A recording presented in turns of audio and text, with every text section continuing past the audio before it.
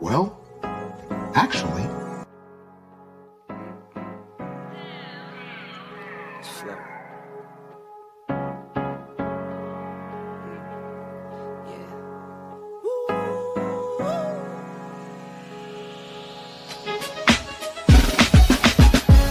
And I'm watching the rise, and I wouldn't say I'm shocked cause I'm hardly surprised. This one's for the ride, this one's for who knew I'd make it, just needed some time. This one's for my wife, could've left 1,000 times just about my side. This one's for the grind, I knew it would happen, just had the strength in my mind. To the videos, they thought I was a black guy, that's hard to get over. I'm foreigner in the sport, but I'm fully devoted. I don't take it for granted that the door's been open. I knew I was different, I knew I was chosen. A breadwinner, but I'm soft-spoken. Authentic like a 5950 and there's no cap. Let's have a toast to that. Let's have a toast for the real ones. Let's have a toast for the real. Let's have a toast for the real ones. Let's have a toast for the real. Let's have a toast for the real ones. Have a toast for the real. Let's have a toast for the real ones. Have a toast for the they done baptized the bad guy. Still don't follow religion.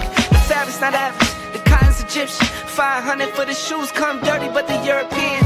Less is more and less is the bank. Up the score, I pull up from Trey. From the tray, I'm ballin' like Trey. Do what I can, I do what you can't. I wrote this 30,000 feet up. 10 toes stay G'd up. I'm tryna get that type of wealth like a house on the hills can't see us. Say the money still me up. Stay humble, stay teed up. I don't tell you how to live, so don't hit me with no weak stuff. And if you know the deal, then you know the deal. If it's real, then you know. Yo, what's going on, y'all? This your man Marcus A. Brown, and I'm here to tell y'all that I just got done with my first consultation with the brother Andre of Love Crossing Borders. I just wanted to give him his praises. I need y'all to do two things if you haven't already. If you haven't, subscribe to his YouTube channel, Love Crossing Borders. Also, if you are going to Colombia, if you're thinking of going anywhere, traveling internationally, please consider booking a consultation with the OG Andre of Love Crossing Borders. You will not be disappointed. I'm a fan of the channel, so I booked a 2-hour session just to show support, just to show love and say what's up. He provided a wealth of information, way more than I was even expected. He has an excellent presentation. So I just wanted to let y'all know you will not be disappointed. Book the consultation, subscribe to the YouTube channel if you haven't already.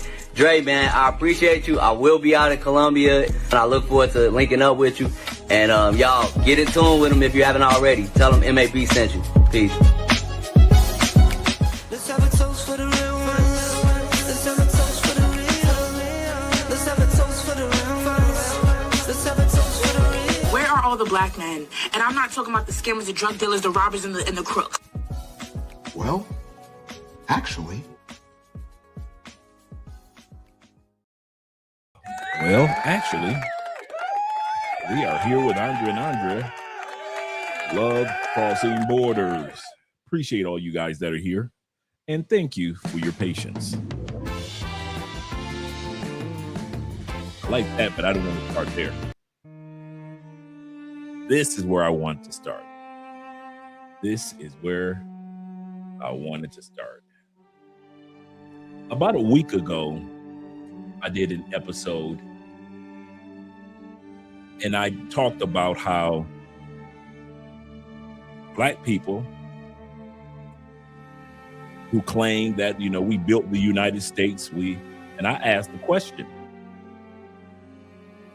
United States, is the United States the only country that we ever built? And shout out to my brother AMSM, a man supporting men. He clipped that section and posted it on his Instagram. Well, the responses were, how can I say, a little non-supportive of your boy. Black people said that I'm not going anywhere. Anybody that leaves the United States, you must be fleeing. You must be afraid. You must be escaping. Even though I talked about on that clip all type of problems that are taking place in the United States, and they don't look like they're going to change, from the gas prices to mass shootings or what have you. doesn't look like it's about to change anytime too soon. You got 3 more years of Trump to deal with. And he might be just taking over the political realm to where he could run for a 3rd term or a 4th term. And I wouldn't be surprised. But I am surprised at the fact that Black people, no matter how much we complain about the United States, we refuse to take advantage of global options to be the best that we can be. So tonight's episode is dedicated to the passport bro or the Black expat or passport kings or passport cartels, whatever you want to call us, that have decided to travel the world. And in many cases, we decided to relocate. Versus, well, Black folks, the FBAs, the ADOSs, Hebrew Israelites, NAACPs, ADOSs, and like my brother Angry Man likes to say, BINO, B-I-O-N, or B-I-N-O, which is Black in name only. Some of us are just BINO when it comes to the United States.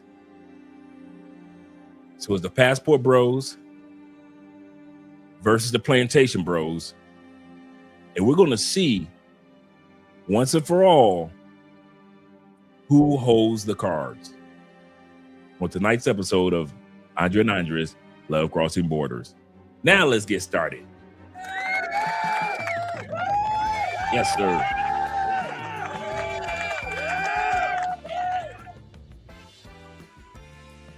Yes, sir. Got some intro music going. Shout out to all you guys that are here. Appreciate you guys. Excuse me for being late. Goodness gracious. I went to go grab me some cerveza, some beer. Goodness gracious. You know how long Colombian lines are. I should have known better. I should have just ordered it through Rappi. It takes forever to stand in line in Colombia. Goodness gracious. But hey, you got to get used to it. You got to get used to it. Shout out to all you guys here on the Sabado evening. I saw my brother Ahmad Milner as numero uno already here. Shout out to you, brother, being here. And we got Simple Logic representing in the building. Glad to see that you're here. Salute to T-Mac. Shout out to you. Hey, T-Mac, I tried that with the Bitcoin, and check out how it looks. I'm gonna have to do some adjustments. Watch this. Watch when I pull it up on screen. Oh wow, it worked. Let me know if that works, T-Mac. Oh, that wasn't what I was thinking about. I wasn't thinking about it there. Even though that's cool. But let me know how that works. If you guys who are supporting by way of Cash App, if you want to send your boy Bitcoin, you can. Let me know how that works. Salute to you, T-Mac. Appreciate you, brother. And shout out to all you guys that are here this evening. It's going to be a fun evening. I was having problems with it before. I was going to make it a little larger, but I guess that's a good size for it.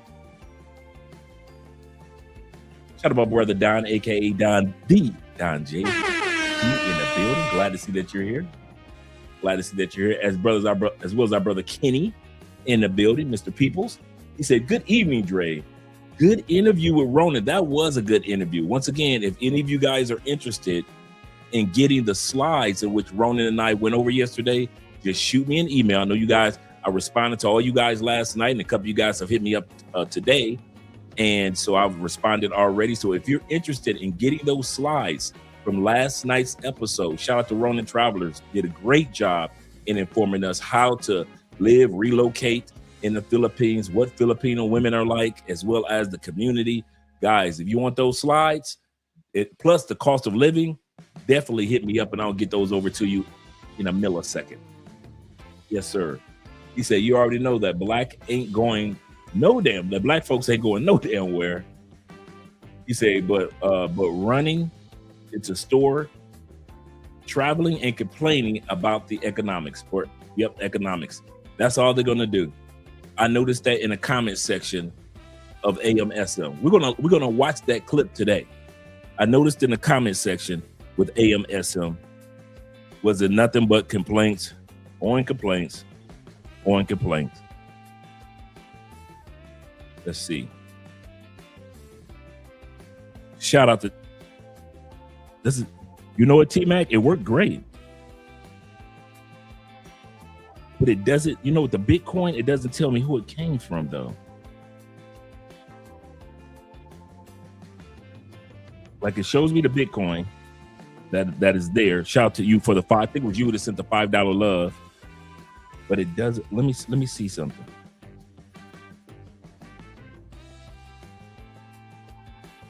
Let me give it a second. It might pull up. Like, it'll show Bitcoin received. Shout out to you guys that are supporting by way of Bitcoin tonight. Just right up here, just click it, and you'll be able to send Bitcoin as well as to the Cash App. Yeah, it didn't show the name, so I didn't get a chance to give a shout out to the person who sent it, but it came through. Appreciate that, T-Mac. Right here, let's scroll down to here. And I'm gonna change this, make it a little larger in for tomorrow episode as far as that Bitcoin. But shout out to you. Yeah, nothing but complaining. Let me scroll down. We got Ronan in the building. Good morning to you, kind sir. Good morning to you. Salute, Dre. Good morning from the Philippines. Drinking coffee. I'll drink along with you tonight. I'm doing something rare, having me some cerveza. I was in the mood for some beer, so. Here's to all you guys. Good morning. Here's to all you guys. While preparing in the lab. Yes, sir. Have a great show. Appreciate you, brother. Appreciate you. And Mom SpaghettiOs is in the building, man. You're going to make me go buy some SpaghettiOs one day. You're going to make me buy some SpaghettiOs. He said, hit that like button for our brother Dre. Yes, sir. Thank you very much, gentlemen. If you hit that like button, that will be appreciated. That will be appreciated. Once again, tonight's episode is the Passport Bros versus the Plantation Bros. We're going to hear what they have to say, the Passport Bros and the Passport Sisters. Well, Plantation Bros are going to be up first. Then the Passport Bros. Then we're going to go back to the Plantation Bros and Sisters, and we'll end it with what the Passport Bros have to say. Shout out to you guys. Yes, sir. Hit that like button. Definitely. Shout out to my brother David Dice of the Dice family in the building. Appreciate you, brother. Appreciate you. Let me scroll down a little further. Dave says this, Big Brother Andre working hard again. Another live stream. Let's go. Yes, sir. I'm excited. I'm excited, man. You said let's good. Leave it up. Leave it as is. Okay, cool. Cool. I'll leave it as is. I'll get some banners made and all that. I'll get like the outside. You know how certain YouTubers got their websites and all that other stuff and Instagram and all that. I'll have all that set up there in a few days as well. So shout out to you, brother. Poor man 3138 in the building, the Detroit boys. You better back the fuck up out my face, goddammit. I'm from Detroit, Michigan. Don't play with me. Do not play with them Detroit boys. You know where we from and you know how we act in public. You know how we act in public. Shout out to my brother Andrew Brigg Jr. That is. He said Memorial Day week. Is it? Is it Memorial Day week? I don't know. Don't even give me the line, bro. It's probably, man, if it ain't Christmas, Thanksgiving, Halloween, or my birthday, I ain't gonna lie to you. I don't be remember Valentine's Day, 4th of July. I don't be remember none of that in the States, man. I can give you Valentine's Day because me and Andre celebrated. But Valentine's Day in Colombia, remember this, gentlemen, the third weekend of September is the official Valentine's / Friendship Day here in Colombia. It is not February 14th. A couple people do that, like me and Andre, because she married to an American. But for the most part, if you're dating a Colombiana, it is the third Saturday, Sábado of September. Do not forget that because she will remind you. He said the final boss battle is here. Yes, sir. Yes, sir. Avoiding Florida panhandle traffic, it's horrible. I can imagine, bro. I could imagine. Shout out to my man Garland in the building. Appreciate you, brother. He say, what's up, chat? What up, though, brother? What up to you? Hope everything's going great. He say, Drake, thanks for the slides from last night's show. Yes, sir. Any of you guys that are interested in those slides from last night, make sure you just shoot me an email. Let me put that banner up there real quick. Make sure you shoot me an email, and I will make sure that you guys get those slides as soon as the show is over. So don't feel like that. Wait a minute. Can I ask Dre today? Yes, you can. Yes, you can.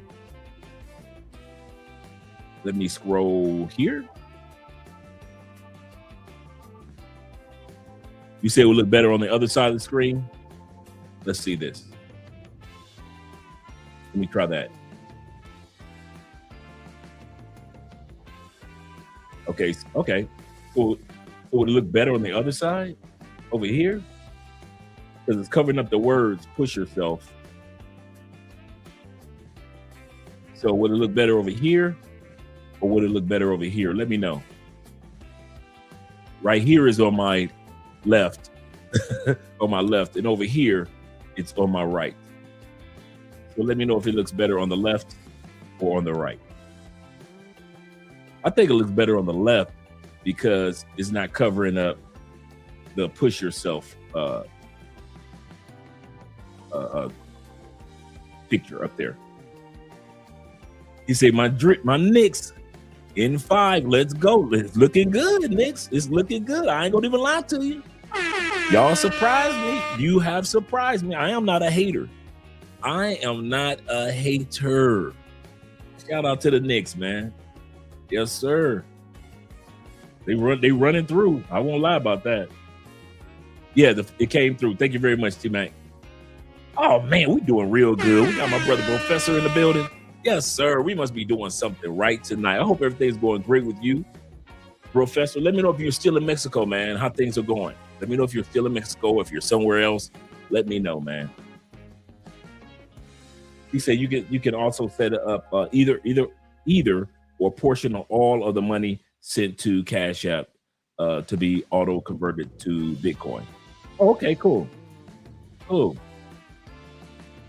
Yes, sir. Let me scroll down a little further because we got my brother Passport Salvation in the building. Yes, sir. He say next Cologne Wars. You ready for the next one? Cologne of the night is Liquid Brune.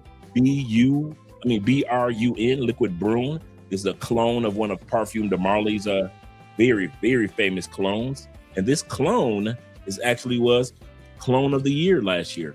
It was actually one of the out of all the colognes that were made in 2025, this was the only clone of a cologne that made the list of the top 25 colognes for men last year. So this is a really good clone of one of the Parfum de Marly's colognes. Shout out to you guys. Liquid Brune.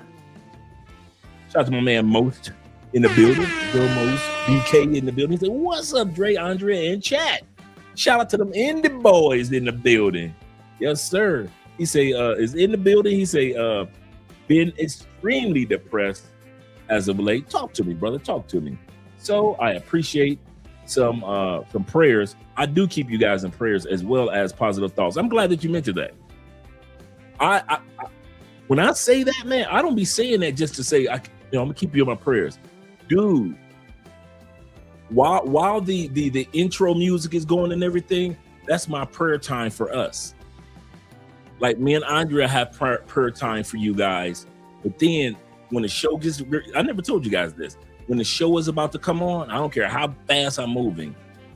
When the Kevin Samuels intro is on, while that intro is on, I'm having prayer for a good show, and I'm praying for us and our families and our travel. Some of you guys are getting on flights. Some of you guys are getting off work. Some of you guys are on your way to work. Some of you guys are going through, are right now financially blessed. Some of you guys might be going through some financial challenges. Some of you guys, your kids are driving you crazy. Some of you guys, your woman is driving you crazy. So before every show, I take that 2-3 minutes out to have some quiet time of prayer for all of us, man. I kid you not. And then when we go to church on Sunday, that's when I pray for us too. So when I say I keep, excuse me, when I say I keep us in prayer, I really do keep us in prayer. Yes, sir. Yes, sir. Shout out to all the veterans out there. Memorial Day weekend, man. Prayers for the loved ones and the families out there also, man, that have lost loved ones. I'm better on the right. So it looks better on the right. Let me see. Let me move it over to the right. We're gonna try to right tonight. So you're gonna make me want to move my you're gonna make me move my photo. Is that what we're doing? Is that what we're doing? I'm gonna have to move the photo. Push yourself. I'm gonna have to move that over toward the middle a little bit. Just a little bit. Okay. Yeah, but I guess it does look better on the right. That light. Good point. Okay. Let us see. Let us see.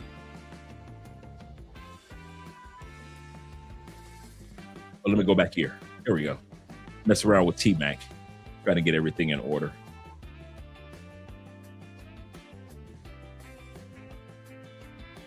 Oh, so you said the chat covers up your left. Okay. Oh, I see what you're saying. I see what you're saying. Okay.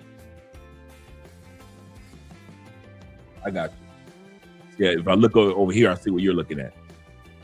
Thanks, T-Mac. Let me scroll down a little further. Make sure I got everybody. We got 46 in the building. Appreciate you guys being here. We got LJV, Southern Vegan, in the building. Shout out to you, brother. Glad that you're here too. We got my man Cool in the building. Cool T. We're doing something right tonight. He said, God bless you and your family, my brother. Yes, sir. I'll take those blessings. I will take those blessings. Let me scroll down a little further. I think we got everybody. Okay, let's go ready to change the music. Yeah, my eyes are trying to get used to. See, you can't see what I can see. I got a clock right here. You guys that watch the show, you don't see on the camera, but there's a clock right here, right? That lets me know how many minutes I've been on, so forth. Like I've been on like 23 minutes right now, right? And so I'm so used to looking to this side that now I got to get used to looking to this side. We're gonna get it. Okay. Let me scroll down a little further. I got everybody. Shout out to all you guys. As I was saying, and I hope my brother gets a chance to get here, because this episode is definitely dedicated to ASM, a man supporting men. And he was the one that actually brought this topic to light. Let me change the music. All right. A man supporting man says this. He said, that's all vibes. Yes, sir. Hit that like button. Appreciate you, brother. Appreciate you being here. He was the one that brought this topic to light because, like I said, I was talking. It's kind of funny. You guys are going to see a shirt that kind of looks like the same shirt I have on now, but it's not the same shirt. Okay.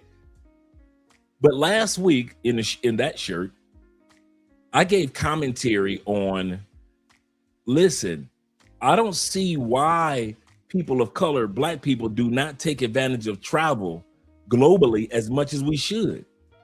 And then when we do, other black people hate you for it. Our white tea brothers and sisters can travel the world and nobody's gonna say anything.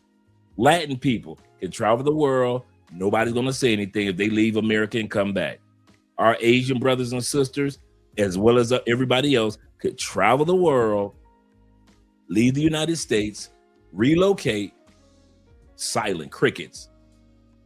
But the moment that black men and women start relocating, it is not white people that got something to say, Latin people that has something to say. Nope, it is not Asian people that got something to say. It is always black people that opens up their mouths from the plantation. They've never traveled. Over half of them don't have passports. Many of them haven't ever left their own cities. but yet they've got 2 cents to say about you and I traveling and relocating to other countries. And so I said, enough is enough. We're going to see if it's all cracked up to if it's all cracked up to be. If travel, is it all cracked up what we say? Is it all what we're saying? In other words, or is staying in the United States all that like they're making it seem? Because if you listen to people in the United States, the only time you're making a mistake for being there is when there's something going on. But the moment that you leave, everybody want to be patriotic. You notice that? While you're in the United States, they want to complain about gas. They want to complain about violence. They want to complain about politics. They want to complain about the foods. They want to complain about medical and cost of living. They complain about everything. But have you noticed the moment that you decide to leave, everybody in the Black community wants to be patriotic and say, you are a fool for leaving. Our people build this country. It is our soil in this land, or our people buried in this soil. Wait a minute. Which one is it, Black people? Can y'all tell me that one? Because this is what this episode is about. I'm trying to understand from the Black perspective. You complain about everything in the United States. Okay, let's get started. You complain about racism, right? You say the Arab brother is racist at the store. You say the white man is racist about this. The Karen, the white woman, is racist about that. You can't stand all them little ratchet kids that's running around. You said that come on, Black folks. You said, I'm quoting you. You said that most of the music that's being played on the radio, you don't even like. It is disrespectful. It is misogynistic. You said that is not the hip hop music that y'all originally listened to and created. Where is the R&B? You're saying this, Black people.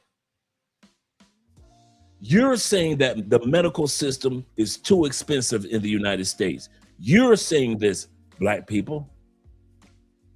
You're the one that's saying driving while Black. No other country is saying that. I'm going to repeat. You can do your homework. You can go to ChatGPT. You can go to Claude. You can go to DeepSeek, and you can ask them, are other countries filled with Black people talking about driving while Black, meaning that they're going to be harassed by the police because of racism?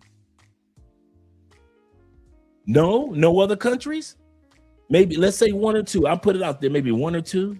Maybe Canada, maybe. I doubt it, but I'm just saying maybe. My point is, you complain about the United States. You whine and cry and fuss and cuss about the United States.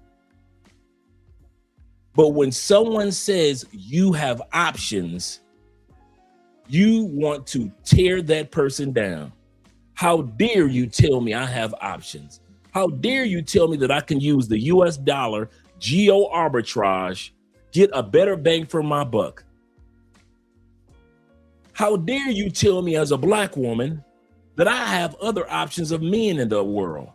As a Black man, you have other options of women in the world. How dare you tell me that? How dare you tell me I've been Black my whole life? I feel Black. I love Black. Everything is blackity black, right? Right? Come on, Black people. This is that episode, Plantation Bros. I'm talking to you, all you FBAs, ADOS, original descendants of slaves, NAACPers. Come on, talk to me. You are correct. You can feel Black as you want in the United States. You want to know something that you have never felt while you was in the United States? You ready for this one? And you don't brag about it? And I never heard my mother say it, my grandfather say it, my grandmother say it, my cousins. I've never heard my black coworker say this. I've never heard my black girlfriend say this. I've never heard my homeboy say this. Pastors, Iman, I have never heard none of y'all say this. Y'all ready? I feel like I'm American. I ain't never heard y'all say that. I've heard black people say they black, blackity black, Negro, African American, all the good titles. I've never heard you say you're American and you feel like you're American. I didn't just say you feel like you, I mean, that you call yourself American. You feel like you black, don't you? And we brag about it our whole lives. I have never heard one black person in my life, military, out of the military, in professional, rich, poor. I've never heard it in a song. I've never heard a black person say in the United States, I feel like an American. Here's the kicker.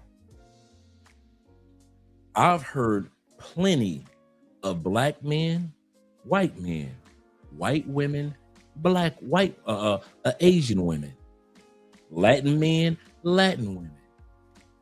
The moment we leave the United States, we feel like we're Americans. I have been reminded more of my Americanness than my blackness than ever in my life. Nobody walks up to me and says, he's a black guy. Oh, there's the black guy over there. Hey, that's Andre. He's the tall black guy. No, the first thing that comes out of the mouth of everybody that I talk to or describing me is that's the tall American or the tall black American or tall African American. That's the American dude. Everybody looks at me first as an American first. My nationality, not my ethnicity. You, as black people in the United States, programmed me and millions of other people to focus on our ethnicity and celebrate our ethnicity, which is a great thing. I'm going to say this again. Being black or being of African American descent or African descent, whatever we want to put it, is a wonderful thing, just like it is for whites. I'm going to tell you something. I am not anti-white celebrating white. When I hear white dudes say, listen, I'm celebrating my Eurocentric, my from the island, you know, my heritage from Ireland or my heritage from where I'm telling you, I am not one of the people that be hating on white dudes for loving being white. I do not hate on white women who love being white. If they love their heritage like you do, what is wrong with that? I never understood that about black people when a white dude sit back and say, I love being white in America. But then you're willing to say, I love being black in America. Why can't each culture love their ethnicity? Here's the kicker. Black people, I promise you, you are going to love your ethnicity when you leave America, and you're going to finally appreciate your nationality once you leave America. And I mean just a visit. You ain't got to relocate. You ain't got to take up the kids and move.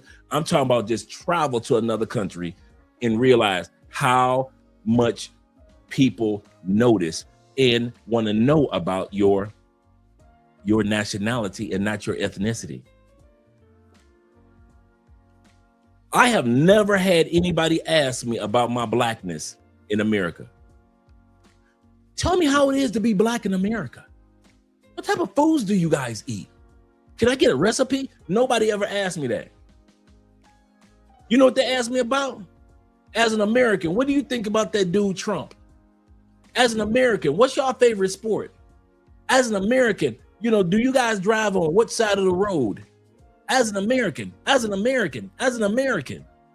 don't never ask me nothing as a black person. Not one person has ever asked me anything. They asked me about American slang. They ask me about American streets, American tax, American medical system, but no one has ever stopped me and said, Andre, could you tell me what is, even in the black community, what it's like to be black in America? They don't ask me that. They ask me stuff about my nationality. What is it like to be an American in America? What are American recipes? What type of music do y'all listen to in America? What's going on with the violence in America?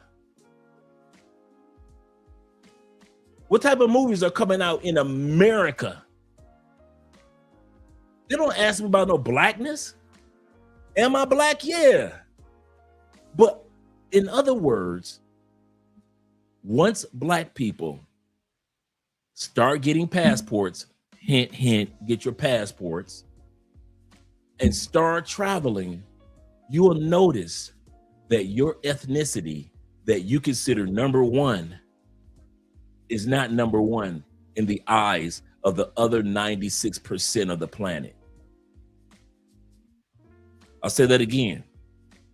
America, with our little 400 million people, we only make up 4.3% of the planet. The other 96% of the planet is not looking for you and your Negro signs, just like they ain't looking for the white boy to have white boy signs. They ain't looking for the Karens to have a Karen sign. They ain't looking for the Latinas to have no. When we leave, we are all red, white, and blue. And that's all people care about. Our nationality first, then our ethnicity. Then our ethnicity.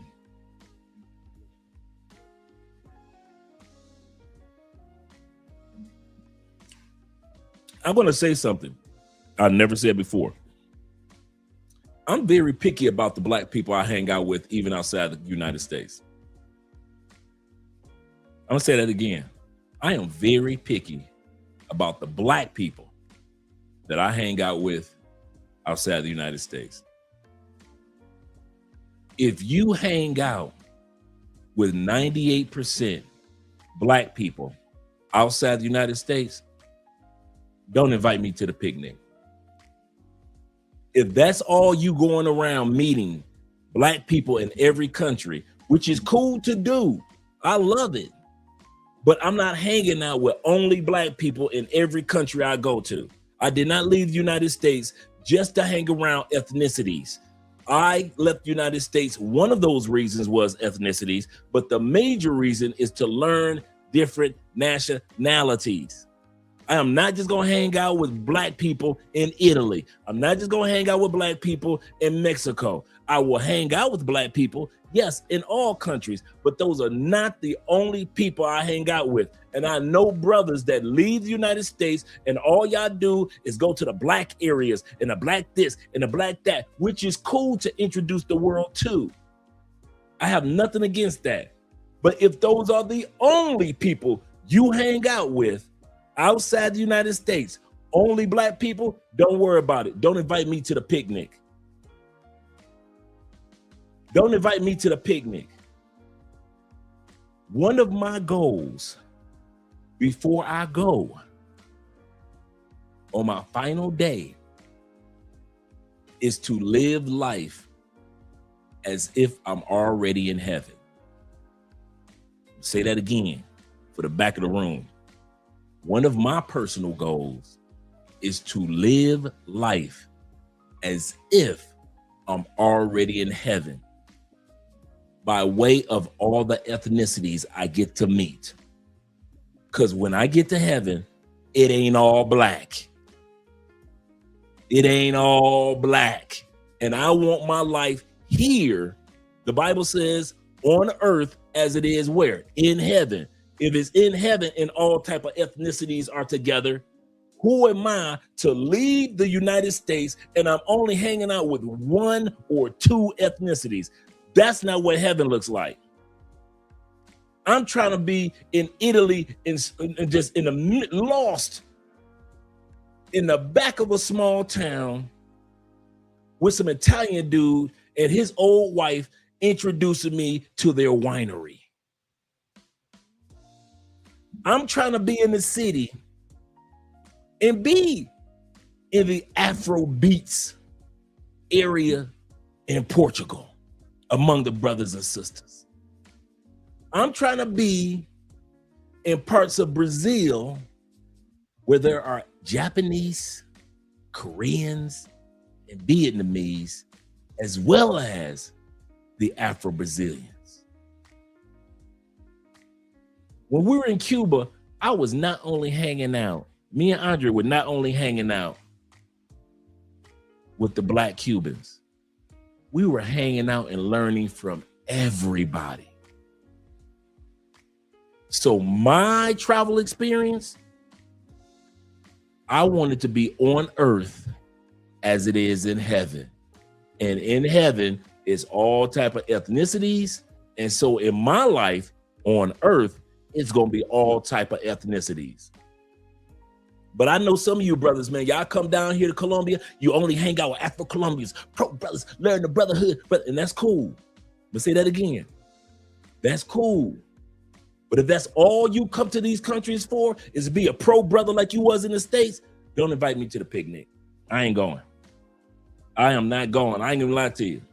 I ain't that pro brother like that. It's too much to learn on this planet. I'm gonna say this. There's a lot to learn from people of color, but there's a lot to learn from people from others. There is so much I can learn from Black people from around the world, but there is so much I can learn from Black people. I can learn from people that are not Black around the world. And I'm not about to pigeonhole myself into a self-made prison of being a Black man.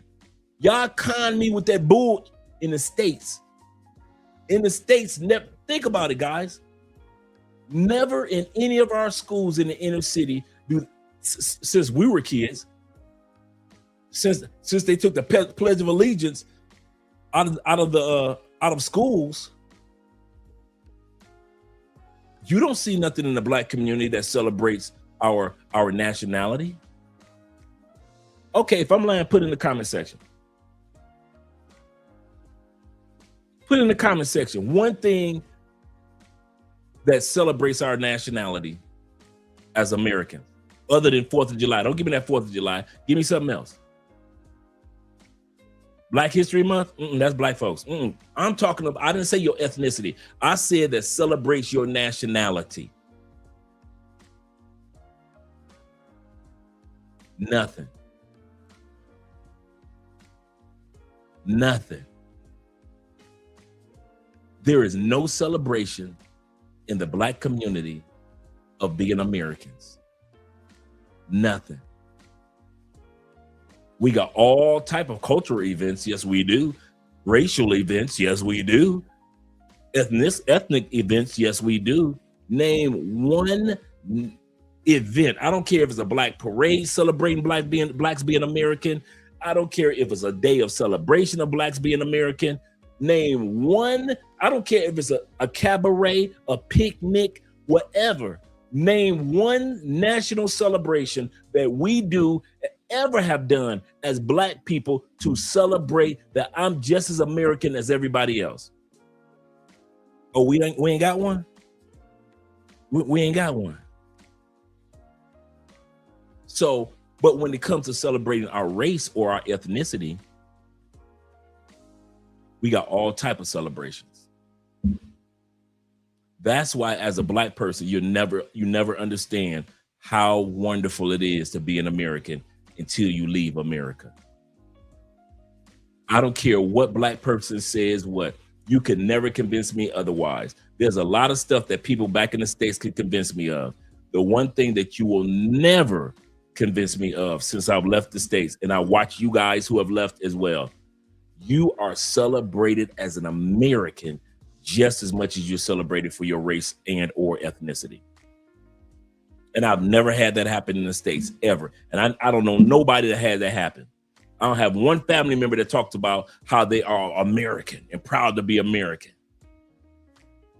Not one family member, not one friend, not one coworker, not one female I've dated. No ex-wife like that. No, I don't see kids being taught that. We teach each other all about our race. And I know I'm rambling with this, but I'm laying a foundation before we go to the video. If you want to celebrate Black people being American, take a trip outside of America. You ain't got to relocate, but I promise you, if you think I don't know what the hell I'm talking about, here's the dare. Here's the challenge. Here's the call to order. Within the next 2 years, schedule your first trip outside of America. And I don't mean that going to Canada bullshit. I'm from Detroit. Canada's across the street. You ain't doing us no justice. I mean, actually go to Mexico, Honduras, El Salvador, Belize, Cancun, Panama, Cartagena, Brazil. Watch how your American pride comes up. Lastly, when it comes to American pride, I hear Black people say this. This is the part that gets me. Shout out to my brother Top Gun in the building. Hope all is well with you, brother. I hear American Blacks often say this, that, well, nobody likes America anymore anyway, so why would I go out there? You better watch what country you go to, because a lot of countries don't like America. No, it ain't us they don't like. It's our politics and our politicians and sometimes our military they don't like. But a regular everyday American, they ain't attacking us. Ain't no records if we go to Thailand, somebody attacking Americans just because we're American. Ain't no records in Brazil, DR, most of Europe, they just attacking Americans because they're American. No. You know what happens in other countries now? Soon as they find out you're American, they be like, oh, well, we'll keep you in our prayers. We're seeing what your president is doing. Nobody is sitting back hating Americans. Only Americans are saying that. Now, certain countries, yes, of course. But we've been going up and down with those countries for years. But the countries that most of us travel to, we have no beef with anybody. So Black people, that myth talking about, well, we're hated and people will attack you. Go to the news footage. What Black people being attacked? What country? Well, Black people went to Mozambique last year and 13 African Americans were attacked. Where? Well, Black people went to Ghana last year and 27 Blacks were attacked. Where? Well, you know, Black people went to Colombia last year and 37 Blacks were attacked. Where? We ain't talking about the passport pookies getting drugged. We're talking about everyday American Black people. Where is the attack because you're American? How many of you guys have ever been robbed because you were American? Every guy that's ever gotten drugged in Colombia did not get drugged because he was American. He got drugged because he was stupid. Not because he was American. So I'm just trying to encourage Black people. I know I'm sounding like I'm coming at us, but I'm trying to encourage us. If you want to know the truth and stop repeating stuff that you heard off of social media, get yourself a plane ticket in the next 2 years and go visit some of these countries.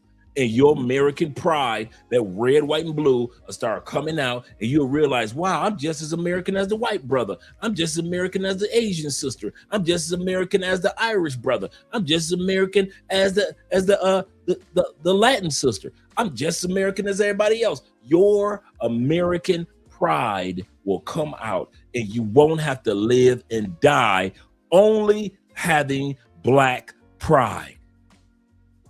As long as you're in America, you will live and you will die with only Black pride.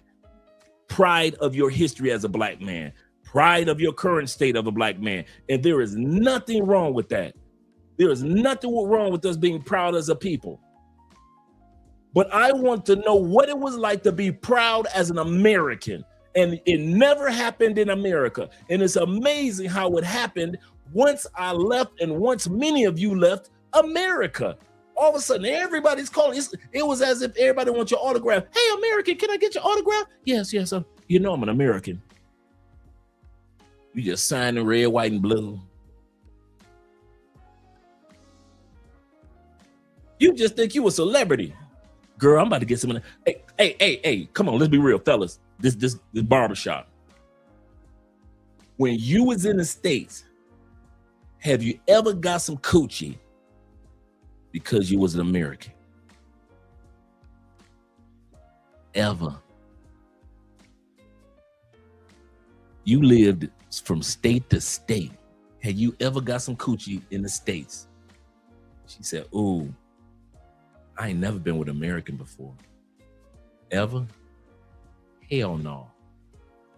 Now, when you went to DR, did you get some coochie? Sometime because she ain't never been with an American black man. She done been with all them Dominican black men. She ain't never been with when you came to Colombia, have you had somebody that said, I'm gonna give it to you just because I ain't been with a American black man? You all in Thailand. She like, I see the African dudes here all the time, but he ain't like you. I want to give it to the American black man. You know how much coochie I done got in this country and other countries just because I was American? You know how many, dude, you be wanting to roll up the condom red, white, and blues. Women will give it to you just because you're an American. She ain't never got a chance to lay down with an American. But in the States, ain't nobody ever gave you no coochie because you was American. Shh. That's the last reason she gonna give it to you, baby. Why should I give you some? Baby, you know I'm American. Stop tripping like that. That don't even sound right in the United States, does it? Girl, you know, hey, you know what we about to get into. I ain't about to give you no coochie. Why, girl, I'm American. You should be giving it to me. It don't sound right when you in St. Louis do it. That don't sound right when you in Kansas or Detroit. It just don't sound right when you in Louisiana talking about some girl, you need to give it to me because I'm American. It don't sound right, does it? But as soon as you cross that water, this female that's been waiting to get with an American dude because they've heard things. They've been with their own men. They want to be with an American man. I've heard things. How much coochie them chicks be giving you out of just being mysterious, this questioning? My brother Zeta says this. Shout out to all you guys that have showed up. There's 73 of y'all here. Shout out to you gentlemen here. Zeta says this. He said German women definitely will give it up because I was Black American. He like he lying. Let me go to the super chat real quick. My brother says this. Shout out to DC. Maybe be cold, be in the building. Mr. Jenkins himself. He said, I'm proud, FBA. And I agree. All should have pride. Absolutely correct. Absolutely correct. And I think we should not only have pride in our ethnicities, in our races as Americans, because we are in a melting pot, but I do believe that we should have pride of our Americanness, our nationality. But it's hard to celebrate our nationality the way that we should in America, and we don't. We're so caught up on our race and our ethnicity that we rarely celebrate our nationality other than 4th of July, right? Let's be real. Memorial Day weekend, Veterans Day weekend, President's Day. But as Black people, we don't. We do not celebrate and have a real true proud of ourselves in regards to our Americanness. But I promise you, when you leave America, it will amaze you. That is all you are for the most part. Yeah, you still black. They don't see it as that. When you see somebody staring at you, they are not staring at you because you black. They staring at you because you American. He looked like he American. Oh yeah, girl. Yeah. Let me go get his number. In Brazil, let me go give him a kiss. I ain't had a chance to kiss an American yet. I'm telling y'all, man, y'all better get y'all some passports and start traveling and prove me wrong. Prove me wrong, man. Let's get started with the video. This first part of the video, man, like I said before, this is from last week. Let me pull this, go over here. My bad. This is from last week. I know it looks like I have the same shirt on, but I don't. And my brother AMSM, shout out to him. I don't know if AMSM is here right now, but he clipped a portion of the video from last week, put it on his Instagram, and it pissed black people off. And you're going to hear what I said to piss black people off. He got like 55 comments. I ain't leaving nowhere. You can't. He's a tether. Hey, black folks, can I tell y'all something? That tether BS that y'all be talking about all the time, let it go. It only works for people that live in the States and give a dang. Dude, I don't live in the States. That little tether, little slide remarks that y'all try to make about each other, that don't impact me.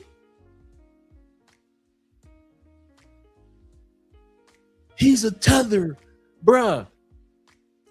You want the truth? I don't even know what a damn tether is. I've been hearing y'all say it for like the last, 8-9 months. That's a tether. These are tethers. Those are dude. I don't know what y'all mean by that.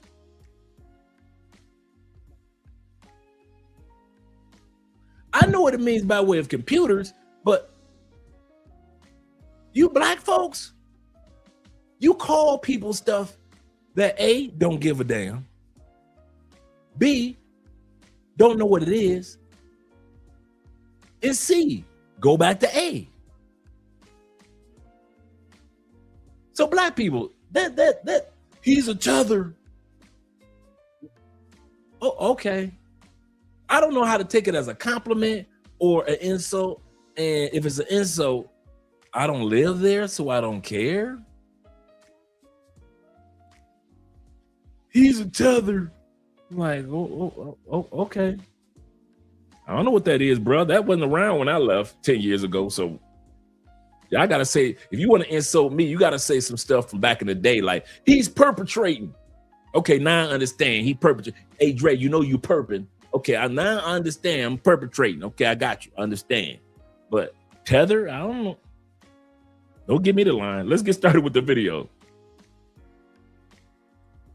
Oh, he said most of these Americans follow trends on TikTok, Dre. So it means nothing. They're mostly follow. Okay, cool. And my brother says this. Shout out to Tech being in the building. Tech says this. He said tether originated from the movie Us. He said somehow it became an insult for black people that trace their heritage from outside. Okay, I got you on that one. Okay. I don't know why they think I'm a tether. I'm from East Side Detroit. I say stuff, but I'm just black as everybody else. Shout out to Theo being in the building. Theo says this. He say tether used by FBA describes African and or Caribbean immigrants who moved to America for economic opportunities using the benefits of the American Negro or the American Negro civil rights struggle. I can understand that. Okay. There's only one. The only problem is these people. I don't have a Caribbean accent. I sound like I'm from Detroit or from the South somewhere. you know, coming from our mothers and dads' heritage. But I'm starting to see that they use that term tether for anybody that don't agree with the modern day Black narrative. Every time I say something that they don't agree with, that's when I see the tether comments coming through. But hey, it is what it is. Sadiq says this. He say, that's why they use it. Okay. Am I frozen? No. It does look the same, does it? No, I'm not frozen. That shirt that I had on that episode is actually a black shirt. It's actually a black shirt. This shirt is a blue shirt, but they do look alike, right? So it does look like I'm frozen. But this is the actual clip. This is the actual clip that our brother AMSM got and he used on his Instagram, and he posted it, and that's when the brothers and sisters just went crazy. And so I said, you know, I'm going to do a reaction to that one. So let's look at the video. Check it out. Let me shut up over here. I have no more survivor's remorse. Go down with the plane. Go down with the Titanic. Go down with the United States. You can keep using that excuse, but we built this country. And I'm here to tell you, Black people, name the country we didn't build. We ruled Europe for 800 years. The south of France was ruled by black men at one time, as was Spain and Italy. Black men ruled Europe for 800 years. Part of that empire still exists today. It's called Andalusia, and it truly has some of the most magnificent architecture in the world. They don't teach you that the Moors were Africans that went into Europe in 710 AD. They don't tell you that these Africans brought universities into Europe. They brought soap into Europe. They brought a very special water that was to disinfect you when you were sick. They called it al-Kul. Al, in the Islamic language, brings forward a concept of something sacred. Al-Kul, holy waters. You use it. It's called alcohol. Rubbing alcohol. They brought that. They brought strawberries into Europe. They brought olives into Europe. They brought grapes into Europe. They taught Europeans how to make wine. Now you drink Italian wine and you think Italians invented that? Before I go any further, shout out to Theo. Theo says this. Theo says, let me blow myself up right here. He said, basically, you are intelligent and free from the plantation, so they are trying to tear you down and say you aren't FBA. And it's kind of funny. They look at, I noticed this, Theo, they only consider someone FBA if you stay. If you leave the plantation, you are no longer FBA. I don't care how many generations you go back. If Theo goes back to Japan or he comes to Colombia, if Theo goes back to Europe, all of a sudden he's no longer FBA. That's the part that gets me. And they can't accept it. That's the part that gets me. Shout out to Theo with the $5 love. And shout out to you guys supporting by way of PayPal, Cash App, Super Chats. The first question I asked them was on this clip, what country didn't we have an impact, or continent didn't we have an impact on? Most FBAers don't even know that we ruled Europe for 800 years. We've been here developing this country for 450 years, right? Right? But ruled and helped develop Europe for 800 years.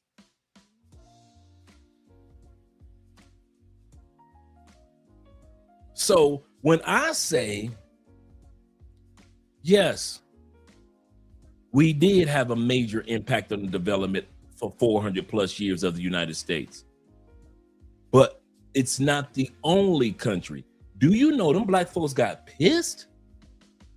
How dare you tell black people about the 800-year ruling in Europe?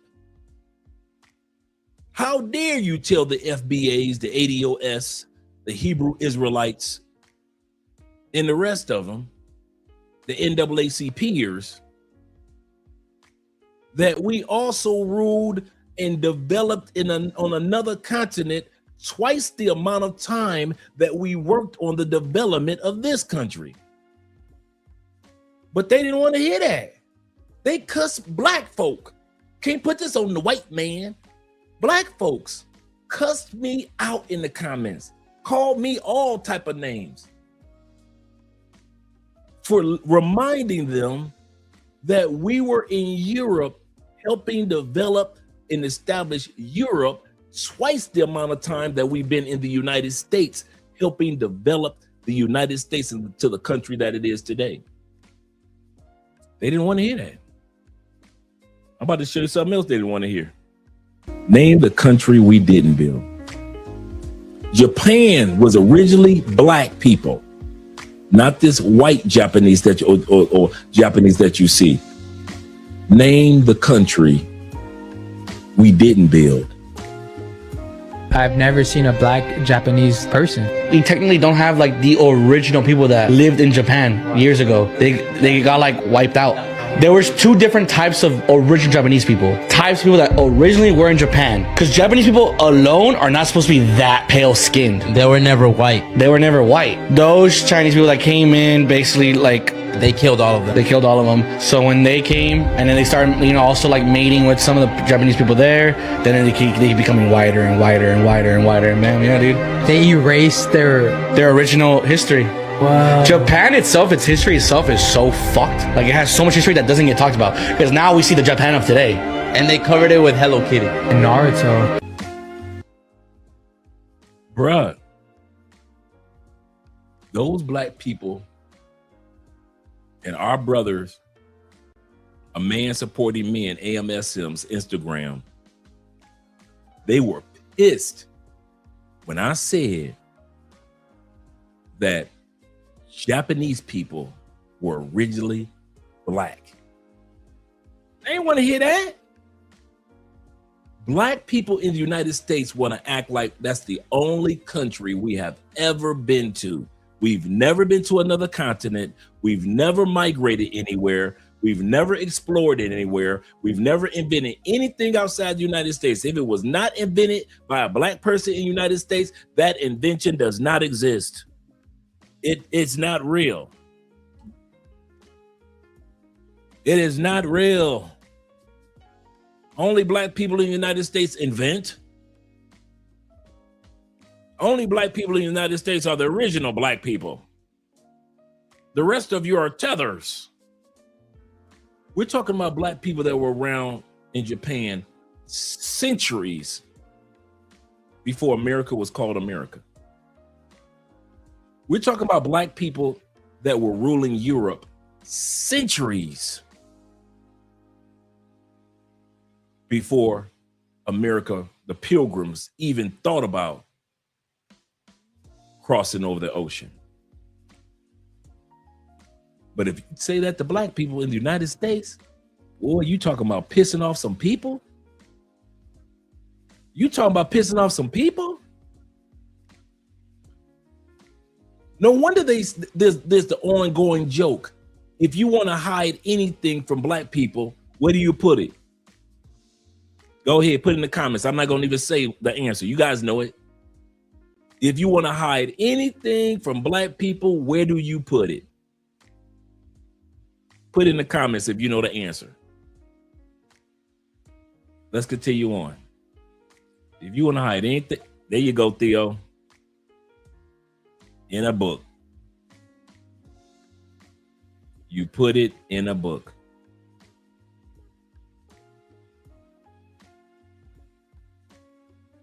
Dang shame. That is one of the. I heard a brother say this early, and it just I didn't get a chance to. I think I added it here, but I don't know if I get. No, I didn't get a chance to add it. This brother in the 70s, he was a teacher. He was a teacher. He said, it is so sad. The first people in the history of the planet to read were Black people. And the first people to write were Black people. And the first ones that had libraries were Black people. With hieroglyphics in Egypt.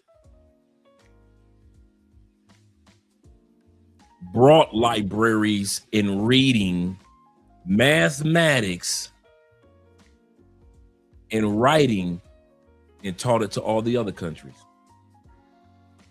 And today, you can't get a Black person to pick up a book for the most part, except for those of us in Theo's classes.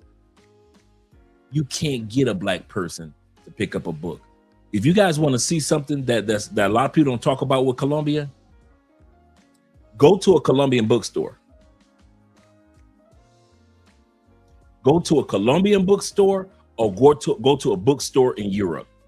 Them motherfuckers ain't never empty.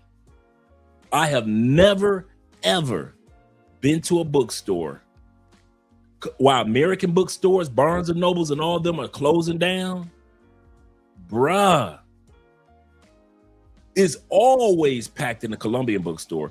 They bookstores stay so packed. They just went on ahead and just had a little area with tables in the back and couches where you can sit back and just read. And if you want some coffee, you can get you some coffee. Just me and Andre stay in the bookstore. You think it was a comic book store. And when we were in Europe, it was the exact same thing. Bookstores stayed packed. That's one thing I can give Colombians for. I don't know about other parts, but Colombia, the bookstore gonna be packed. In the States, shh. The only time you're gonna see Black people in the library is when they're looking for jobs and they ain't got no computer at the house working. So they go use the computer at the library. But talking about checking out books, they might check out a movie, but books, shh. I love bookstore too. Shout out to Farty.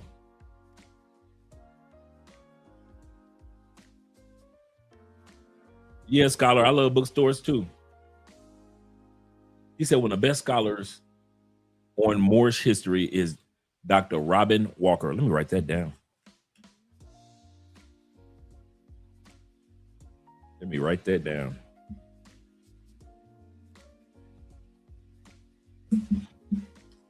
Yes, sir.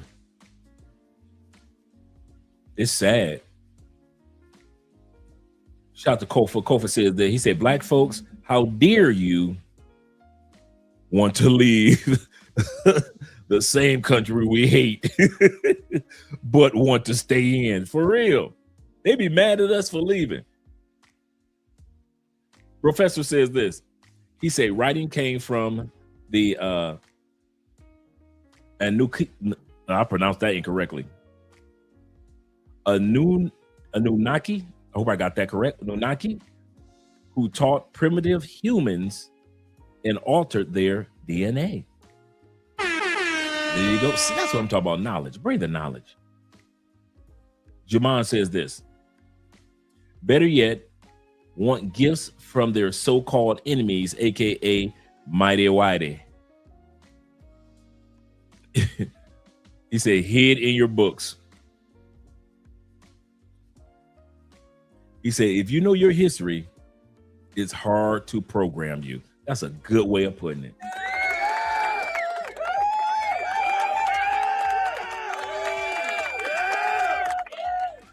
Corporal says this. Shout out to Corporal being in the building. He said, Dre, he said, I'm so done with Black people, so-called modern day African Americans, ADOS, meaning original, descendants of slaves. And I don't think that's original, but the authentic, I don't know what the A stands for. In the FBA, Foundation of Black Americans. Let's scroll back up. Shout out to Will being in the building. Salute to you, Will. Hope everything's going great. Let me know if you made it back, man, or if you're still in the States. He say, salute Dre family. Say, please smash that like button. Support Love Crossing Borders. Support by way of PayPal, Cash App, and Super Chats.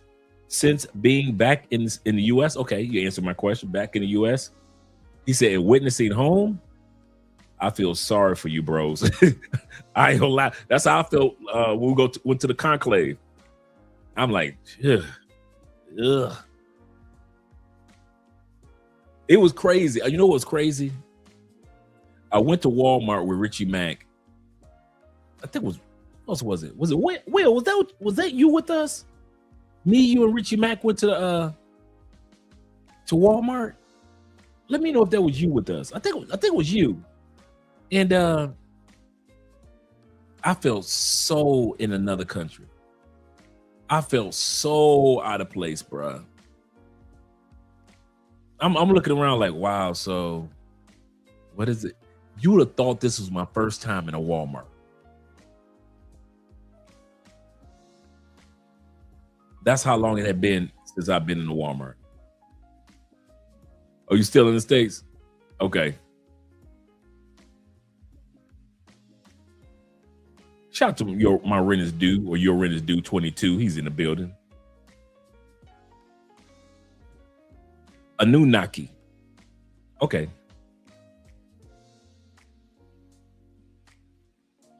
Thank you, gentlemen. Mexico too, 90% literacy rate. Yeah, man. It's crazy. Let me go back to the video. Let me not hold you guys up too much.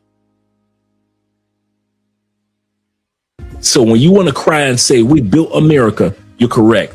But America is not the only country that we built. We built South America, we built Central America, and we built parts of Europe. We ruled Europe for 800 years. So once again, name the countries we didn't build, or what continent we didn't have a major impact on. These are the 10 blackest countries in the world. And when I say blackest, I mean these countries have...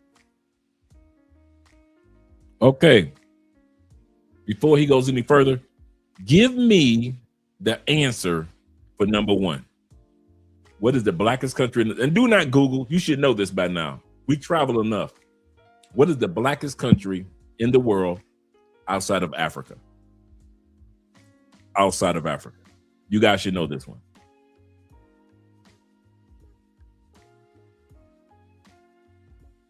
The most black people outside of Africa. Number 10, we have Spain. They have about 1.2 million black people that reside here. Number 9, Mexico. They have about 1.3 million black people that reside here. Number 8, we have Canada. They have about 1.5 million black people that reside here. Number 7, we have Jamaica, where they have about 2.7 million black people that reside here. Number 6, we have Cuba, where they have 3.8 million black people that reside here.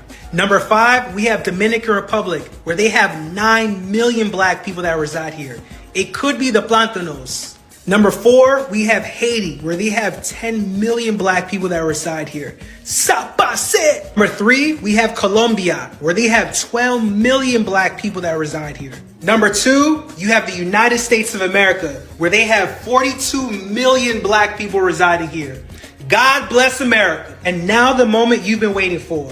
What do you think number 1 is going to be? I tell you what, these might be the best chips I ever had in my life. You ever had these? All right, seriously. And number 1, the country with the most black people outside of Africa is Brazil, where they have 113 million black people that reside here. Comment below if you were surprised by any of these countries on the list. And so that excuse of why you want to stay on the plantation. All right, you guys called it.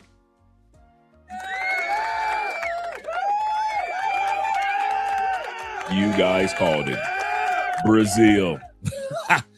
You guys called it right off the gate. Shout out to all you guys that put Brazil up there. Yes, sir. No surprise. No surprise at all. Shout out to 007 and official Kobe being in the building. He said, damn, I thought Russia. It was Russia. Nope. Brazil. Will says this. Will says, he said, yes, I thought it was you we went to Walmart with. He said, yes, went to Walmart. He said, I feel sorry for my sister. He said, she complained a lot for no reason when we were at Walmart. He said, act masculine. I told she need to relax. Yeah, the lady that was working at the counter, the sister, like, it ain't that serious. And we were being nice. Yep. I thought that was you with us. That's why I was like, wait a minute. I think Will was the one that took us there. He said Canada is the only cold country in the top 10. That's a good point. I never thought about that. It's a real good point. Because you built the plantation doesn't fly with me. It doesn't fly with most of us who are leaving and who have left, and we are living amazing lives. And I'll end this talking to mom and dad, uncles, cousins, and all you brothers and sisters that are in the United States, Ungawa Black Power. It feels so good to watch the hell that you living in from the outside. Growing up poor gives you PTSD, and nobody talks about that part. You know, a lot of times people think, you know, you could only get PTSD if you go through something like war. But that's not true. Poverty is actually usually the first exposure that most of us have to PTSD. Think about this. If you grew up poor, your nervous system never relaxed, ever. You learn really early, like we all did, that stability is important. That food could run out, that lights get cut off, rent might be late, and that nobody is coming to save you. So when you start doing better, your body doesn't believe that. See, your body still remembers the trauma of growing up in poverty. That's why some of us hoard food. I was thinking about that this morning. We were talking on live, and I said that because I thought about that. That's why some of us hoard food. That's why some of us don't trust money. That's why. That's why some of us are in survival mode no matter what. Like, we always operate from the mindset of just surviving. I would be, if I was still in the United States, I kid you not, I would be talking like you. I would be walking like you. I will be responding like you. I will be upset about politics. I will be disappointed about cost of living. I will be upset about how relationships are working. I'll be mad about this law and that law. Hear me out. If I was still in the States, still on the plantation, even though the gate is open for me to leave anytime I want to, I would be just as upset as you are. So I don't take that for granted, and I don't take it away from you. You should be upset the way the cost of living is. You should be upset that you've got kids about to graduate high school and cannot even read on a 4th grade level. We're dumb as hell. Over half of Americans read below a 6th grade level. Not struggling readers, bro. The majority of Americans. And before you say, oh, that's poor communities. Nah, dude, it's y'all rich people too. More than income, more than your neighborhood. And this is the thing. This is America. The land of opportunity. So you could be a dumb motherfucker and still be rich. One of the biggest indicators is a mother's reading level. Because if you're dumb as rocks, it's more likely that your kid's gonna be dumb as rocks. California is the wealthiest state in the entire nation, and they have the lowest adult literacy rate. And I need you to understand that a child who cannot read proficiently by grade 3 is 4 times more likely to drop out of high school. You should be upset with the gasoline prices. Since y'all said y'all took over Venezuela and you getting all their oil, you should be upset about that. Give me that shit. Give me that shit, man. Man, I don't want that fake ass shit. I want this shit, nigga. Give me this shit, man. Can't see it behind this pole. Well, maybe you can. That says $5.99 for gasoline. Dang. That's what y'all paying? $5.99 a gallon. No wonder y'all mad at me in the comment section of AMSM. No wonder y'all perturbed, upset, and unruly. Goodness gracious, no wonder y'all kids roaming the street. Ain't nobody got no car to get no car. Ain't nobody got no gas to drive the car. Oh my goodness.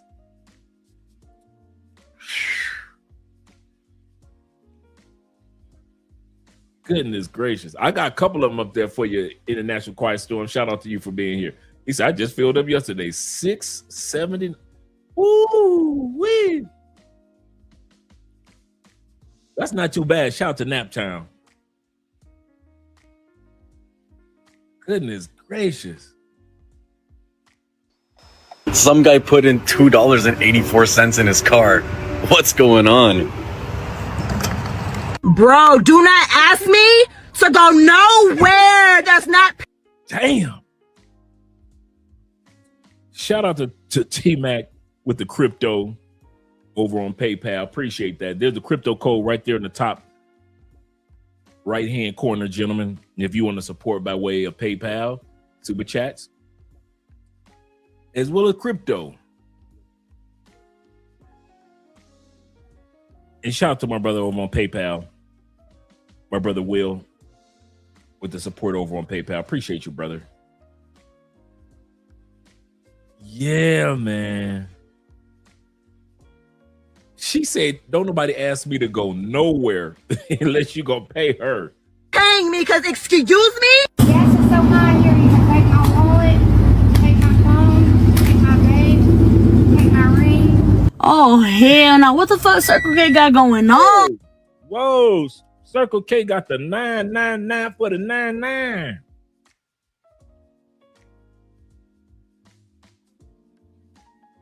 Circle K, what y'all doing for the 99?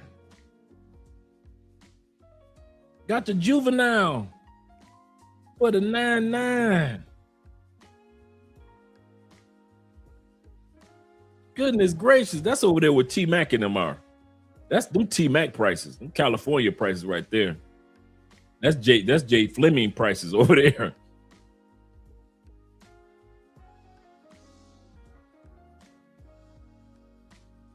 Woo. For the 99 to the 2000, right? That's right. For the 99. That's right. Goodness gracious. Man, when I come back to the States, I'm walking. I'm just gonna walk from the airport. I'm gonna just walk from the airport. Hey, when we go to the Black Manosphere Conclave September, I'm telling you now, I'm walking from the airport. Bro.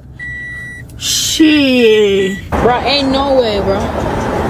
Bro, ain't no way, bro. You should be upset that every year there's over 600 mass shootings in the United States on average. You should be upset. Countries with the most school shooting incidents since 2015, and the number 2 spot will shock you. Starting at number 10, it's Nigeria with 4 incidents in the last 10 years. Moving on to the 9th place, it's Pakistan with 5 Okay, here we go. Here we go. This is a good one. Name a country on this list of 10 countries that have had the most mass deletions, mass shootings in the last 10 years that you would be surprised that that's on this list. Don't tell me, you ain't got to tell me the amount. Tell me the country that you think is on this list that may surprise some people. Because we already know who number 1 is. Who's had the most man? Think about it. Pakistan has had mass deletions only 5 times in the last 10 years. So every time you hear a country, that country has had mass deletions over the last 10 years. Yeah, them gas prices. Y'all still talking about them gas prices. incidents. At the 8th position, it's India with 6 school shooting incidents. Moving on to the 7th position, it's Canada with 9 school incidents. At number 6, it's Mexico with 11 incidents. Continuing with our list at the 5th place, it's South Africa with 12 incidents within 10 years. Moving upwards to 4th place, it's Russia with 18 incidents. China secures the 3rd place with 21 school shooting incidents. Brazil takes 2nd place with 26 incidents. Due to President Bolsonaro's firearm policies, gun licenses increased by 473% over 4 years. And at number 1, no surprise, the land of freedom and democracy, United States tops the list with 1,195 schools. That's a damn shame. Y'all better not talk about nobody taking their kids out of those schools. You better not say nothing, America. You better not say nothing about people taking their kids out of them schools.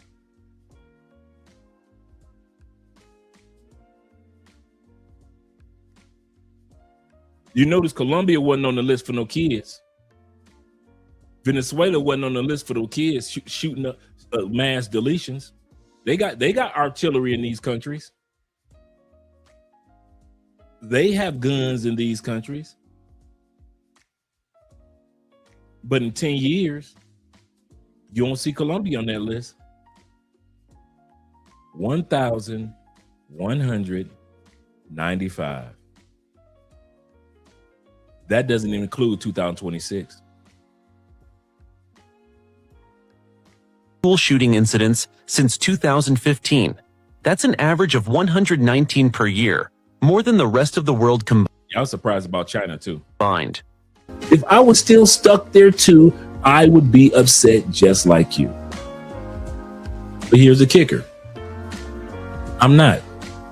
If you weren't already aware, there are a lot of African Americans who are actively leaving the United States and going to a number of different countries. And this comment says like, wow, you know, for the first time in history, African Americans will be dispersed around the world instead of like concentrated on this land. And I had a crazy thought, and I just need y'all to like walk with me real quick. What if we aren't supposed to be here? Have we thought about that? What if we aren't supposed to be here? What if we are supposed to leave this country on our own terms? We weren't brought here on our own terms. So what if we were supposed to leave on our own terms? All right. So first we're going to hear from what the Plantation Bros and the Plantation Sisters have to say about whether we should leave or whether we should stay in the States. With America, I'm not leaving. Going back to Africa, tell your ass, I'm staying here. I ain't no Chick-fil-A's over there. One thing I. Okay, before he goes any further, shout out to Charleston. I'm tired of hearing black people in the United States say this. Whenever we're talking about leaving and visiting or relocating to another country, they always pulling Africa out their butt. As if there's not a whole 198 to 200 countries on the planet. Africa makes up 54 countries, and that's nothing wrong with going to Africa, but it's like that's the only country that black people pull out their butt when it's time to go visit or relocate to another country. I ain't going back to ain't nobody told you to go to Africa. Nobody said go to Africa. If you really want the black experience and not go to Africa, South America is blackety black. You ain't got to go to Africa to enjoy South America. Just like you ain't even got to go to Japan to enjoy the Japanese, because you can get that in Spain, as well as the Korean, as well as the Vietnamese in Brazil. I think I said Spain, but in Brazil. But black people are so naive. And you know what gets me? You sit back and you see these guys all over social media. They're making all type of money, blah, blah, blah, blah. But they are just as stupid and as ignorant when it comes to travel as anybody else. Just as dumb, just as naive, don't know anything about travel.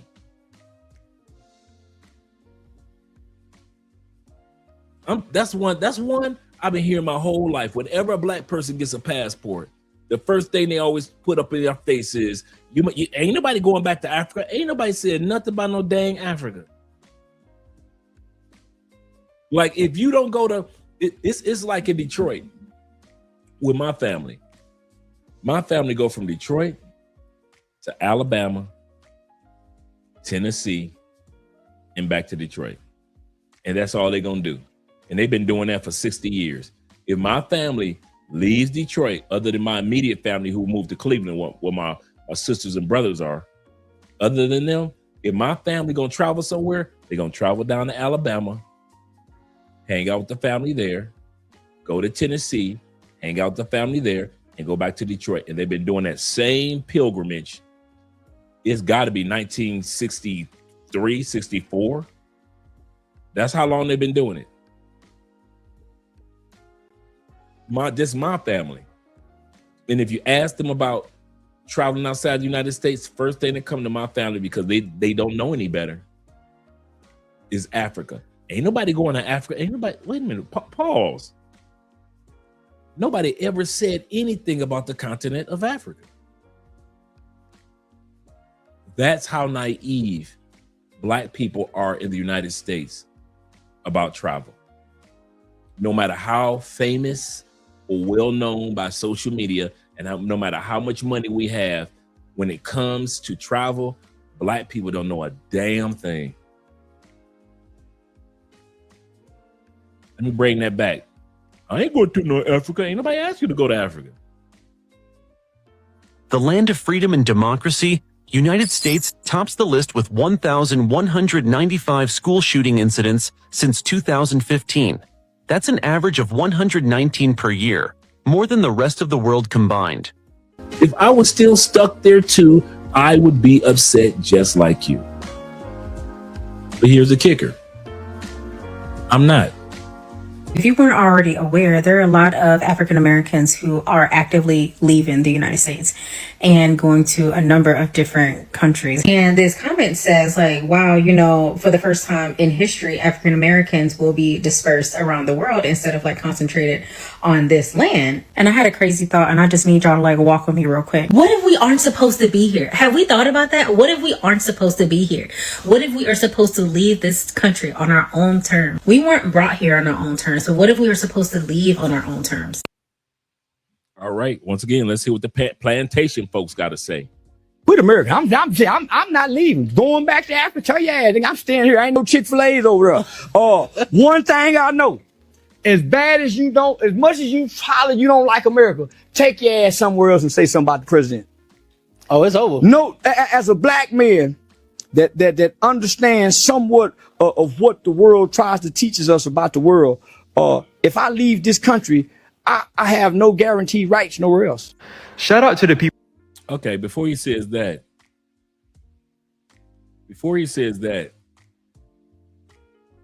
I give my 2 cents on President Petro here in Colombia all the time. My wife does. Her family does. Oh, by the way, guys. Oh, this is good information I'm about to share with you. We talk about the political campaigns because the election is on March 31st. Nobody gets locked up, just like in the States. We don't have any Gestapo coming at our door, trampling at our door because we talked about the president, because he doesn't wear suits, because he slouches when he talks, because he looks like he's going fishing all the time. Nobody talks about nobody's coming to hunt us down, just like the United States, because we talk about the president. Now, monarchies in certain socialist countries, yeah, but not every country. That's what gets me. Charleston White was talking as if he knew what the hell he was talking about, didn't he? It sounds good. If I was stuck in America, I would have believed it too, because that's all I've been programmed to believe. Only in America do we have the freedoms to say what we want to say as a Black person. I would have believed that bull too if I was stuck in America. But since I'm not stuck in America, I kind of have a little bit of insight on how we still have freedom of speech in many countries. Now, What I want to share with you guys real quick is this. This is very important, especially guys that's coming to Colombia at the end of the month, which is in a couple of weeks. Actually, this up and coming weekend. This weekend, the 31st, is the dry weekend. What do you mean, Andre? Most clubs and all the liquor stores and the gas stations will be closed. I mean, not the gas stations, but the liquor stores and the liquor area in the grocery stores are going to be closed. Some cities have it for the whole weekend, closed.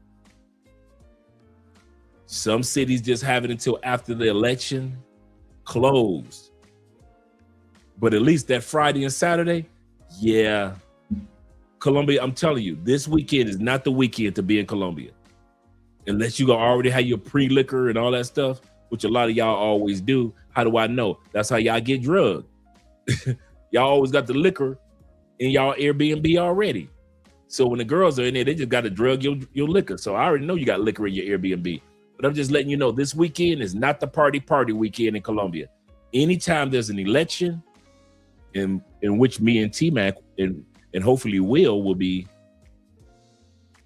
in 4 years, we'll be voting in the next election, presidential election.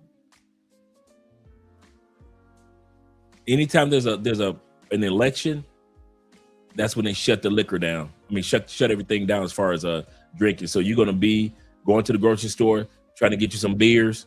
It ain't gonna happen. They put the yellow tape around. They put the yellow tape around all of it. It's election weekend. This weekend that's coming up. Not of course not today, but the up and coming weekend is election weekend. So be prepared for that, guys. If you got plans to come down here to Colombia.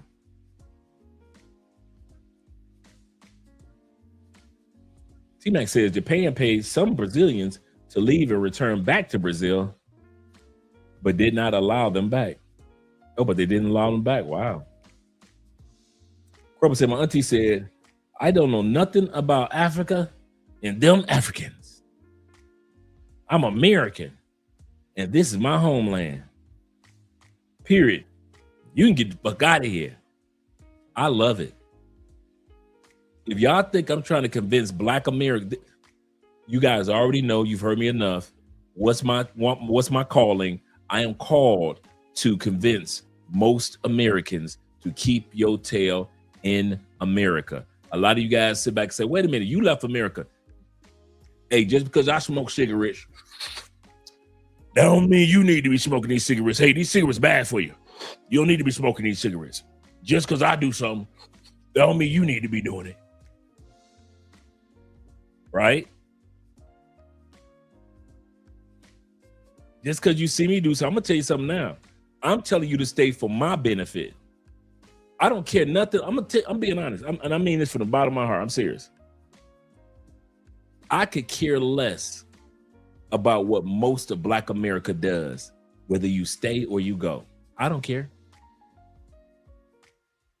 If it were up to me, 98.99% of y'all will stay, get your butt up tomorrow morning, go to work, keep the US dollar strong, keep my passport strong, keep the US economy strong, and let me get all these tax benefits.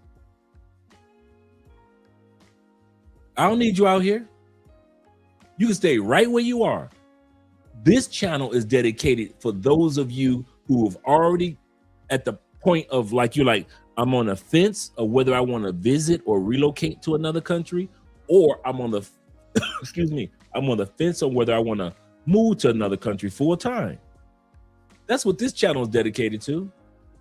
I am not here to preach the gospel of everybody should leave the United States. Oh, hell no. I do not want Pookie, Ray, all them bad kids that's running around United States, that's breaking into stores in masses, that's running up and down the street, jumping on top of people's cars. You think I want all them fat women in the United States to stop going on Carnival cruises and come to Cartagena? You think I want Carnival cruise Black women in Cartagena? No. You think we want all them big half-dressed cowgirls that got kicked out of the rodeo in Houston to come to Medellin. They done got kicked out of the rodeo, and you think we want them to have passports? Hell no. So when I say I want most black, hear me out, black people. I want most of y'all to keep y'all tails home. Don't come out here. There's good black folk out here. We don't need y'all out here. We don't need Pookie, Ray Ray, Mama, Paw. We don't need none of y'all fighting. Y'all fight in the airport before a flight in the United States.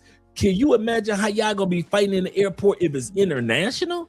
Do you really think we want your international aunties out here fighting in the airports in Thailand, in Tibet, in Qatar? They just in the airport, just tearing up Qatar airport. You think we want them women out here with us? You think we want them bad teenagers that you got?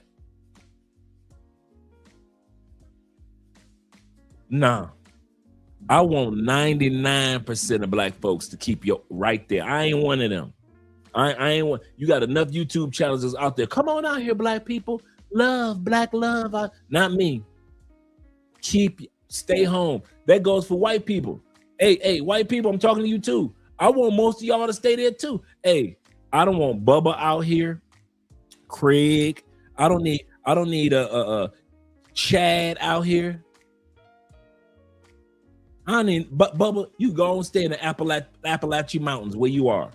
You, your banjo, and your sister who you married. You can stay right up there. We do not need you coming down from the Appalachian Mountains with moonshine, talk about you coming to Colombia. We don't need them white boys out here. All you California Latin dudes that like to gang bang in Chicago, gang bang in California, gang bang and live the stereotype of what people think of Latin people in a negative light. All you negative Latin people, stay right where you are. Keep the banging going, baby. Do you think we want to give gang bangers passports? Juan, Jesus, Maria, Magali, you can keep your ass right there in the States. Don't bring your ass out here talking about gang banging. Talking about you gonna expand the Crips.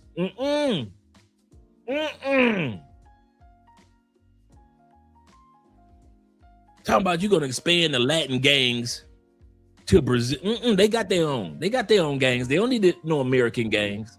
Keep y'all asses right where y'all at. We don't want none of y'all down here. If you are a troublemaker in your own country, you're going to be a troublemaker in another country. No, we don't want y'all out here. So if y'all watching Love Crossing Borders, don't y'all ever tell nobody. Andre's trying to promote everybody leave America. Oh, hell no. I want all y'all to keep y'all asses right there. Stay right where you are. Stay right where you are. He said the Chinese are the worst travelers by far. Yes, keep them in the States too. All the Chinese people, yeah, hey, we need somebody in the laundromats. Get your ass back to work. We need y'all right in them laundromats. Get your shrimp fried rice, please. Shrimp fried rice. Who if y'all don't no. If you one of them negative Asian people, now if you positive, you good people, come on out here with us. But if you one of them Asian people that walk in every stereotype there is about Asian travelers, yeah, you might as well stay in the States. You got 50 states. Go visit them 50 before you come out here. He say they do some of the craziest things when they are traveling internationally. Not all, but a large number. I met some good ones and I met some crazy ones. So I know exactly what you're talking about, T-Mac. That is why the government developed social credit. Social credit. He said currently there are 23,000 Americans living all over Colombia. He said enough for a small town.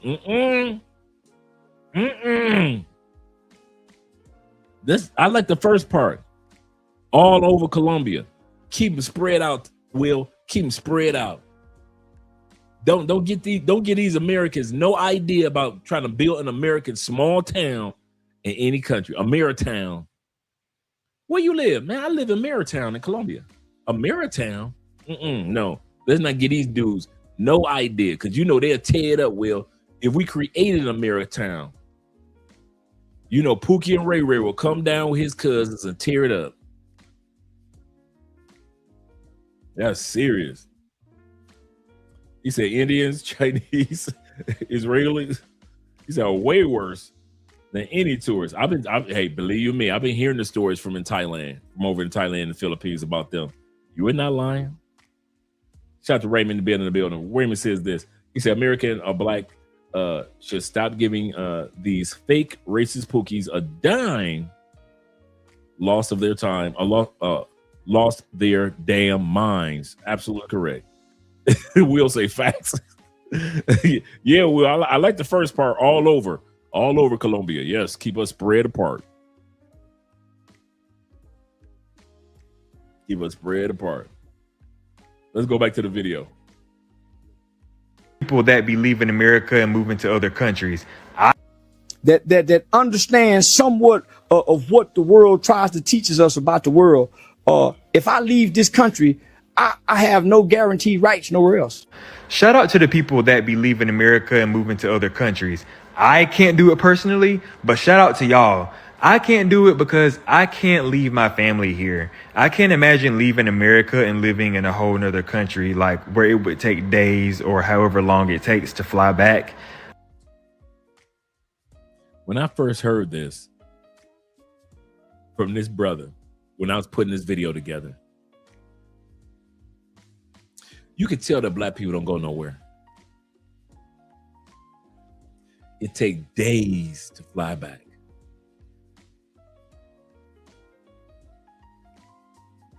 If I was flying back from Thailand to Florida, for the most part, it ain't gonna take days. But black folks believe that Colombia is days away. Brazil is days away. Panama is days away. Even Argentina, that's days away.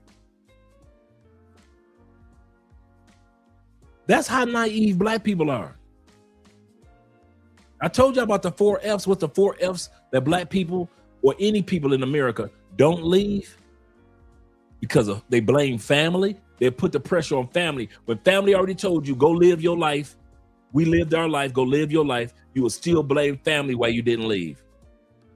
Friends, which is your comfort zone. You'll blame your friends or your comfort zone or your routines, in other words, for why you didn't leave. Finances. You will blame your job instead of saying, you know what? I'll be leaving this job in about 10 years, 15 years. Then I'm going to relocate to another country. In the meantime, I'm going to go visit some countries. You will blame your job for why you didn't visit countries.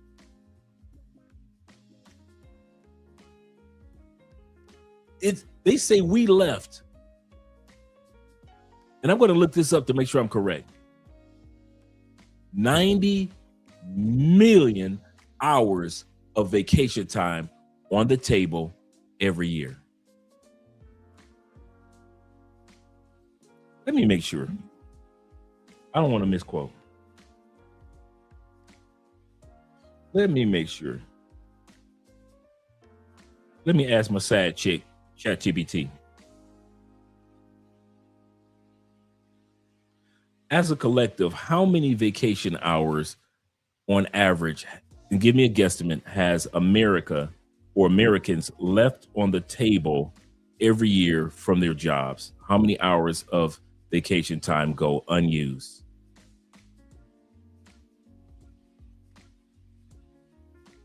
Let's see. On average, American workers leave about 4.9 vacation days unused each year. A 2024 report found that 62% of employees don't use all of their paid time off, even though the average worker earns about 10 to 11 days of vacation after a year. So Give me that amount as a collective of Americans. How many millions or billions of hours do we leave on the table per year as a collective?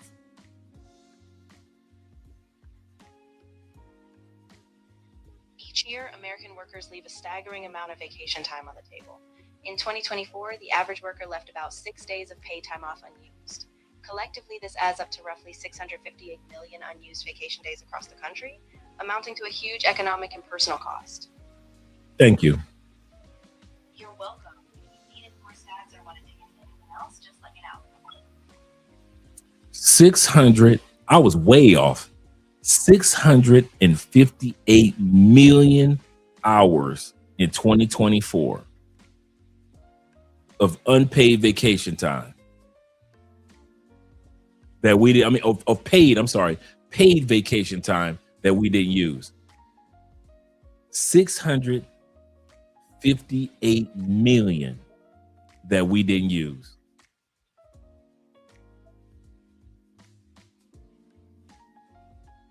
Don't tell me you got to wait till the kids get older to go at least go visit Panama. It's only a 4-hour flight, actually a 3-hour flight from Texas. Don't tell me that you can't do a trip real quick to Mexico.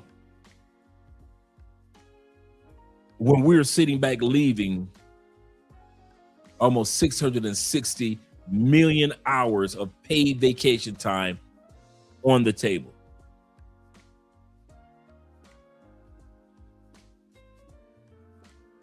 So like I said, first one, why Americans don't leave is because they put the blame on your family who never asked you to put the blame on them. Your family didn't ask you to stay, you decided. Your mama been told you, go live your life, baby. I'm old, I've lived my life. Now you need to go live your life. She told you that several times over. But then anytime somebody asks you to go travel to another country, I don't want to leave because of my mama. Your mama been told you to go live your life. So stop putting that on your mom and your daddy. Baby, I'm older. I've lived my life. I'm gonna be all right. Go live your life. You only got one life to live, baby. If I was young like you, I'd be gone and visit other countries too. But I ain't young like you. Your mama been told you to go live your life. Stop putting that on your mom and your daddy. Unless they are truly dependent on you. And I mean, I'm talking about on the physical side, because on the economical side, you can always make sure she got the money. But don't blame mom because you were not using vacation days. And don't put that on dad because you're not using your vacation days. 2, friends. Friends is your comfort zone. Stop putting it on your comfort zone, your routines, your habits, your friends.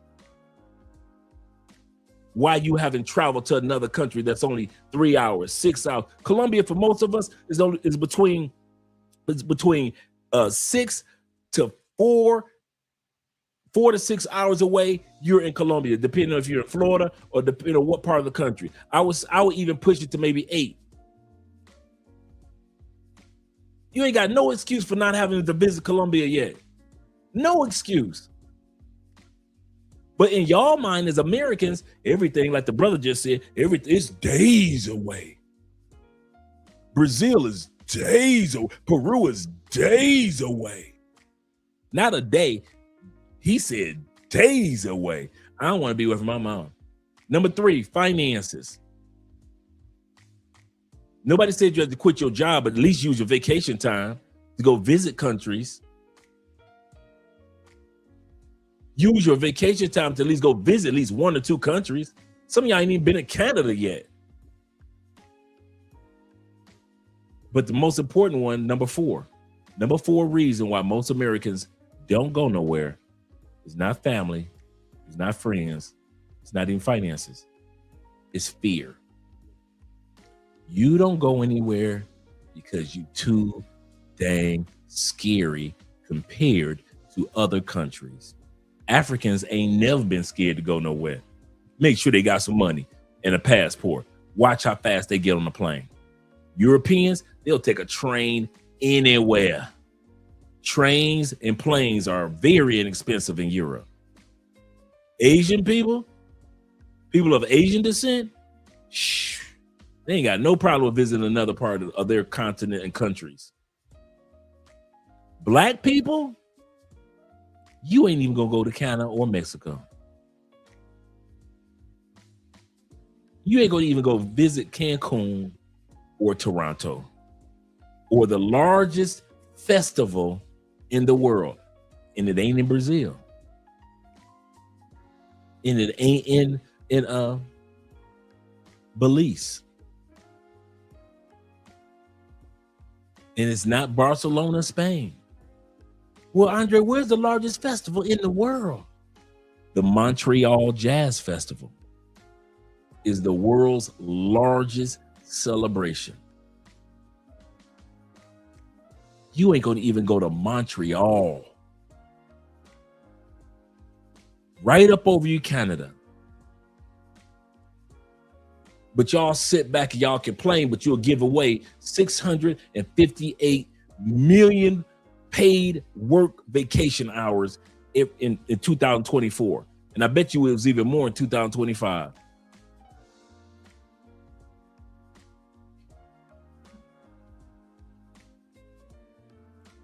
Scared to leave that plantation, ain't you? You scared to leave Mr. Gilmore's property. You scared to leave off Mr. Shuttlesworth land. Like, I need to be able to get to my mom in like a matter of hours. I can't imagine being far away from my family.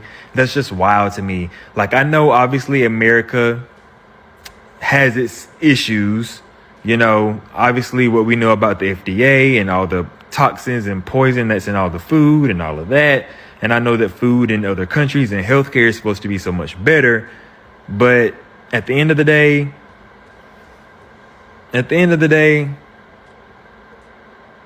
land of the free, I'd rather be here. I'd rather be here. I mean, I made it this far. I made it this far. But listen to somebody lie to themselves. Professor said, I can't.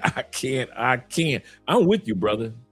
I made this far. I might as well go ahead and ride it out. This is the funny part. Y'all ready?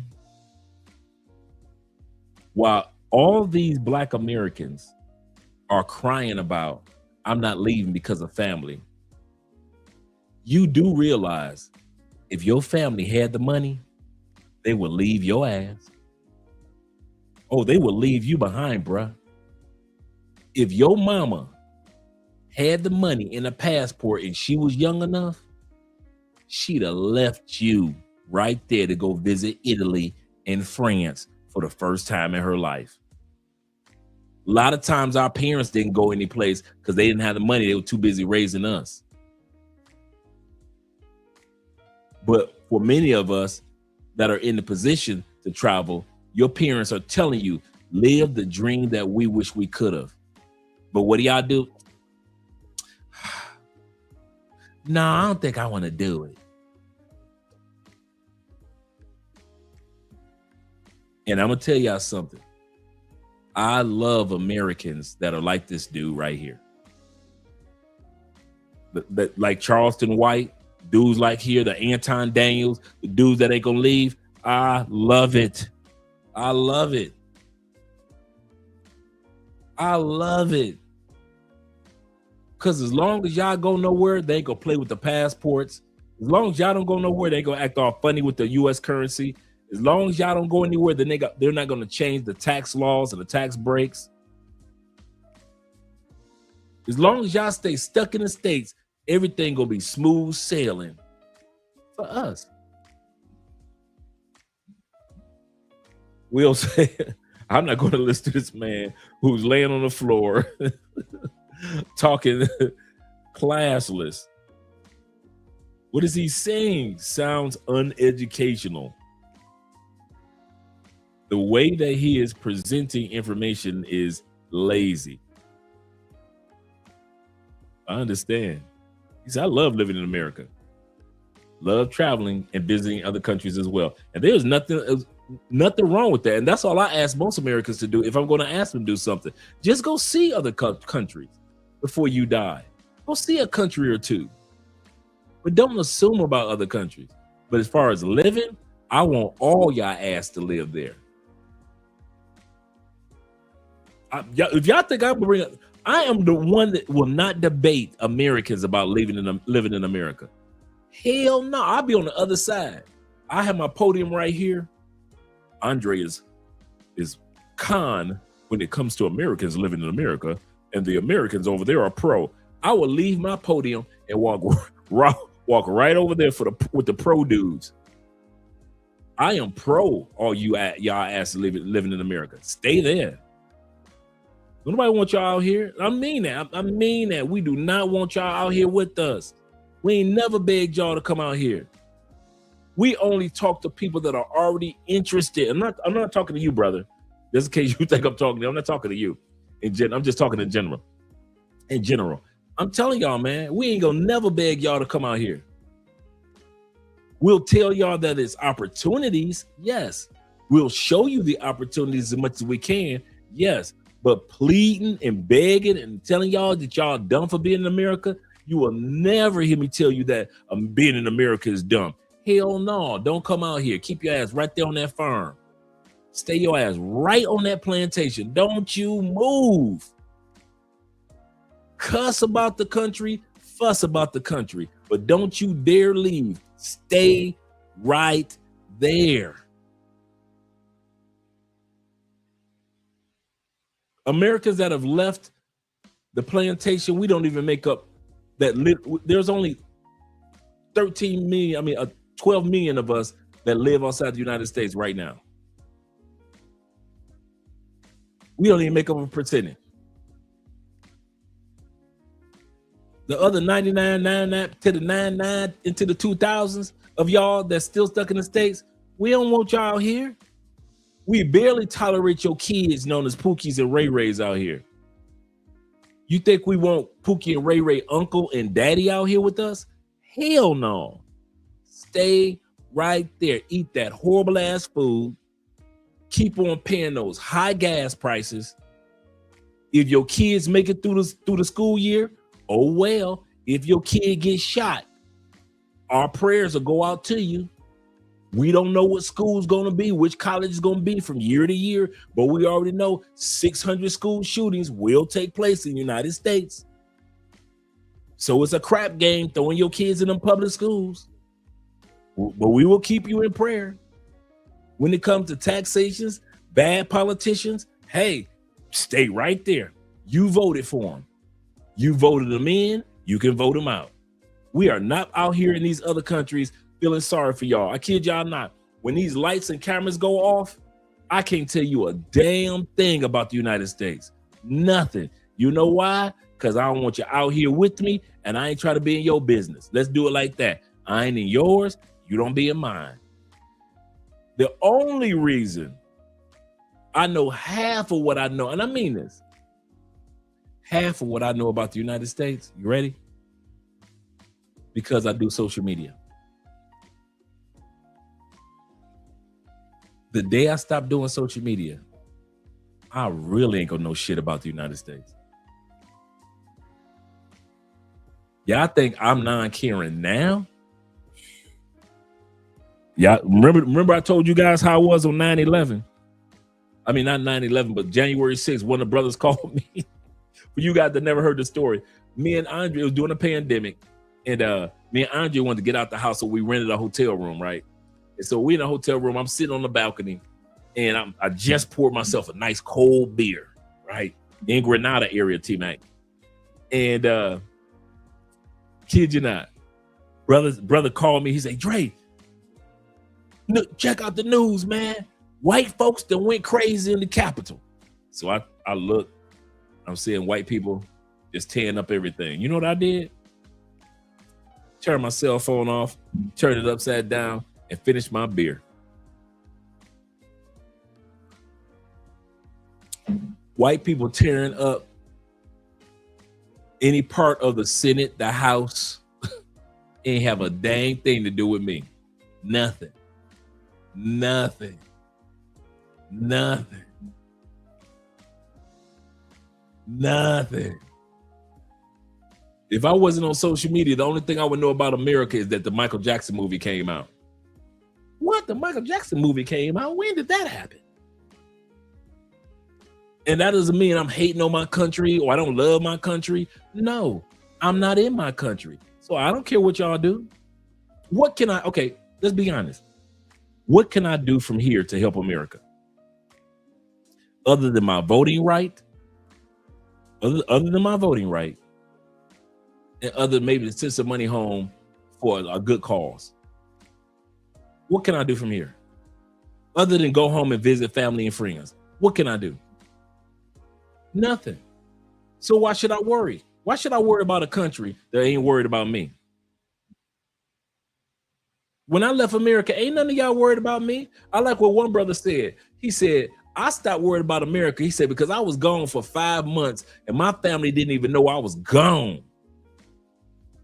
He said, that's when I knew to stop worrying about what's going on in America, because America is not worried about me. And the brother was right.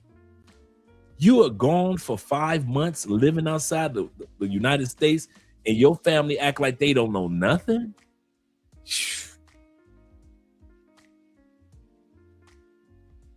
Kobe says this, shout out to Official One in the building. He said, hey, Drake, can you send me this complete? Yes. And any of you guys, I thought about this earlier.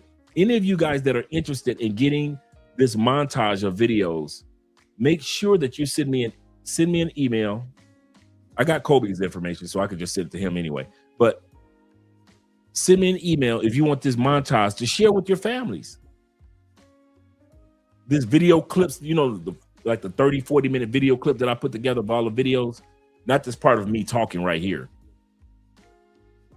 You can share that whole montage with your families. But I kid you not, bro. I don't care what's happening in the States, man. I don't be sitting around like, oh, man. Dude, y'all probably, I kid you not, y'all probably could have had 3 earthquakes, 2 tornadoes, a couple of hurricanes, and a partridge in a pear tree. And I wouldn't know. I wouldn't know. I'm telling y'all, dog. I don't know. Dude, people be up for the Grammys. I don't even know half these people. I could easily say 95% of the people that y'all listen to on the radio, I couldn't tell you who the hell they is. All these young rappers that be getting killed, I don't know none of them. None of them. Man, who's the young man that got killed a couple years ago? Nipsey Hussle.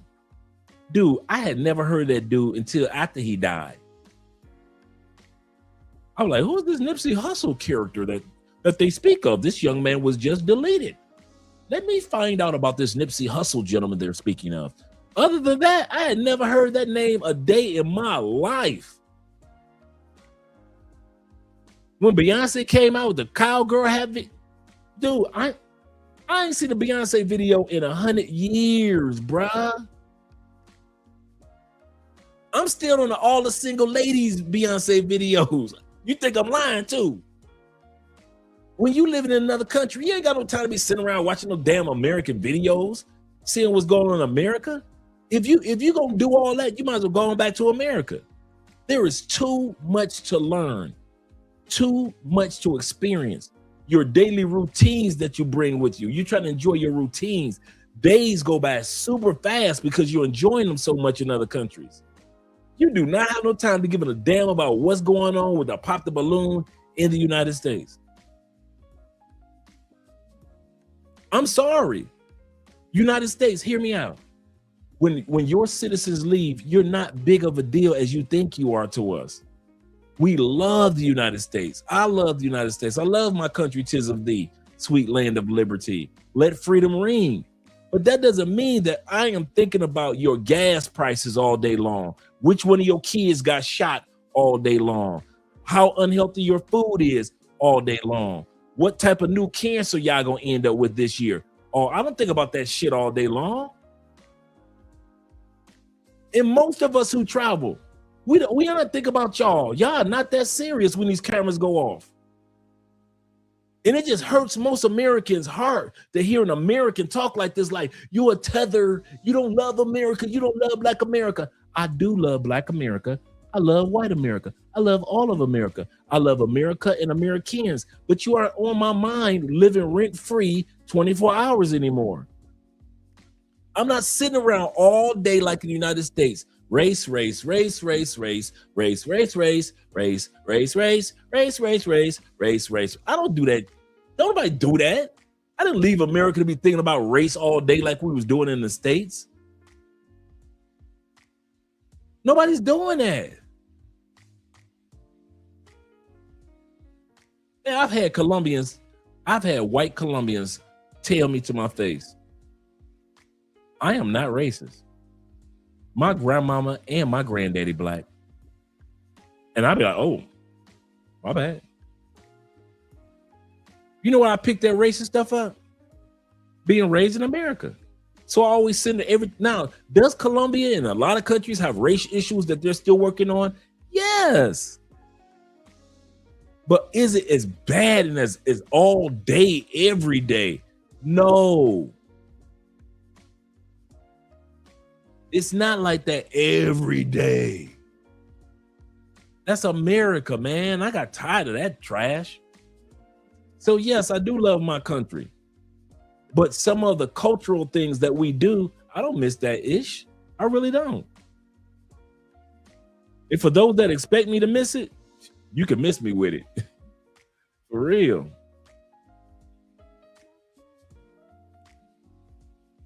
He said one of the most respected brothers out of LA. Yeah, I didn't know who he was. Bruh, I kid y'all not. Until social media was really pushing like Nipsey Hussle that, then I'm thinking like, who is Nipsey Hussle? And I'm gonna tell you something. Y'all ready? I have never heard one of that young man's songs to this day. I knew about him from the stories of his death and the things that he tried to do as a businessman. I've watched a lot of his interviews.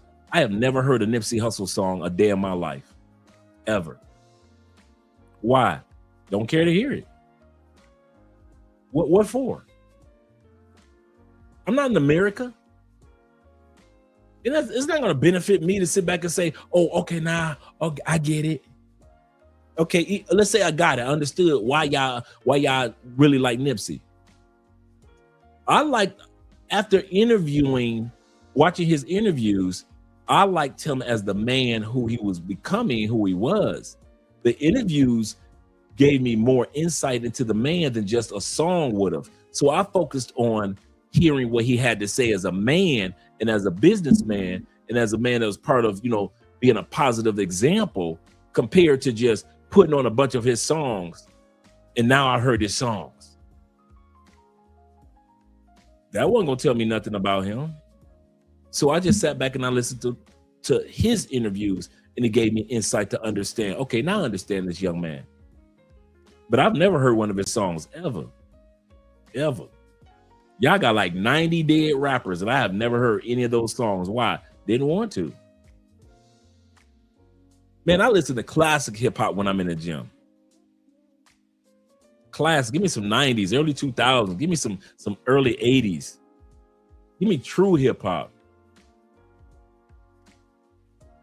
But to sit back and, I don't know, dude, y'all be looking for me to be lying to y'all, man. No. Never heard one of his songs, bro. Any of them. Never. And T-Mac, I wouldn't know.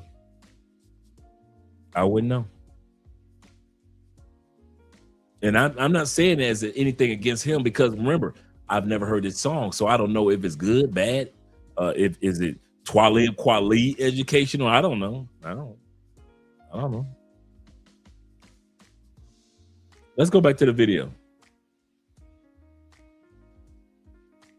For whatever weird reason, if I ever ended up being the only person left alive in my family, maybe I could consider that. But right now, that's a no-go. It's dead.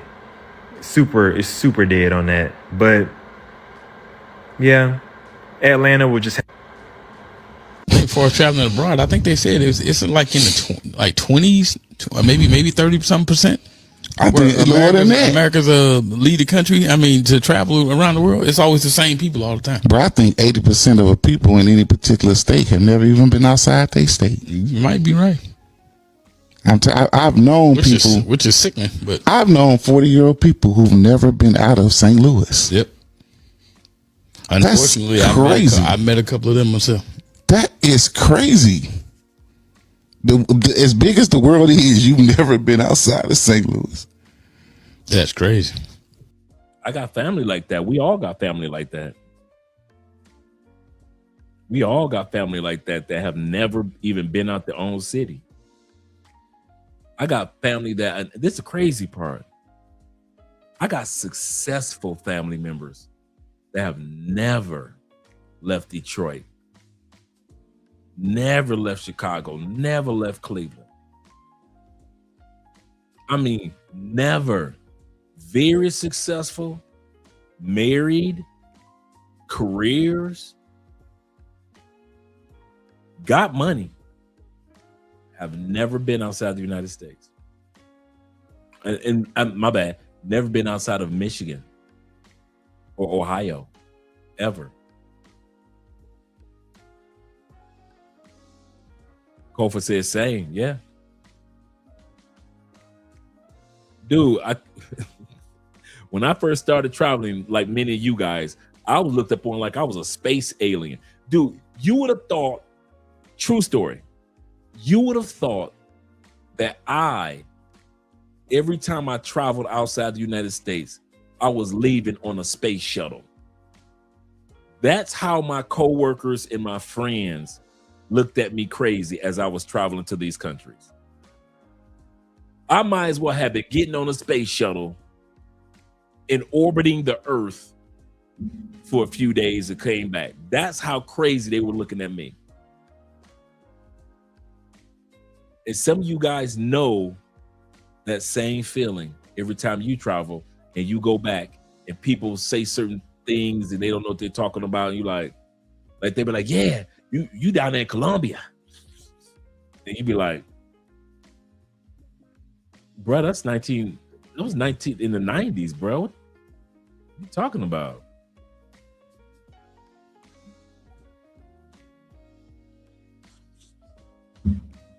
You like, dude, okay. Sometimes I kid you not, with family, when I go back, I just get quiet. I be like, okay.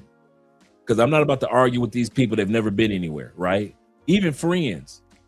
I got partners, they love introducing me as their friend that lives in Colombia. This is my dog Dre, he live in Colombia, right? They love that part. And dudes will say something and I'll be like, no, that's not true. And I'll just sit back and I'll be quiet. I don't argue with people because I know most people in most cities ain't never been nowhere, so they don't know what they're talking about if I do start an argument. So why would I start an argument or debate or discussion with people that has never even been out of their own city, that have never been out of their own city? T-Mac says this. He said in 2003, he said, my company sent my black butt to North Manchira,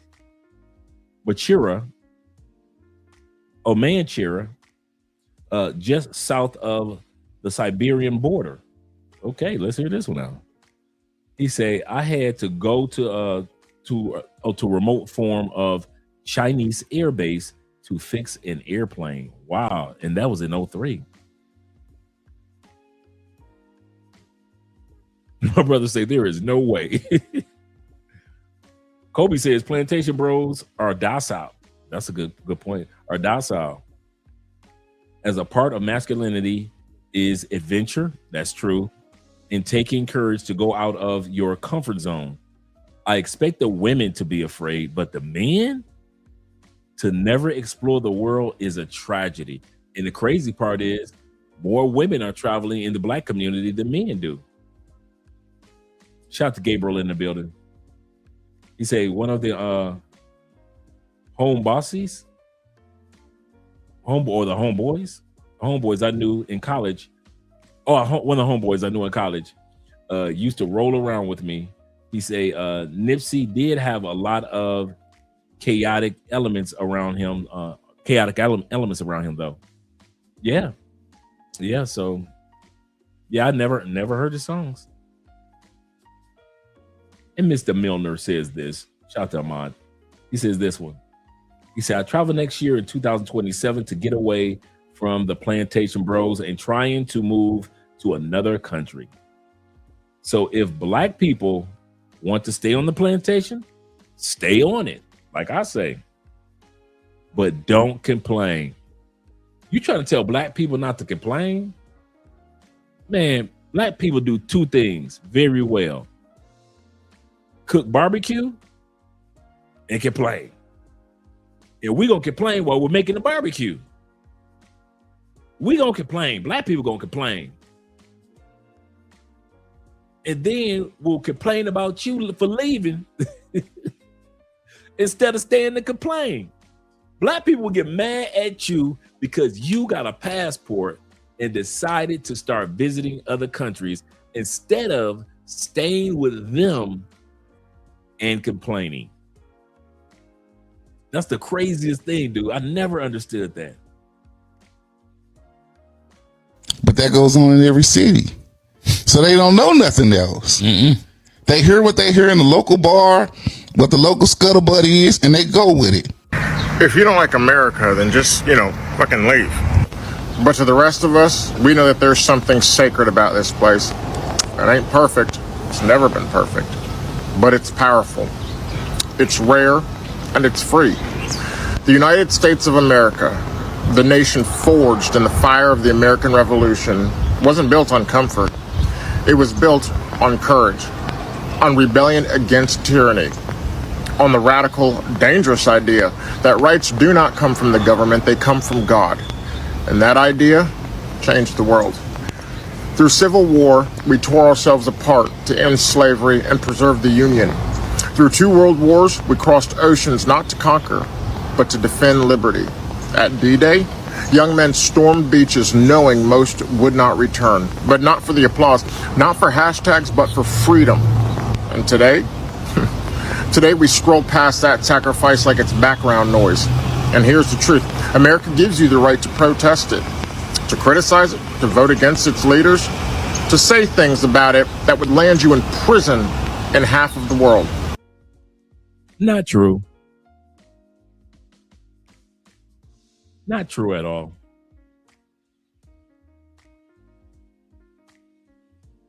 I love I love my people. I swear, I love Americans. We always sell this heroic narrative about ourselves. It was us that put on the capes. We sell capes by the millions. I know you boys over there in China don't know nothing about being heroes, but hey, we over here, well, we breed them.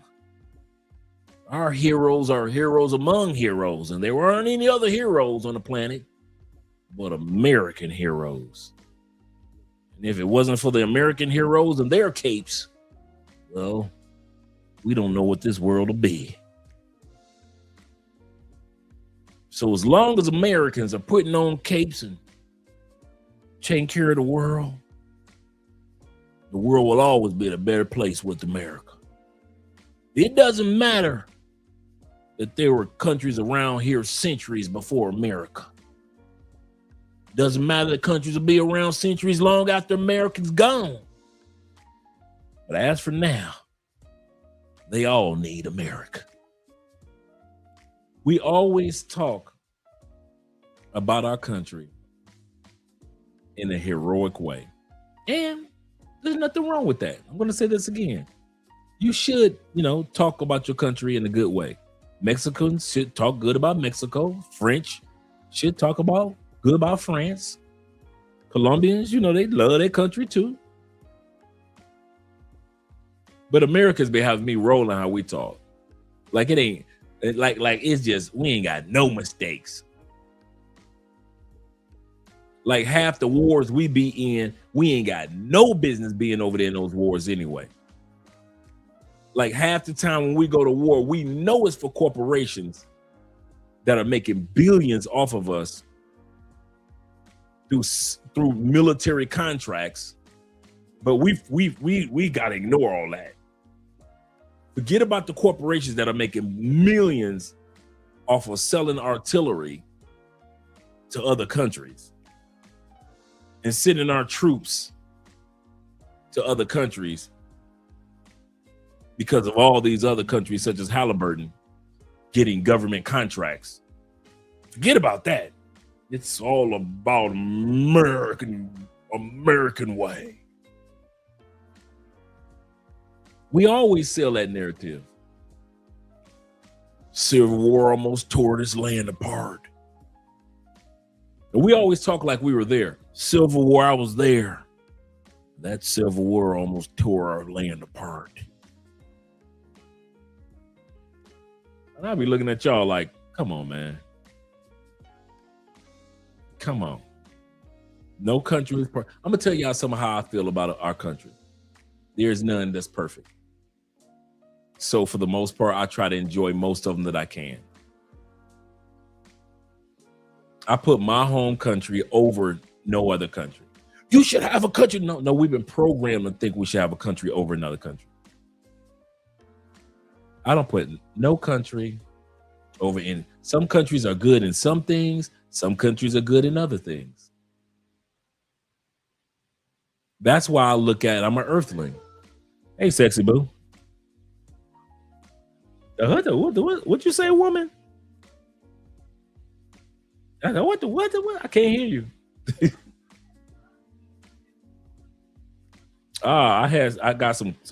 Ordered me some beers. Aha. Hey, sexy boo. How's everybody doing? Okay. Hello to everybody. You don't have any interview here? No, there we go. Okay, now they can see me. Now they can see you, Mrs. Spence. Yes, sir. So hello to everyone. I hope everybody's having a good time with Andre. And one thing, you guys, that we were discussing this week, next weekend, May 31st, we're going to have election day. So don't expect any party, any clubs open around the country on Saturday, because we're going to have ley seca, means like you can't buy any liquor in the supermarket store, nothing. Bars, nothing. They're not going to be open because we have election day on Sunday, May 31st. 31st, right? 31. Yeah. And another thing, hello to everybody. And another thing, you guys, because this election is going to be tight. Is that right? Tight? Oh, yeah. It's a good It point. is. Yeah, so I recommend to you guys that stay in your Airbnb or your hotel after the 12, because you never know the results, how people is gonna react. So even us, we're going to church in the morning, are gonna vote, and back to the house, because we don't know how people is gonna react, because it's election weekend. So just that you guys know that, okay? Yeah. All right, sexy boo. All right, boo. You need something else? Beer. Oh, wait. Okay. I'm gonna have. Okay. Thank you. All right. Shout out to Mrs. Spence.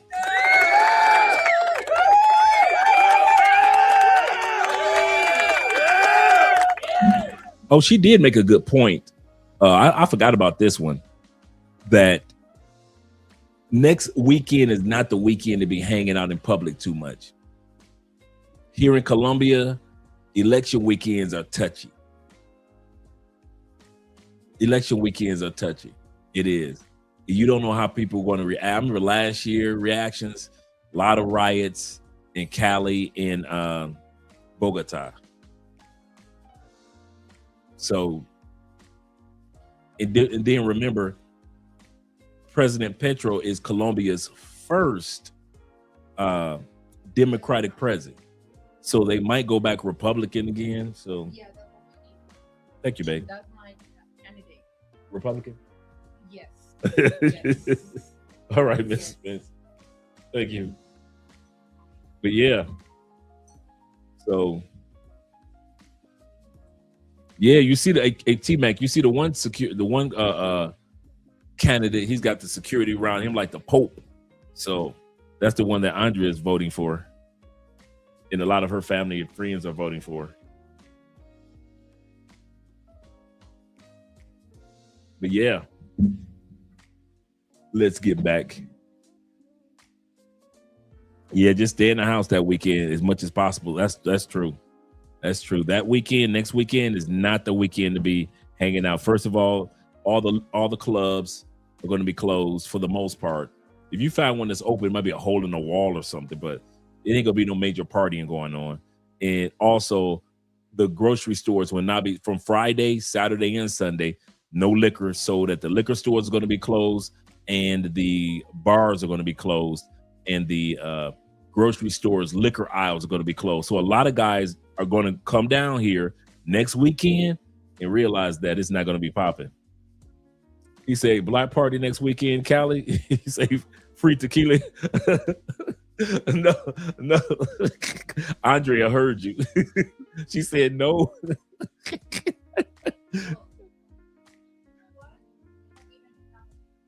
He said, yeah, she said, not even in the hood. Not even. She said, everything's going to be closed down. Shout out to Kobe.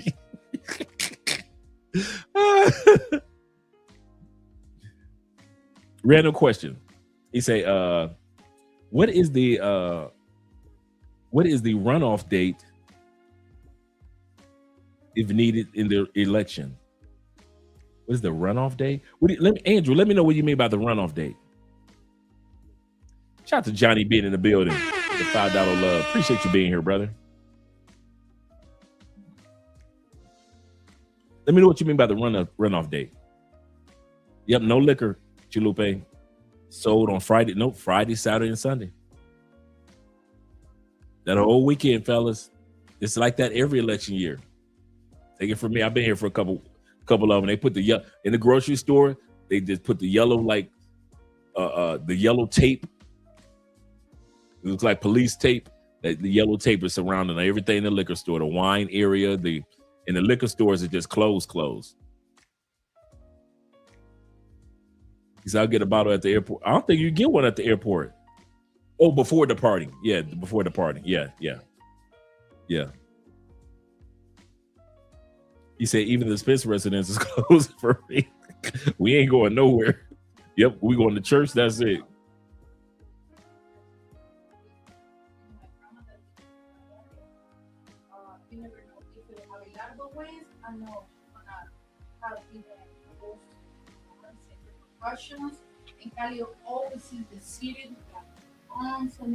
That's what I was just telling them. That's what I'm telling Cali and Bogota. Always, whenever there's election, whoever loses, their group acts a fool. Always. Johnny says this. He says, Center of the Day, bond number 9, Bleecker Street. Oh, yeah, you're doing it right. You are doing it right. Yes, sir. He said, I've been watching the videos of the political sessions throughout the Latin America and in the world. It's been very contentious time. It's a very contentious time around the world politically. Yes, sir. It really is. It really is. Let's continue on with the video. That's not oppression. That's liberty. So I'm scrolling and I saw this Black American guy talking about leaving the country, fleeing the country. We don't flee. And I was on Leo's spell. Shouts out to Leo, his live last night. And I heard. They always, every time, I have never heard any black commentary say that we're fleeing the country. We've never said leaving the country is equal to fleeing the country. We never said escape America. We just said run to the chopper. Okay, that's all we said. Run to the chopper. They always try to use the excuse that we're talking about fleeing, and we are not talking about fleeing. Now, right now on the video, we're listening to what the Plantation bros and sisters have to say before the Passport bros and sisters speak up. So let me let the Plantation bros sisters finish what they say, and brothers finish saying what they have to say. Another woman, a Black American woman, saying, oh, maybe we should all collectively leave. Why the fuck would we leave a country that our ancestors, literally the soil that they're buried on? Why would we leave a country that they did so much hard work and toil to build? Why would we leave a country where mostly everything around you, they invented? Why would we leave a country that literally has our blood, sweat, and tears in it? Why would we leave a country that everybody is trying to flee to? The math don't math. They always stood up. They stood 10 toes and they fought the good fight. We are our ancestors' wildest dreams. We have more resources, believe it or not. We are smarter. We have access to more information. We have channels in which we could communicate to each other on opposite ends of the country. Why would we leave? This is our home. Everybody keeps trying to make it seem like Black Americans are immigrants. We're not immigrants. People also try to make a joke like, oh, y'all ain't got nowhere to go to. Bitch, why do I need a place to go to where this is where I'm from? Where I'm going to go to Georgia, South Carolina, Virginia. This is where I'm from. We need to stop, get that shit out of your brain. Okay. You know who she will never make a video about? For relocating?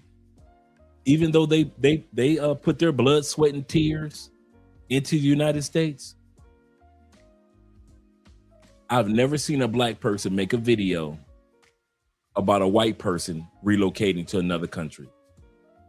A Latin person, Asian person, or anybody else. It's amazing how nobody fusses when our white brothers and sisters relocate. Asian brothers and sisters, Latin brothers, when they decide they want to relocate to any country, everybody's silent. But let a Black person relocate. They want to say you're fleeing, you're escaping, you're running. How come when the white man do it, it ain't called fleeing? How come when the Latin woman does it, it's not called escaping? How come when the Asian person does it, it's not called quitting? Somebody called me a quitter in ASM's comment. He's a quitter. Y'all shouldn't be listening to him. He's a quitter. Call me a quitter. But if the white brother do it, he's a traveler. He's an explorer. When the white brother do it, y'all make movies about it. Remember in the 80s and 90s, how many teenage movies came out? American Pie in Europe. All the white movies came out that said, Mom, Dad, I'm not going off to college. We're going to Europe. I'm going to discover myself. And Mom and Dad will give them the money, right? Remember how all the movies that was teenage movies that was coming out back in the 80s and 90s? White teenagers discovering themselves in Europe. And they would show the movie and be all the adventures that they go through. Right? Ain't nobody saying nothing. But let Black men and Black women travel. Now we escaping. Now we're quitters. Now we're fleeing. Hypocrites. Yep. Tina Turner said, I'm out. I don't care what y'all talking about. I'm out. Got her dual citizenship and she said she was good. And she said she made more money and she was more famous than Madonna in Europe. She said, I was acknowledged as the queen of pop in Europe. When I was in the States, I was behind Madonna. See, a lot of people don't want around when there was no pop category. The first original ones that was on a pop category for males was Michael Jackson, Prince, and then everybody else kind of fell down in that category. The first women were Madonna, Tina Turner, and then everybody else started, then the Whitney Houstons and all of them start coming into that category. But the pop music awards and all that category it was Tina Turner, and it was Madonna. Well, in the United States, Madonna was killing it. But Tina Turner said, when I got to Europe, they was like, okay, Madonna, cool, but you are our pop queen. Michael Jackson is our pop king, and you are our pop queen. You are the queen of pop.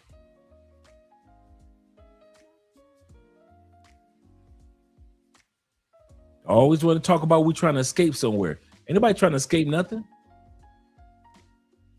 I've got options and I'm willing to take advantage of them. And you've got options and you don't. Will says this.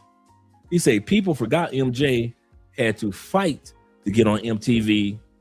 Well, they remember now because of the movie mainstream. And then when he was featured, he took off. Absolutely correct. Absolutely correct. He opened up the doors for so many people, man. So many people. That is so true, Will. So true.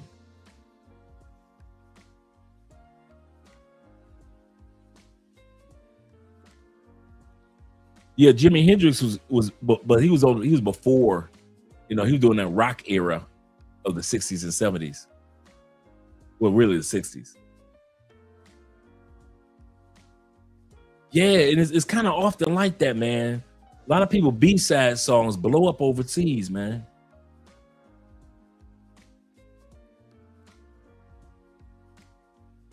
You say that's how it was in Poland as simple tourists. That's a good point. Shout out to Casual Germ being in the building. Let's continue on. So let's not let these people try to put us down because we decided to relocate. Why would you leave your country? Your ancestors did not build it up and fight for you to have rights and fight for you to have a voice so we could just leave. No, we have to pick up the torch and keep moving forward. Spread love is the Brooklyn way. I'm not leaving. I don't see any other country that I would ever want to live at. Ain't never been nowhere else.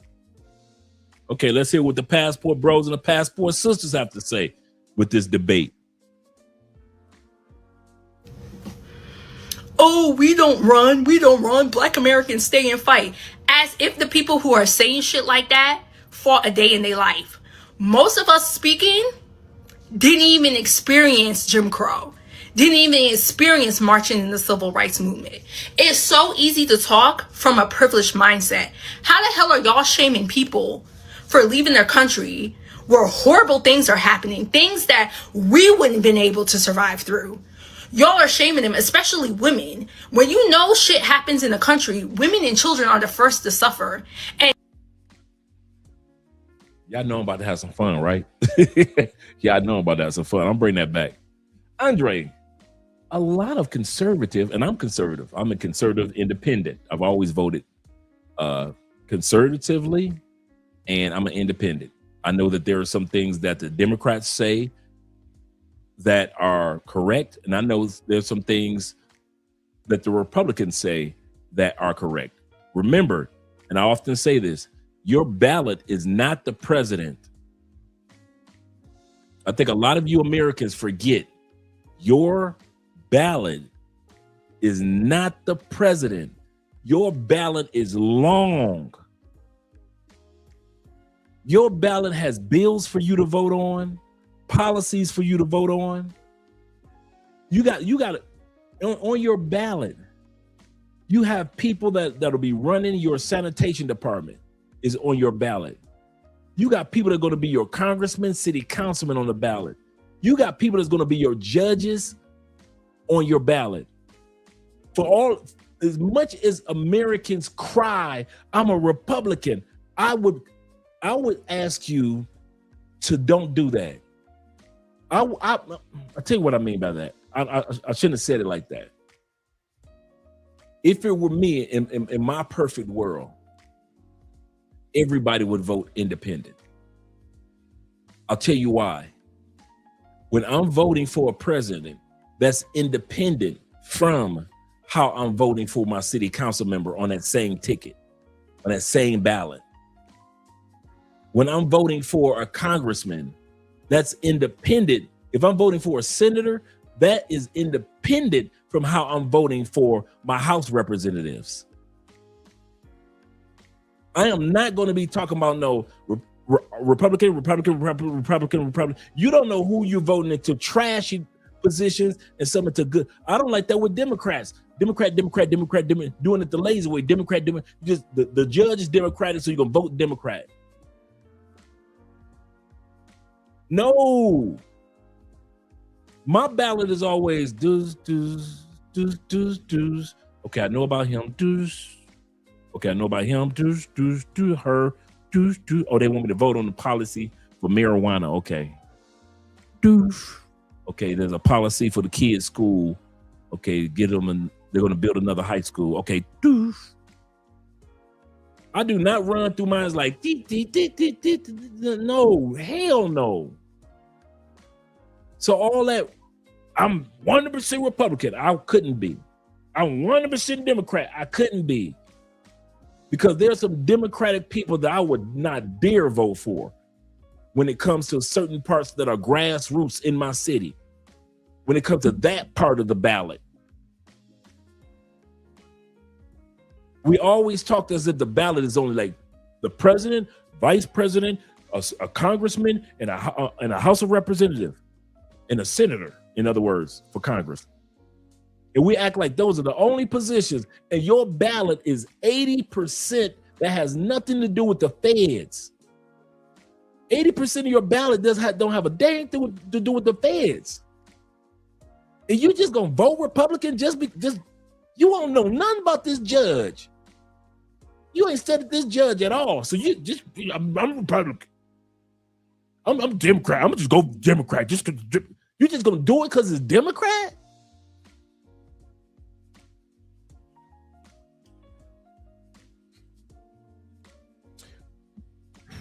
Okay. Like I said, I'm conservative independent. Conservative masculine black men don't give a shit what you do. Yes, they do. Liberal black men and conservative black men have one thing in common. Y'all ready?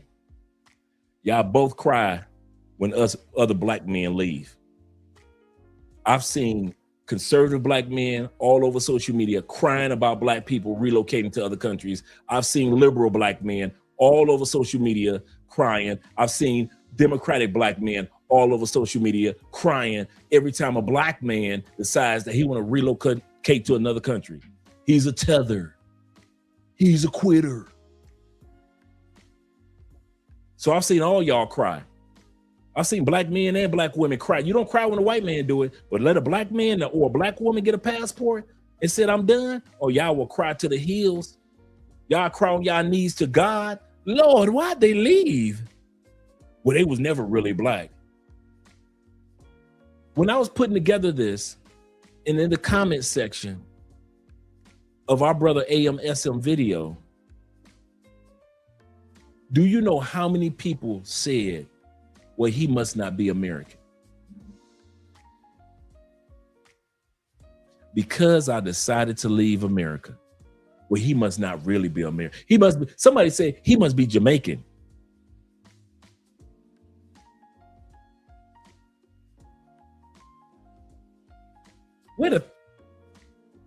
Where'd that come from?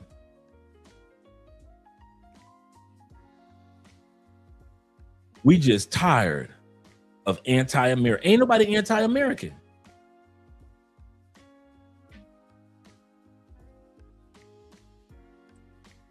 If I tell an overweight woman she's overweight, am I anti-women?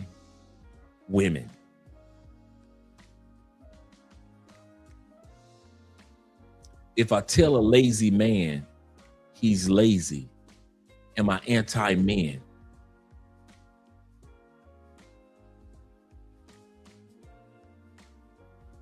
I said that America is not the only country that we developed, and y'all start crying like 3-year-old kids. And so in this episode, I came with receipts. Y'all cried, called me a tether, called me a quitter, said he trying to escape, he just fleeing the country. Conservatives and the liberals came after me. I proved that black people ruled Europe for 800 years. Y'all ignored all that. I said that that in Japan, black people ruled in Japan for centuries. Y'all ignored all that. I said that there are those of us that are tired of high gas prices. We're tired of kids being deleted in schools. We're tired of the medical system here in the United States. And y'all literally ignored all that. And y'all said he must be talking about blackness. Take his black card away. He's a tether. He must be from Jamaica. I didn't say anti-American nothing. You do got high gas prices. They ain't anti-American. That's facts. The medical system in America is trash. That's facts. It is overpriced. You paying the highest price for medical in the world. And America ranks number 36 in the world. That's fact. We just looked at America has 1,100 and almost 60 mass shootings in the last 10 years. That ain't hating. That's a fact.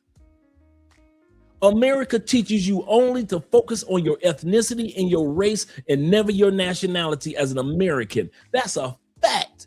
You know more about being black than you know about being American. That's a fact. Every time we tell y'all facts, y'all always cry. Here's a number one fact. Y'all complain and y'all cry, but you ain't gonna do ish. You ain't gonna do ish. Name anything that the Black Congressional Caucus has done in the last 20 years for black people in Congress. Nothing. Name something that FBA has done for black people in the black community as a whole. Nothing. What about ADOS? Nothing. What about Hebrew Israelites? Not a damn thing. Nothing. Y'all all sit together and you complain, you whine, you cry, but you ain't going nowhere. You ain't gonna do nothing. But if a white man leave, you ain't gonna say nothing. But let a black man or a black woman leave, y'all all in our comments calling us tethers and quitters and runners. But we doing exactly what white people and Asian people and Latin people have been doing year in, year out, coming into America, taking advantage of it and leaving out with the benefits. All we're doing is taking advantage of the country that we were born and raised in, and we're leaving out with the benefits that our ancestors gave us. Our ancestors want us to have a better life, not their life. Our ancestors wish that they could be at a point where they could use a passport and go to any country they wanted to. Your ancestors want your life to be better than theirs, but y'all trying to live their life encased in that same plantation known as the United Plantation of America, KKK. That's what we're tired of. We're tired of y'all crying like anything we're saying. You know what? This is the funny part. Y'all ready? Y'all ain't never called us liars. I've been called a tether. I've been called a foreigner. I've been called a quitter. I've been called a fleer. But you know something? Ain't none of y'all ever said anything that I've said about America was a lie. Anything I've ever said about Black America was a lie. He lying. I read the comments and I hear y'all say everything about any of us that travel. You talk about us so bad as white people don't talk about us. Latin people don't talk about us. Asian people don't talk about us. But you brothers and sisters back in the States, y'all talk about us like we trash. But the one thing I ain't never heard y'all say about us or even our brother Kevin Samuels, you ain't never said he lied. Y'all never said what Andre said was a lie. Riddle me that one, Batman. Batman, riddle me that one. You'll call me everything in the book, but you ain't never called me a liar. All my stats and facts are true. Everything I ever said about the United States and black folks is true. Prove me wrong. I always say, prove me wrong. If I'm wrong, then prove it. FBA, y'all ain't never called me a liar. ADOS, you ain't never called me a liar. You didn't call me many a name under the moon, but you ain't never called me a liar, because you know everything I've said about our country, 'tis of thee, sweet land of liberty, is actual and factual. And you can look it up in the one place where they hide everything from black people. In a book. Anything I've ever said on this channel, you can look it up. You can look it up. You can chat GBT it just as fast as I can. So prove me wrong, but riddle me that one. How the hell y'all calling me every other name, but y'all ain't never called me a liar? I would rather y'all call me a liar. He lying. He don't know what he's talking about. He lying. That ain't true. Ain't none of y'all ever called me a liar. Ever. In the 7 years I've been on YouTube, ain't none of y'all ever said Andre said something and it was a bold-faced lie. Ever. You just hurt because somebody is telling you the truth. And since you don't want to walk in the truth, you rather stay on the plantation. That's on you. Like I said, I don't want y'all asses out here anyway. I don't know why y'all think that I'm sitting back and I want you out here with me. Hell no. Keep your ass on that plantation. Close the gate behind me. When I leave, close the gate behind me. I don't want all y'all zombies out here. I'm Will Smith. I am legend. I'll be the one regular person. Hell no. Y'all got me tore up.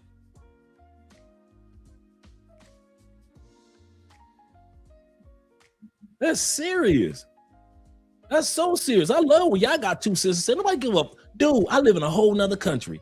Most of these other people live in another country. We don't give a fuck about no FBA, ADOS, and all the rest of that bullshit. That y'all stuck on that plantation with that. You ex-slaves, y'all name how y'all want to name yourselves. Whatever you want to name yourself, ex-slaves, name yourself that. We don't give a damn. We're not living in other countries worried about what the hell y'all got going on in the United States. But when we do say something, stop crying about it and see if we're telling the truth. And then ask yourself, why are we saying that?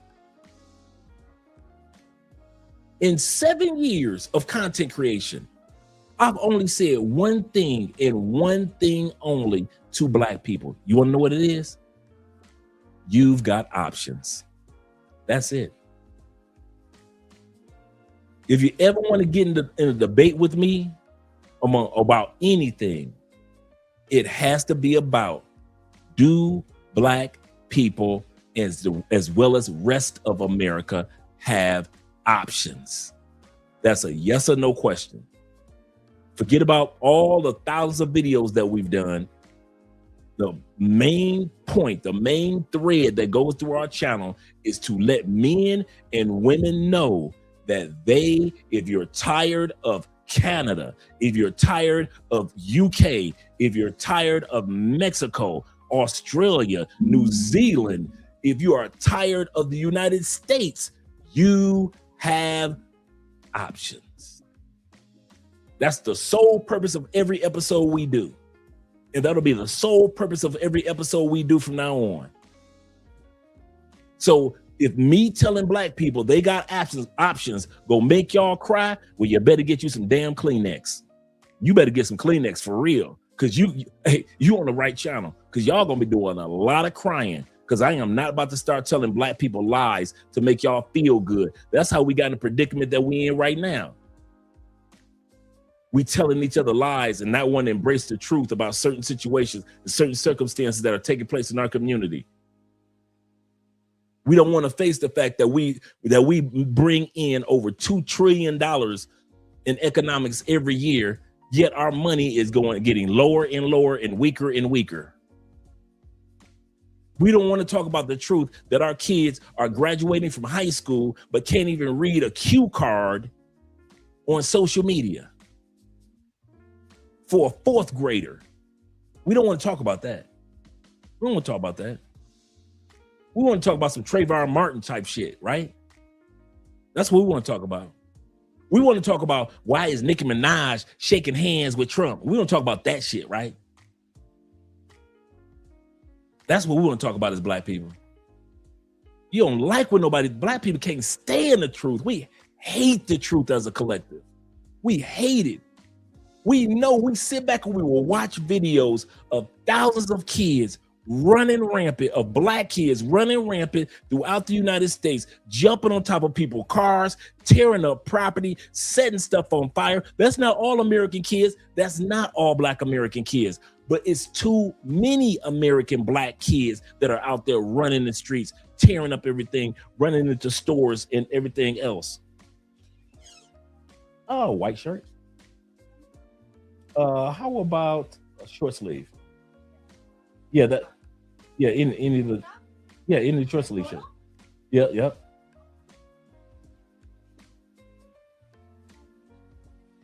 Thank you, babe. We're tired of it, man. How many more years you want somebody to lie to you to make you feel good? This is the part that gets me about us as people, as black people. You ready? We think we done some shit.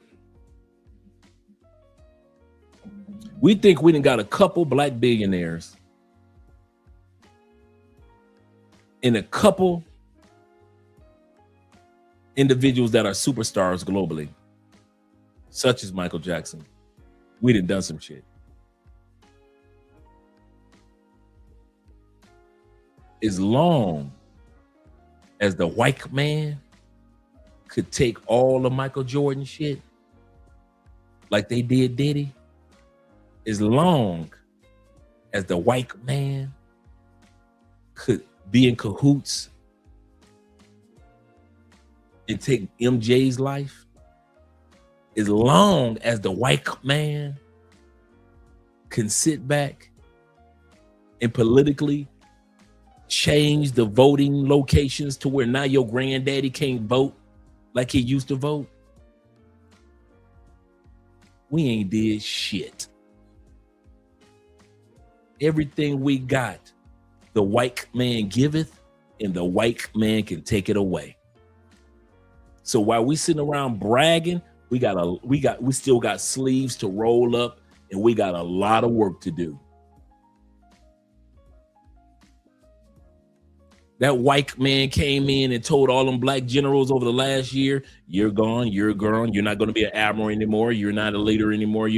All them black leaders that were in the military, black leaders, took all their ass away, didn't he? The white man giveth, and the white man can taketh away. And as long as we're in a position where the white man can take it away, we got a long way to go, players. So all that trying to act like we done came along, we ain't done a lot of work, and we don't need to roll our sleeves up no more. You might as well button your sleeves now. We ain't got work to do no more as black people. Shh. As long as the white man giveth, the white man can taketh away.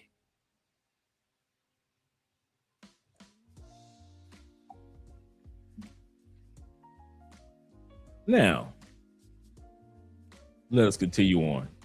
Let me hit the super chats real quick if I missed anything. My brother Will says this. He said, people forget Little Richard put on the Beatles. He put on the Rolling Stones. He put on, and he actually put on Jimi Hendrix. And he also put on, I forget who else he put on, man. This dude, Little Richard, does not get the credit that he deserves. This dude put on a lot of James Brown. Little Richard put on James Brown. Just imagine James Brown as a backup singer. That James Brown.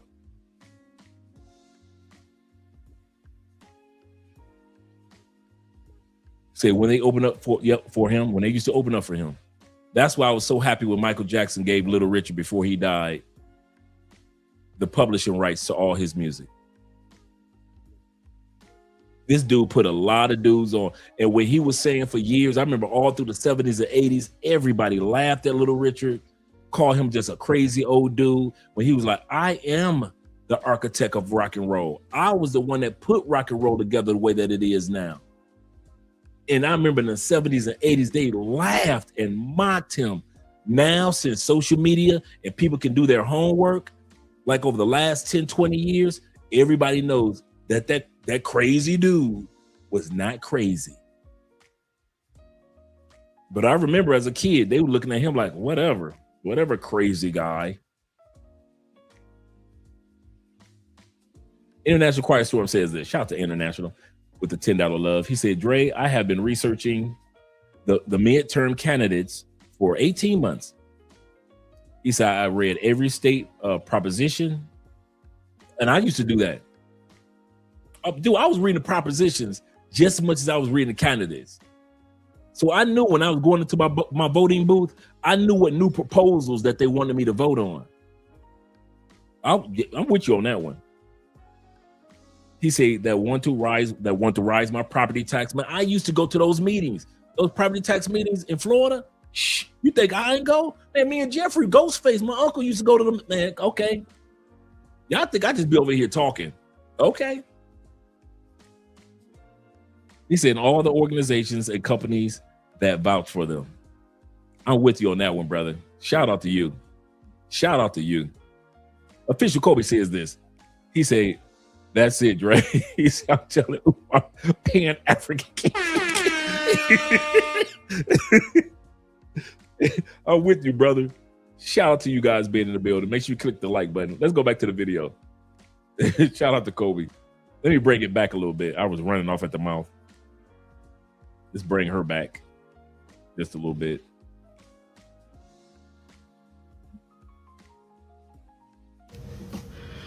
Oh, we don't run. Black Americans stay and fight. As if the people who are saying shit like that fought a day in their life. Most of us speaking didn't even experience Jim Crow. Didn't even experience marching in the civil rights movement. It's so easy to talk from a privileged mindset. How the hell are y'all shaming people for leaving their country where horrible things are happening? Things that we wouldn't have been able to survive through. Y'all are shaming them, especially women. When you know shit happens in a country, women and children are the first to suffer. And you as a woman shaming other women for leaving? Do you not listen to what happened to those women in Congo? You're telling me right now, if you went through even 1% of what them women did in Congo and someone gave you the option to leave, you would have been like, nah, I'm going to stay and fight. Fuck out of here. I heard stories where women were getting choo-choo trains ran on them from like 6 soldiers. And you're telling me if that happened to you, you wouldn't have left? It's so easy to talk behind a privileged mindset. I swear to God. So I've been to like 50 countries. Whenever I come back to America, people always ask me, how is it being black in Australia? How is it being black in the UK? How is it being black in this country or that country? Is there racism there? And I'm like, babe, listen, let me hold your hand when I tell you this. If you could be black in America and survive, you could be black anywhere and survive. Personally, I feel a lot safer overseas being a black American than I do being a black American in America, which is the exact reason why I would never, ever, ever live in America again. Before he says that, I know that there are some areas that each country has to work on when it comes to safety. I know Colombia is not the most safe. Brazil and certain Mexico are not the safest countries on the planet. I know better than that.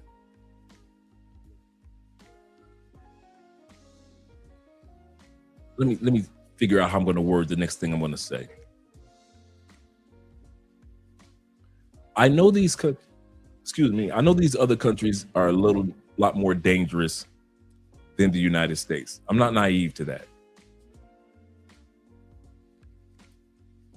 But when it comes to direct, daily, systematic racism, I don't have to deal with that. Now, it's not like in the United States, everybody was walking up to me saying the N-word. But I knew if I didn't ask for a bonus on my job to get the same pay that my white counterparts were getting, I was not going to get the same amount that my white counterparts were getting. To where the white counterparts, shout out to them, they will automatically get a certain amount on their salary. If I kept my mouth closed, I was not going to get that amount. I would have to have a meeting with my manager in HR in order to negotiate to get to what a white do. I shouldn't have to do that. That's the systematic racism I mean.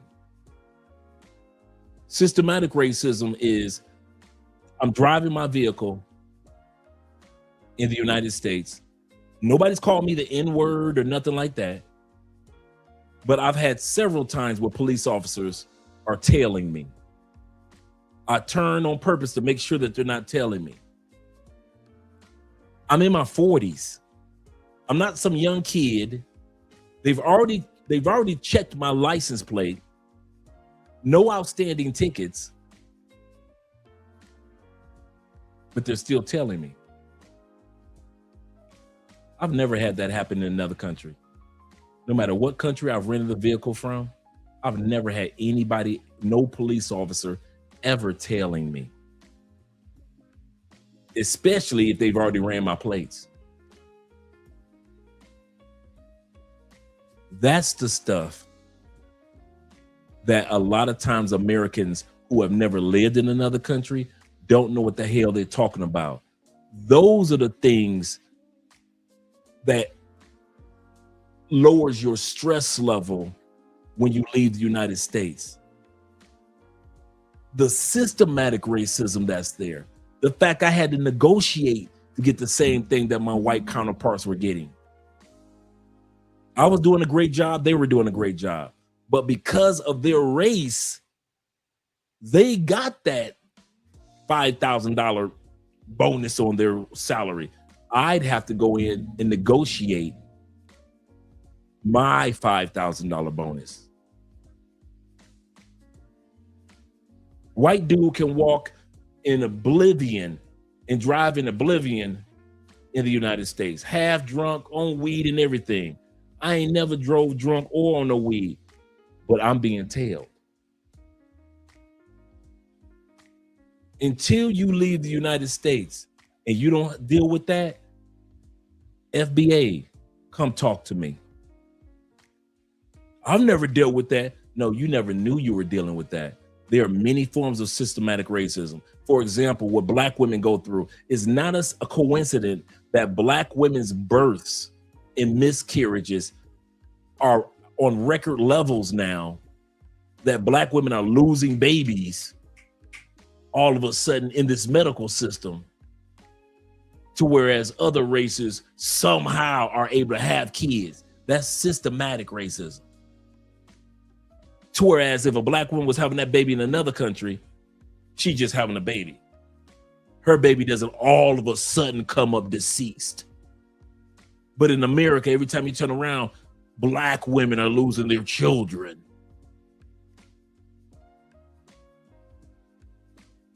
Y'all don't think about that.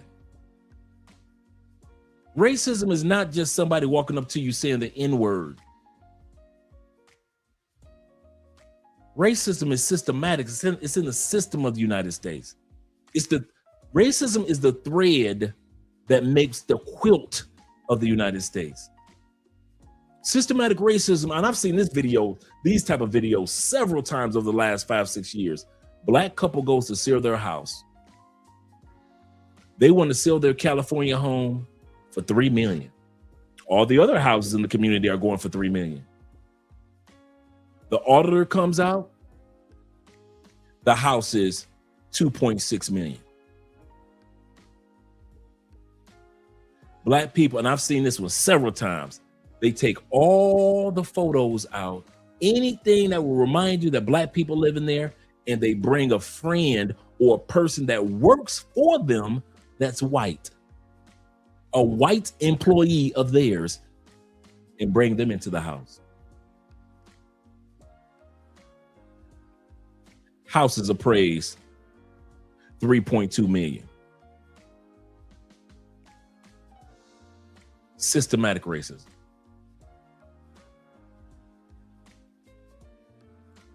So when you guys sit back and hear us talk about there are things that cause stress, or like the one lady says, post-slavery PTSD. No wonder black people live longer once they leave the United States, because they aren't under certain stressors. I kid you not, dude. I can walk outside and I know somebody is judging me more for my nationality than they do my race. They're looking at me like that's an American more than they looking at me like that's a black man.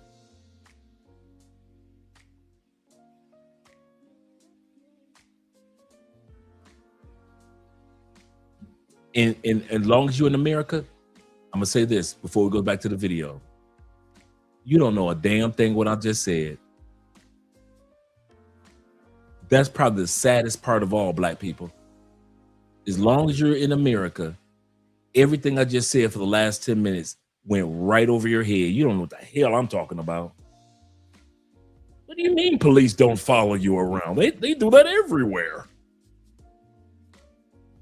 What do you mean you don't get as much as the white man? They do that everywhere, right?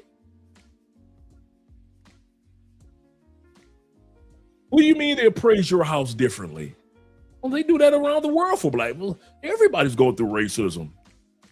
No, everybody's not going through America's systematic racism. A system built on racism.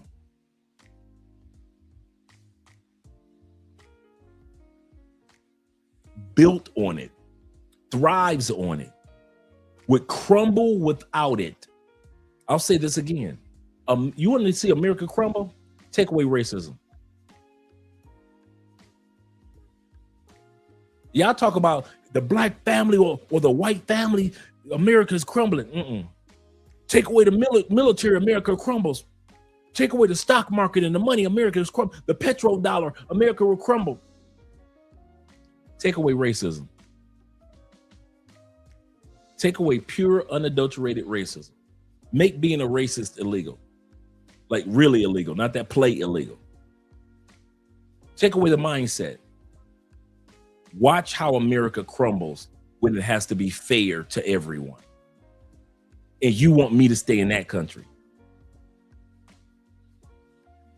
America needs racism like it needs air.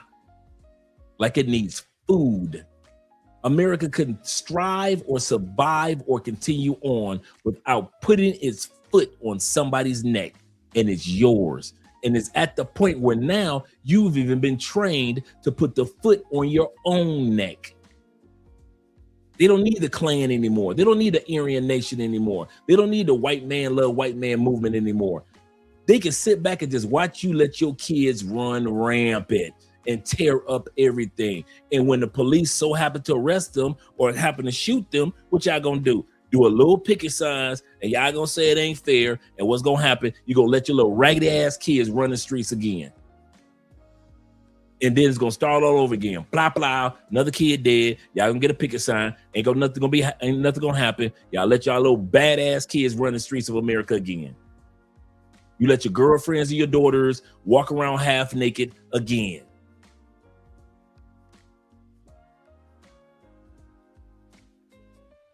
I'm not just talking about the black community alone, but this episode, since the black community was the one that opened up their big mouths in the comment section and had something slick to say, I'm talking directly to black people. I am. You have fun with the prison industrial complex that incarcerates mainly Latins and blacks and put you to work.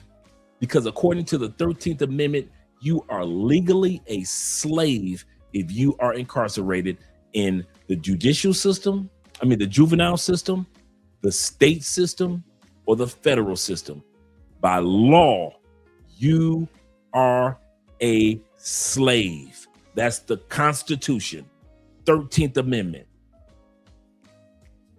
And so they lock you brothers up and you lock you Latins up and give you more time than they give a white boy for the same crime. But I'm a liar. I'm escaping. I'm a quitter. Okay. I'm not black, I'm OJ. Okay. I'm the quitter.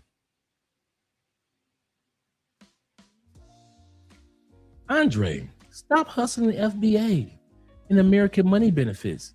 Just cut off YouTube channel and just do an American dollar, period. No, tell that to white men who do the same thing. I'm not saying anything that white dudes don't say. Tell it to go. Here's what I need you to do. I need you to run over to your white masters' YouTube channels, and I want you to post exactly what you just post in there for me, because they talk about your black ass just as much as I do. White people talk about y'all just as much as I do. I sit back and I see them just tear y'all up on Instagram.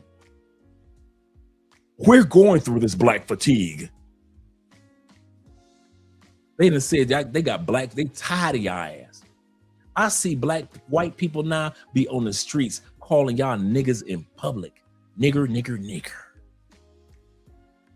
Do you want to come over this channel and criticize a black man for telling you the truth? First, I need for y'all to do me a favor. All you FBAs and all you FB gays, do me a favor. Take your ass over there with this same statement and all your other little comments. Take them to the white man first. Because y'all always got balls for brothers. Oh, y'all the bravest dudes when it comes to talking to brothers. But when it's time to take your ass over to the white man that telling y'all, I'm tired of you niggers. I've got nigger fatigue. I don't never see y'all in the comment. Y'all don't say shit to y'all was sucking Charlie Kirk's dick before he died. Y'all was all up, y'all tongue was all up under that man's balls as black men. Tongue up under his balls. Y'all ain't said nothing to Charlie Kirk when he was talking crazy to y'all. Then y'all want to come over here to the black man and talk crazy. Hey, I got news for you. Even though Charlie Kirk is gone, there's some more out there that talk just like him. Scamper your little black ass over there to their channel. And then I'm not blocking you. I'm not gonna block you, because once you get done going over there to your masters, your Plantation masters channel, and post this bullshit on their channel, then you can come over here and talk to your brother. Don't come running your ass over here when white dudes been talking like this forever. Before there was a YouTube, they were doing it on podcasts. They were doing it on AM radio. You had Rush Limbaugh talking about your black ass like you wasn't shit, and you ain't do nothing about it. Rush Limbaugh blew up. Trump gave him a Medal of Honor before he died and everything for talking how as bad as he talked about Americans and black Americans. You ain't do shit. You let Rush Limbaugh build a 40-year career on radio, tearing your ass apart. And now you want to sit back and come over here on me? No, run your happy asses over there and weed out the new Rush Limbaughs and the new Charlie Kirks. And you put these same little ragged ass comments, and I mean all y'all, put them same raggedy ass anti-comments, all you Umarites, run your asses over there and say the same shit to white dudes. I'm tired of hearing Umar criticizing and putting down black men, but I ain't never seen Umar sit his ass in front of some white dudes and say that same shit. Cause he know them white dudes gonna tell you, aren't you the same Umar with 2 baby mamas and an invisible school? Didn't your people send you millions of dollars and your school is still invisible? Would you build a school with invisible paint? Umar know better than take his ass over there and fuck with some white people with them ragged ass comments in which he try to put black people down on. And he's them same FBA ass FB gay dudes and ADOS dudes that be coming over here on black content that ain't got shit to do with y'all. But if somebody tell y'all, run your scamper your ass over there to the Rush Limbaugh's disciples and the Charlie Kirk disciples, now you're scared. When I see you go over there and do that, and here's another thing I'm tired of y'all with. I'm tired of y'all ass telling black men and black women, why don't you give up your American citizenship if you don't like America? Tell that to the white corporations that left America and still making money off your ass. Tell that to the white corporations that's doing that. Tell that to white people that left your ass and still making American dollars. I don't never see y'all black asses running over the white channels that talk about your ass. They talk about they got black fatigue. They tattle you. They tattle your kids. They tell y'all that on social media all day, every day. They tell y'all they got passports. They leaving y'all black ass behind, and y'all don't say shit in the comments. So stop being scared. Like we used to say in jail, if you scared, take your ass to church, but don't come over here. Try Jesus. Don't try me. Try Jesus. Don't try me. I ain't that one. You better back the fuck up out my face, goddammit. I'm from Detroit, Michigan. Don't play with me. I ain't the one to play with. My fucks have been, dude, I've been gave up all my fucks before I left the United States. When I left the United States in exchange for a passport, they say, Andre, you know you're gonna have to give us your fucks. All of them? If you want this passport. But I've had these fucks my whole life. You're gonna have to give up your fucks for your passport. All of them? I can't keep one? Nope. I got my passport. I gave up all my fucks. So I really don't give a fuck at all. And I talk like this in public as well as private. It is not my job to listen to y'all anymore babysitting. I am 58 fucking years old. I'm tired of hearing this new wave of black people cry. It is not like when we was crying during the civil rights movement because we were doing something about it during the civil rights movement. For the last 50 years, we ain't been shit but troublemakers. That's all we've been. We're getting worse and worse and worse and worse. All of our billionaires damn near under investigation. We can't even become billionaires without some shit popping off. Jay-Z, Diddy. Can't even become billionaires in peace. Not saying that white dudes that do it are correct, but we ain't talking about white dudes tonight. We talking to your FB gay asses. So all that crying y'all doing in the comments, and I don't mean just you, brother. I mean anybody that's crying on this channel. A, you picked the wrong channel. B, I got my passport. Anytime you see my passport, that means I have no fucks to give to what y'all think about me in the United States. Not a one. I exchanged it for my passport. And so since I got my passport, that means I ain't got one fuck. I want to keep one. They wouldn't let me. So I gave all my fucks, and I don't give a fuck about what y'all, how y'all feel. And y'all really don't give a fuck about how I feel. Because if you did, you wouldn't have your ass over here talking about some damn FB gay shit. Nobody care about that shit. I live in another country. How the fuck I'm supposed to care about FBA? I don't care nothing about none of that shit. Get y'all picket signs, get your ass out there and do something while you still in the States. That's what I'm tired of hearing black people talk about. Y'all always talking about some, yeah, we need to come together. Come together then. We need to invest in, go ahead and invest in. But all that whining and crying, dude, we who are outside the United States are not hearing that shit. Them tears that y'all shedding, keep them motherfuckers on the plantation. On the plantation. Now, like I said, take these comments, scamper your ass over there, back on the plantation,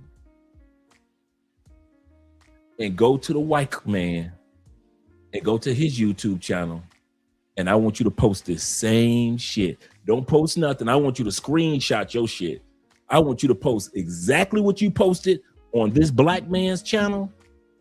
Run your ass over there to them Charlie Kirk disciples. I dare you. But I know you ain't. Because I know one thing that black people ain't gonna admit. Y'all still scared of white people. I ain't scared of no white people. Bullshit. You will put a hot ball in the skull of a black man in a minute. You ain't gonna do that shit, white man. You ain't gonna say that shit in a rap. You be rapping your ass. Oh, I killed 50 people, not a murder 50 people. But you ain't gonna never say you did that to a white dude. I'll take your grandmama and I'll delete your grandson. You gonna do all that to black people, but you will never say in one hip hop song, one album that you would do that to a white person. You would never say that about a white person. Y'all still scared. You know why? Because the white man can give it, and the white man can take it away. Even this YouTube channel. This is the white man's platform. The white man can end this channel right now, can't he? You know why? The white man can give it, and the white man can take it away. And I'm not dumb enough to try to pretend I don't see that we still have a lot of work to do as black people to where when we get to the point where we don't have to worry about somebody taking something away. When did they delete Martin Luther King? When he was fighting for equal rights? No. They deleted Martin Luther King when Martin Luther King decided that he wanted to fight for equal rights for poor blacks and poor whites. And rich people said, oh, hell no, he got to go.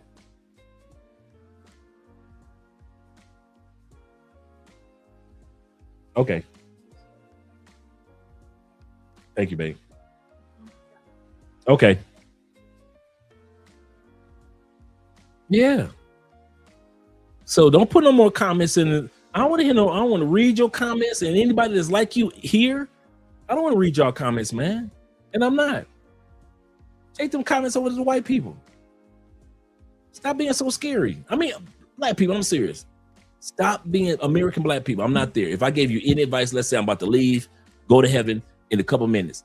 Guess what, black people? My last bit of advice for you is stop being so scared of other races. If you're going to do it, do it. Stop letting us have one or two heroes that's not scared. The Malcolm X's who wasn't scared. The Farrakhan's that wasn't scared.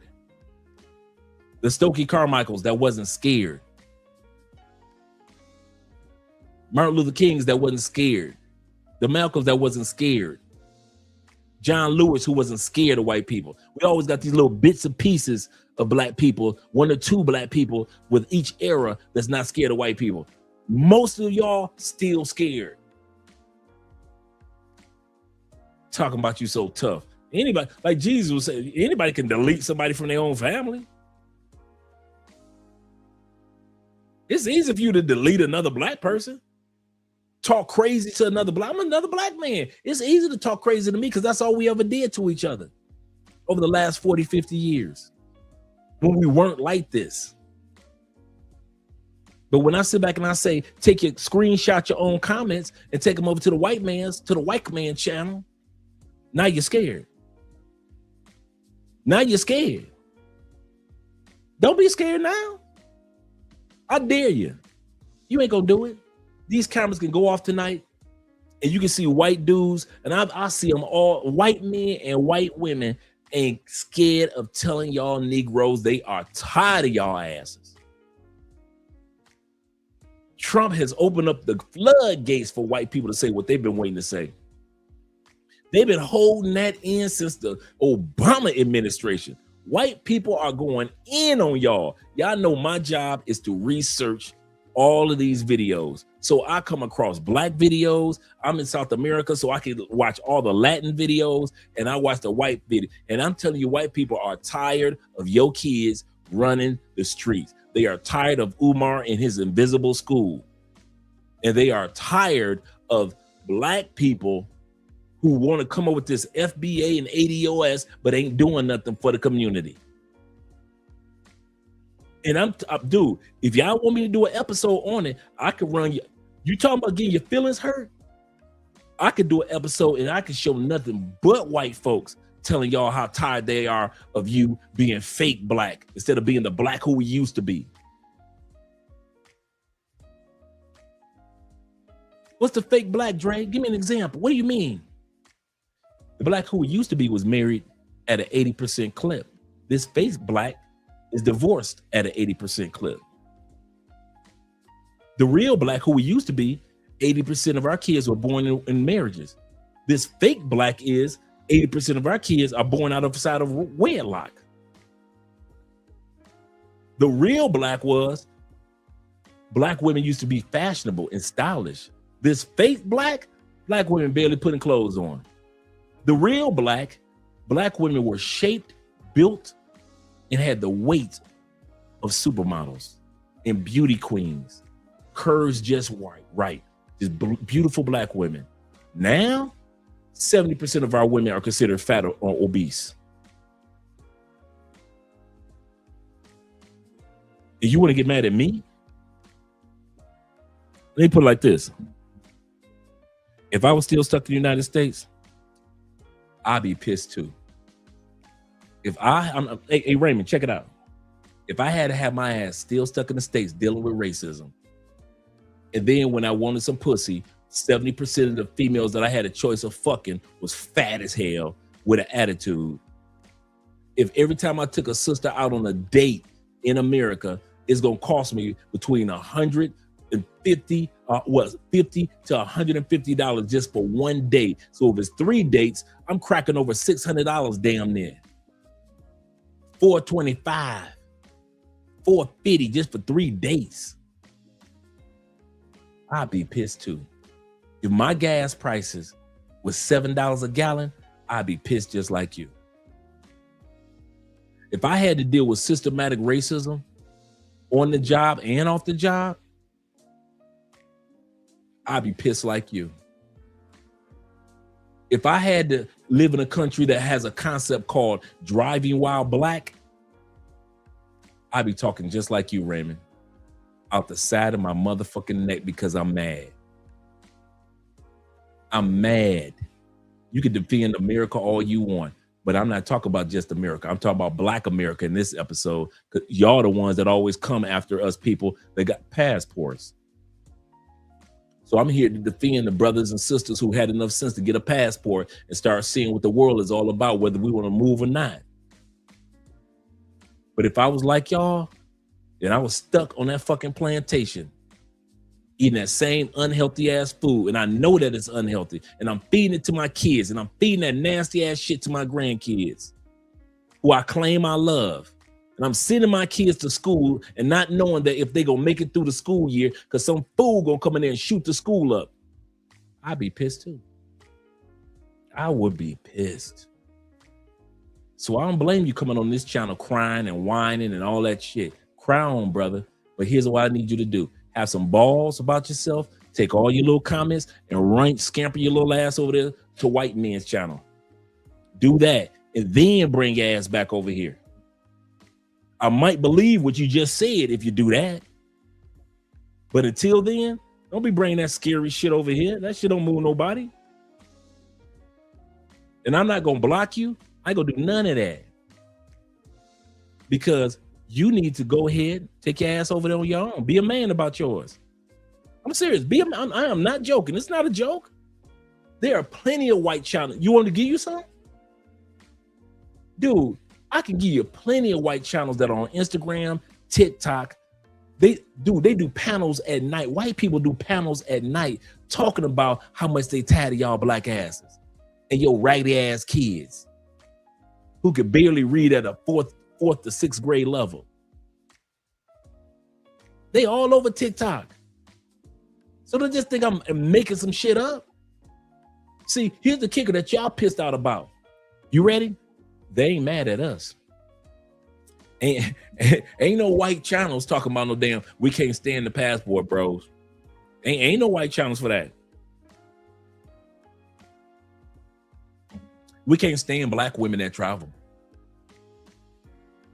They get on our last nerve relocating to another country. Ain't no videos for that.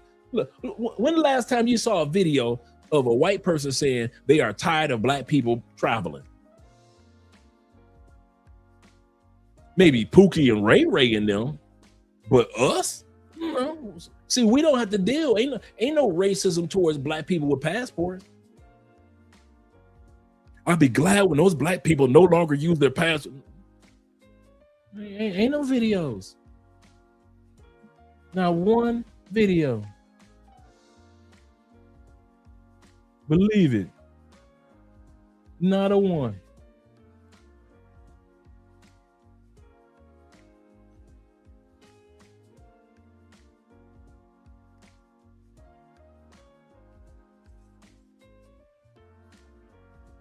Make sure I got everything up to par.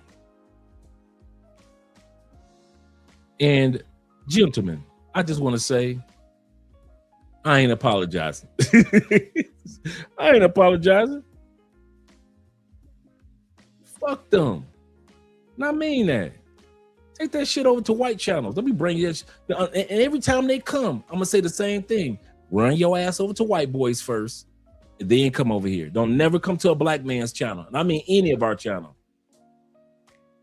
I'm gonna tell you the same thing I told Anton Daniels. Take some of that money and get some shut the fuck up lessons. That's the problem. Y'all need to take some of that money that's in your pocket. Instead of buying bitches, you need to get some lessons. Spanish? Nope.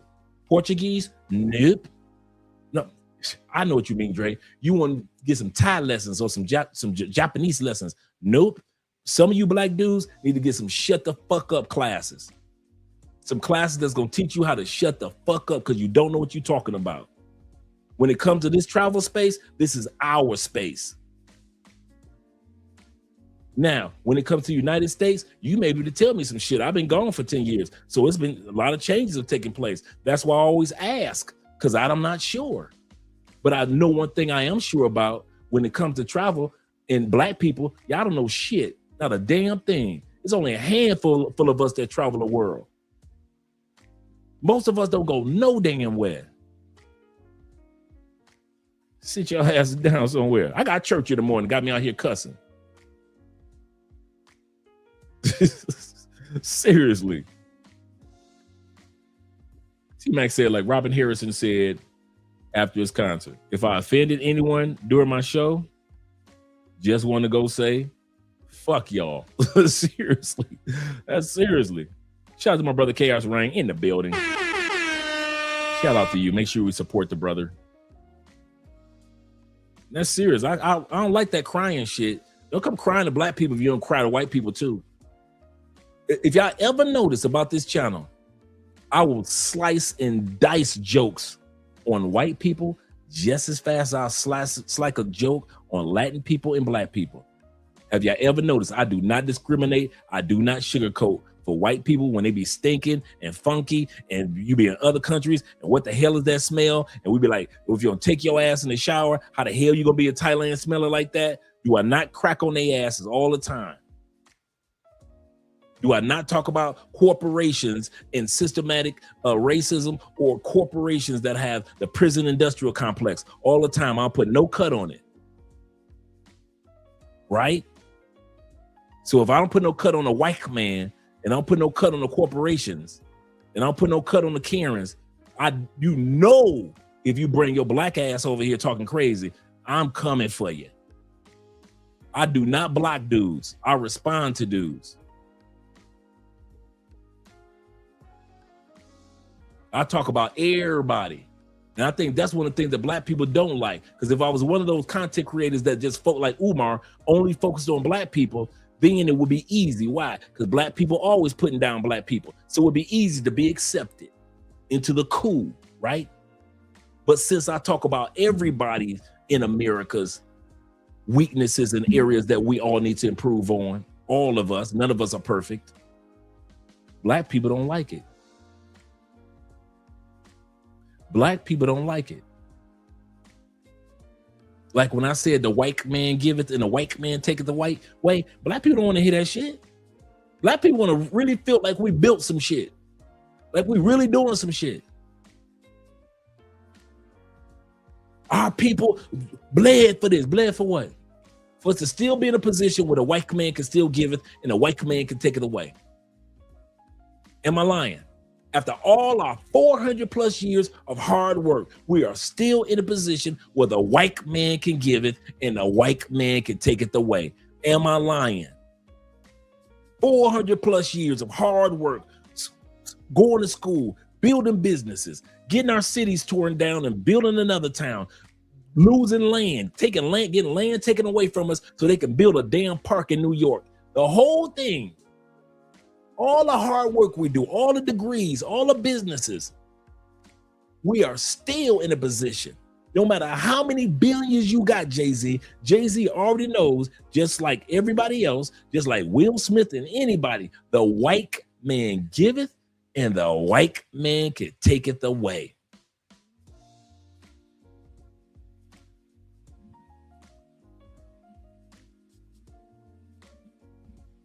We still got work to do.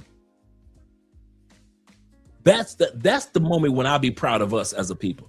If y'all ever wonder when Andre will be like, there we go, now we doing something. The day we are no longer under the thumb of if the white man doesn't give it, then we ain't worried about the white man taketh away. That's when I would be proud of us. Until then, take y'all ass with them comments over to them white boys channels. Let's continue on. I'm gonna bring this brother back.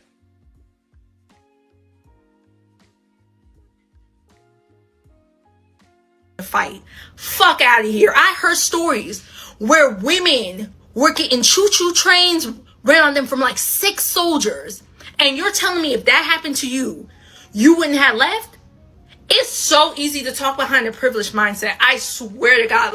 So I've been to like 50 countries. Whenever I come back to America, people always ask me, how is it being black in Australia? How is it being black in the UK? How is it being black in this country or that country? Is there racism there? And I'm like, babe, listen, let me hold your hand when I tell you this. If you could be black in America and survive, you could be black anywhere and survive.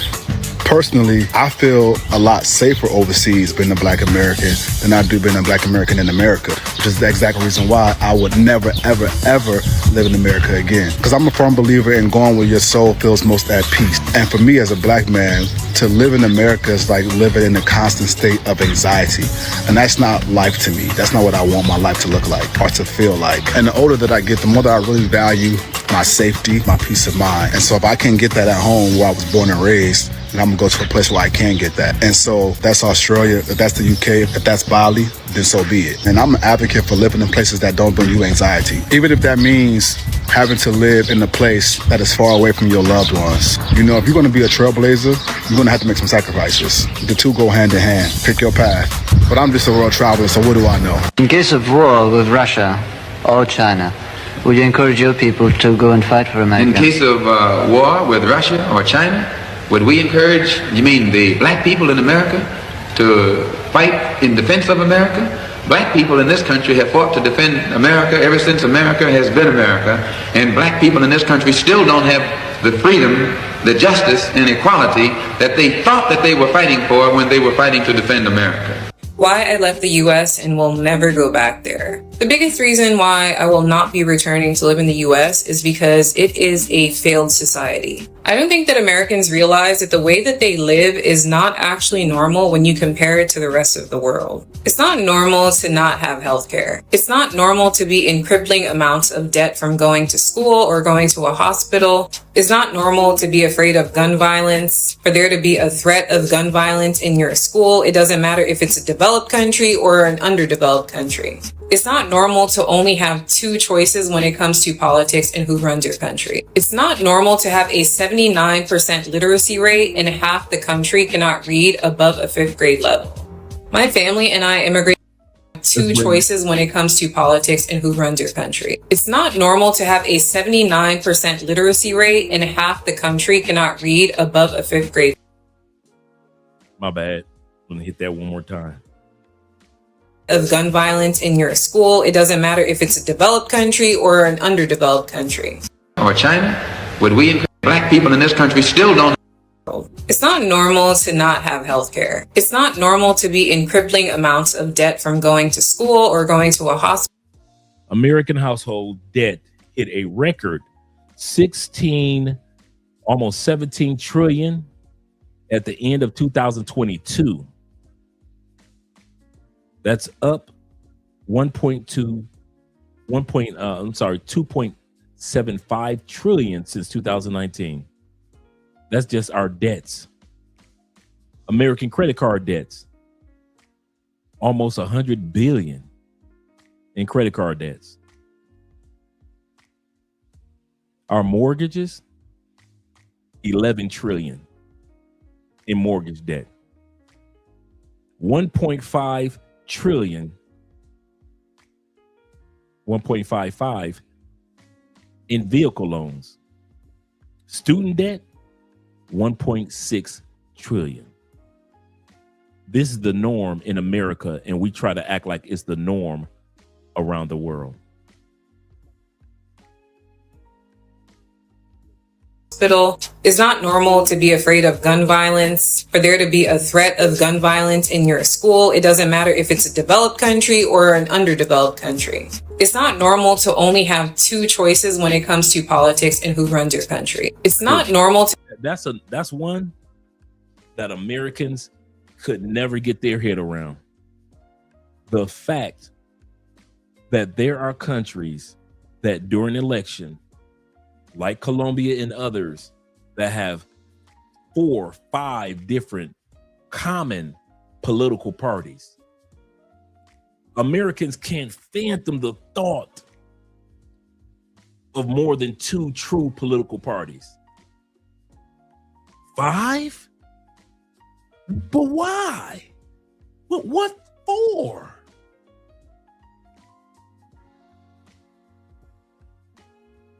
We can't grasp the thought of that. Not just black people, most of Americans can't grasp the fact that we would. Remember when Ross Perot, the billionaire, ran for president? Remember he ran for president? I think it was during the Bush era. And he ran as an independent, and people took him serious. You know what his problem was? His policies? Nope. You know why he didn't have a fighting chance, a snowball chance in hell, just like when Bernie Sanders was running for president. We almost thought we were going to have an independent president. You know what the problem was? The biggest problem with Bernie policy, he was a socialist. No, he wasn't. He's never been a socialist. We just say that about him. You know why we say that about him? You know why we didn't have Ross Perot being an independent president? Because Americans can't fathom the thought of not having a Democrat or a Republican as a president. As a senator, yes, Bernie, you could be a senator, independent. A president that's not biased, independent, that means that he could follow policies independently. He's not swayed by one. Americans can't fathom the thought of having a president with his own thoughts. We can't fathom the thought of American president that doesn't think all Democratic or all Republican. Well, I got news for you. Colombia and other countries, as well as many countries in Europe, have more than one major political party. We just gone with that. And I know Bernie leans a lot more Democratic. I agree with you on that. But when it comes to a president, Americans can't. That's my point. We can't fathom the thought. I kid you not. Dude, I told y'all this all the time. For example, the first time my boy D was here in Cali, Colombia, Ace Live was interviewing him. When that brother said his rent for a 2-bedroom, 2-bathroom in the suburbs in which we live in Cali, Colombia, he said this in 2016. In Cali, Colombia, was only $275 plus utilities. Bruh, my brain was trying to calculate that like I'd never heard of that since I was a kid. I sat there like, what? To hear somebody say rent $275, and I remember, and I've told this story several times. Then Ace couldn't believe it, and he was like, you must live in a bad area. Because Ace was in Medellin at the time. Ace had never been to Cali before. So he was like, you must be in a bad area. You're only paying $275 for a fully furnished, all utilities, 2-bedroom, 2-bathroom. He said, and I remember D, he was like, bruh, I got a bedroom and a bathroom over here, a bedroom and a bathroom over there, and I live in the suburbs. What are you talking about? This was 2016.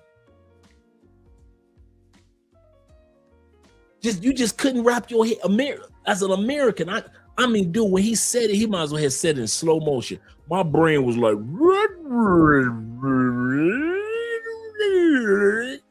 what?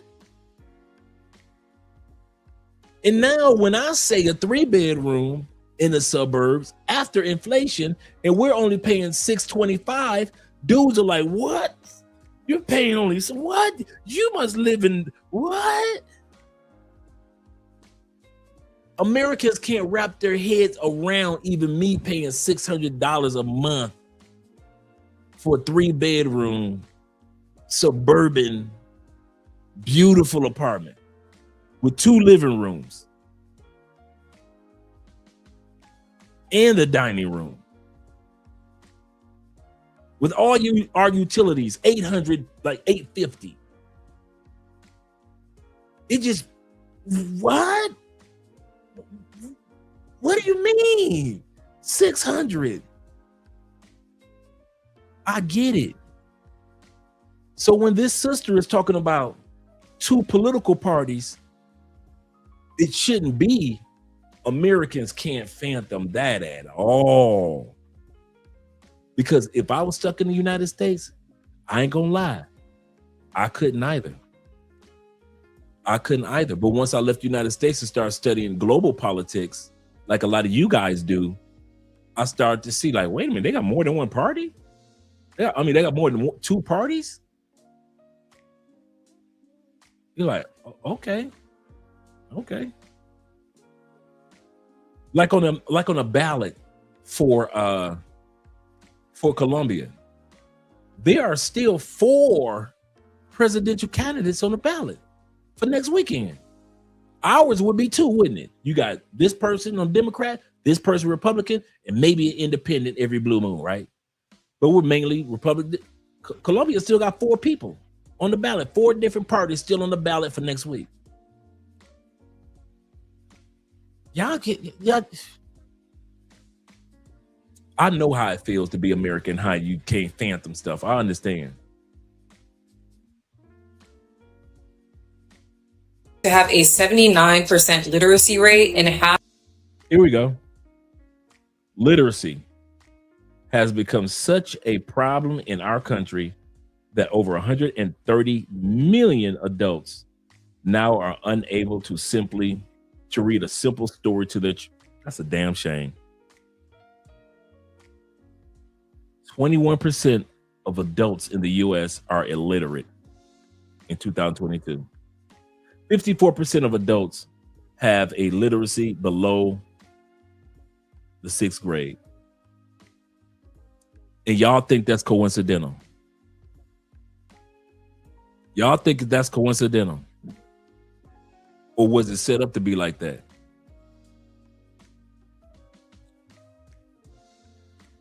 The country cannot read above a 5th grade level. My family and I immigrated to the United States when I was 5 years old. And in that time, my mom worked herself to the bone. We barely saw our mother because she was always at work. She never had time for herself. She's barely gone on vacation. Her life has literally centered around work for the last 25 years. And so my mom essentially sacrificed her life and her happiness in order to work. And when I returned to the US after living in Europe for 3.5 years, all I was doing was working. I would wake up super early in the morning, commute for 1 hour, go to work for 8 hours, commute for another hour, and then I would have 2 hours to myself before I had to go to bed in order to do the same thing in the morning again. All for 2 weeks of vacation time. And I want you guys to know that this is not normal. In some countries, let's take a look. Vacation time. We already looked up earlier that Americans in 2024 left on the table paid vacation time, 658 million hours of paid vacation time Americans didn't use in 2024. We just looked that up, right? Let's look at other countries. Austria, when it comes to public holidays, and they get 25 annual paid vacation days. France, 13 public holidays, but they get 25. vacation days, paid vacation days. Spain gets 22 paid vacation days, and they've got 14 holidays that you get paid on as well. South Korea. And I don't know if you guys see at the bottom. At the bottom is America. No annual leave days. And we get for vacation days, we get 10 days. And we got 10 public holidays. That's it. And you wonder why Americans are so stressed. We don't even get the time to have a day off. And then they reel you in with the time and a half on vacation days. So let's say it's Christmas weekend. Everybody's off. Your boss says, hey, we paying time and a half. You thinking about the boost that you can get your paycheck. So you're working on Thanksgiving weekend. You're working on Christmas weekend because you're getting paid time and a half. The minimum that an employee will get off of work is 6 weeks. When I said America was ghetto and I never want to go back to live there, people were coming for me. They were like, give up your passport, blah, blah, blah. It's actually so embarrassing to be American nowadays. Like, people are laughing at America hard. You pay taxes. Almost 60% of your paycheck goes to taxes. Do you get free health care? Is it clean in America? Is it safe? No. Do you know where your tax money goes to? It goes abroad. All right. Y'all know I was going to come with receipts. Let's see where your tax money goes to, Americans. United States provide financial assistance approximately to 175 to 180 countries and territories. This is where your tax money goes. Not to healthcare for all, not to better schools, not for better foods, not for better medical system, not for protection in regards to better policing. When you pay your taxes, a huge chunk of your taxes goes to approximately, the thing about it, it's only 200 plus countries in the world anyway, like 201, 203. It's only that many countries. Out of 200 plus countries, America's sending money to 180 countries and territories worldwide because U.S. foreign aid operates through various channels such as long-term economic development, humanitarian crisis responses, and security assistance. So yeah, out of roughly 196 countries recognized by the State Department, 180 America is taking your tax dollars. You say now they're asking for 1.5 trillion for the defense fund. You say, Dre, weren't you a former passport bro before you moved to Colombia? Oh no, I was always an expat and a traveler. Passport bro movement didn't even exist until like 5-6 years after I was already here. Good question. But no, I support the passport bro movement. So a lot of guys think because I support the movement that I was actually one. Dude, I'm an expat. I am an immigrant into somebody else's country. See, I have no problem with saying immigrant. I am a true immigrant, American immigrant in Colombia. That's exactly what I am. I am an expat. You want to put race on it? A black expat. But I've never used, as far as the title, I'm a passport bro, not being against it because I've supported 100%. Here's the kicker. I just so happen to been gone years before. Like a lot of you military guys. A lot of you military guys have been traveling the world long before there was a passport bro movement. You might support the guys that are coming along in the passport bro movement. But that doesn't make you a passport bro because you've been traveling forever. Yeah. Maybe if I've been traveling after the movement, I would be considered one, but I just support it. I just support what the guys are trying to do. The positive guys are trying to do. Yep, they just gave $40 billion to Argentina last year. Yep, absolutely correct. He said, "Don't forget Trump. Trump just gave reparations to the people that raided the Capitol. He did, didn't he? He just gave reparations to the people that raided the Capitol. Yep. Hey, Trump loved his supporters. Let's go back to the video. It goes to Israel. It goes to Ukraine. It goes to a TikTok ban. You're paying taxes to people who do not give a damn about you. I will never go back. Like, I might visit my family, but I will never live there again. I'm officially leaving the US to permanently live abroad, and I feel the same jitters that I felt this time last year when this whole journey even started. If you're new here, or maybe you haven't been here in a while, let me catch you up to speed. Literally this time last year, y'all had your girl crying on live television as I was packing and preparing to go explore the world, live, travel, all that good stuff. Let me just tell you, I had no idea where I was going, how long I was going to be there, and what that whole process was even going to look like. And here we are a year later after living in 3 different countries, and I finally know where I want to call home for a little while. So it's really interesting how Black people get judged for leaving the US, but nobody questions white Americans or, Europeans who do the exact same thing. So let's talk about that for a second, because people act shocked when Black Americans say, I want a better life, or I want a better quality of life outside of the US. But here's the thing though, people have been leaving America for decades. This isn't new. This isn't some TikTok trend. This isn't a mass exodus out of nowhere, or a great migration out of nowhere. Expats, retirees, digital workers, entire families, they've been quietly leaving because they saw it coming a long time ago, okay? Long time before all of this started happening. Yet somehow when Black people say the same thing, it becomes, why would you leave such a great nation?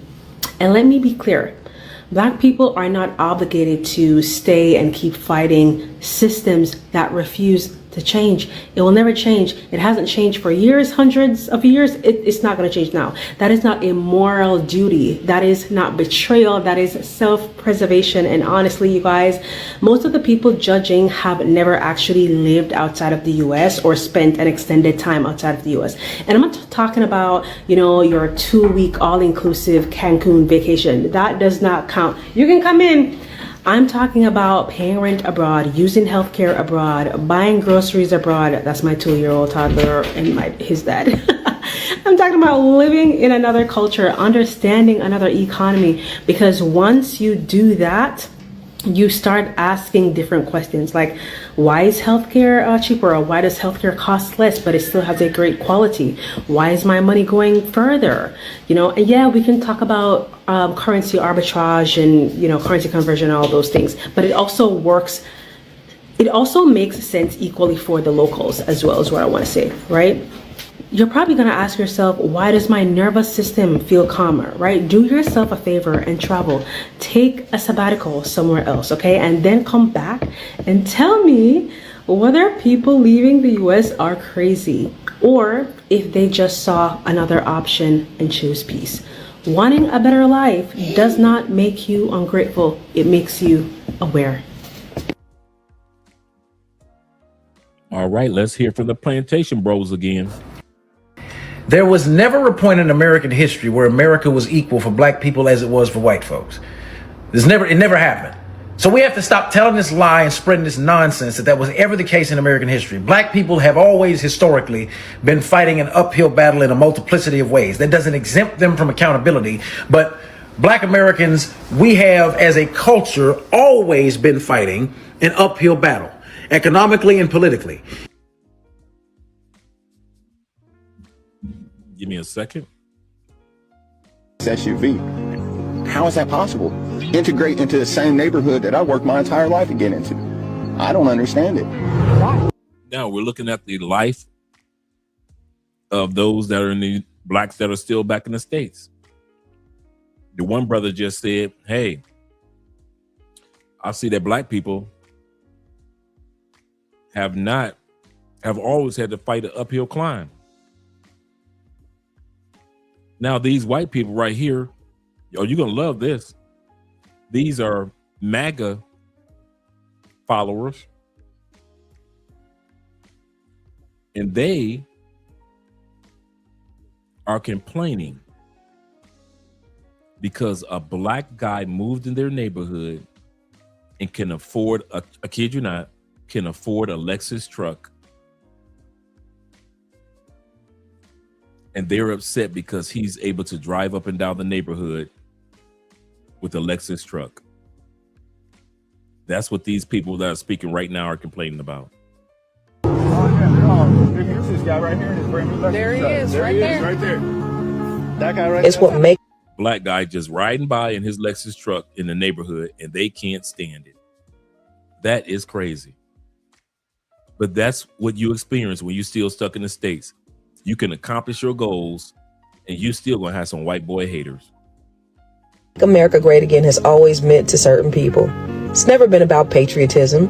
It's always been about hierarchy, about making sure black people stay in a place that makes them comfortable. Because let's be honest, imagine living in a country where 400 years you receive every privilege available.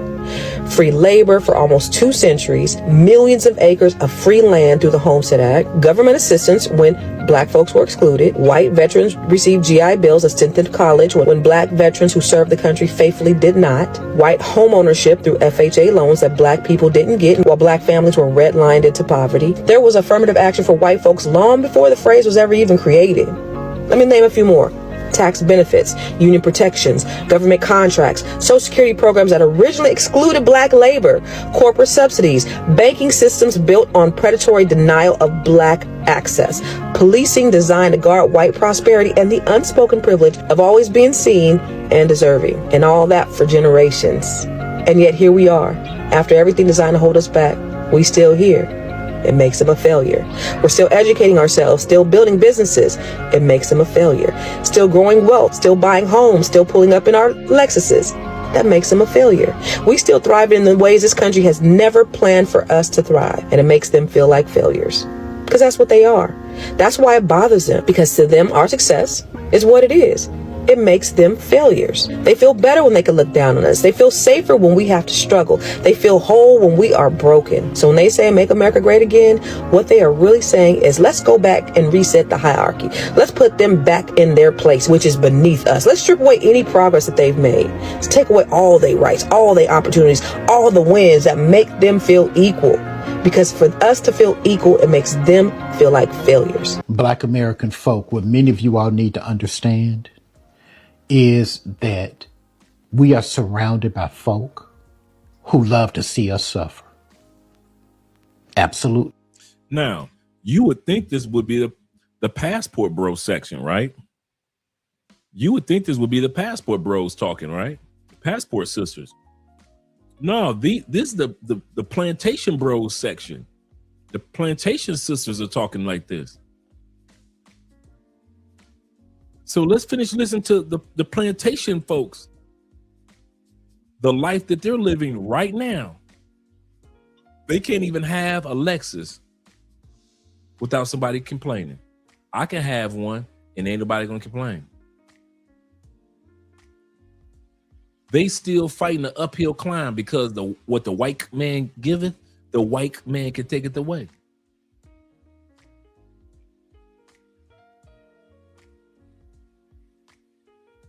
You got equal. You got right now. They're redistributing the voting blocks since the Supreme Court said it is not illegal for a state to redirect its voting blocks as far as counties.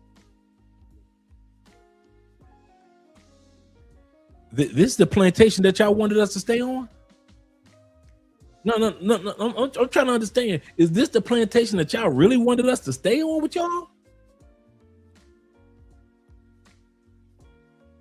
So I'm supposed to live in a country with.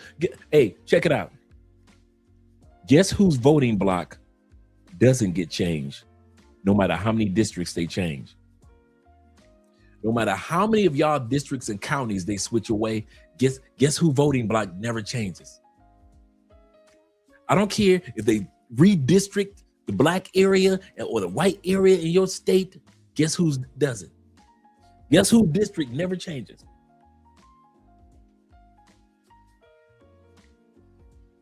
About 20 more minutes. Okay, sexy boo. Will be another 20 minutes. Guess who district doesn't change when it comes to voting? Us 12 million expats. Our district never changes. There is no changing of Americans that live outside the United States not being able to vote. Our president, city council, mayors, I vote for all that. All of it. I ain't got to worry about my district changing. All the 11, 12 million of us, we still voting. They play games with y'all all day long. Us, we ain't never got to worry about that mess taking place to us. We ain't got to worry about if the seniors that are voting outside the United States, all of a sudden they can't vote. They can still vote. We ain't got to worry about if you're black, you can't vote because you're in this district. I'm an expat. No matter if I'm black, I can vote. My district is the 11 to 12 million people known as expats that live outside the United States. You better ask somebody about our district. We vote in every election. Y'all got stimulus checks? We got stimulus checks. All the benefits that y'all have, we have. So why they playing them mind games with y'all districts and redirecting and rerouting the voting, trying to keep black people from voting? It's okay. It's okay. It's okay. It's okay. They ain't never. How you gonna reroute our district? How you gonna reroute 12 million voters? They don't. They don't.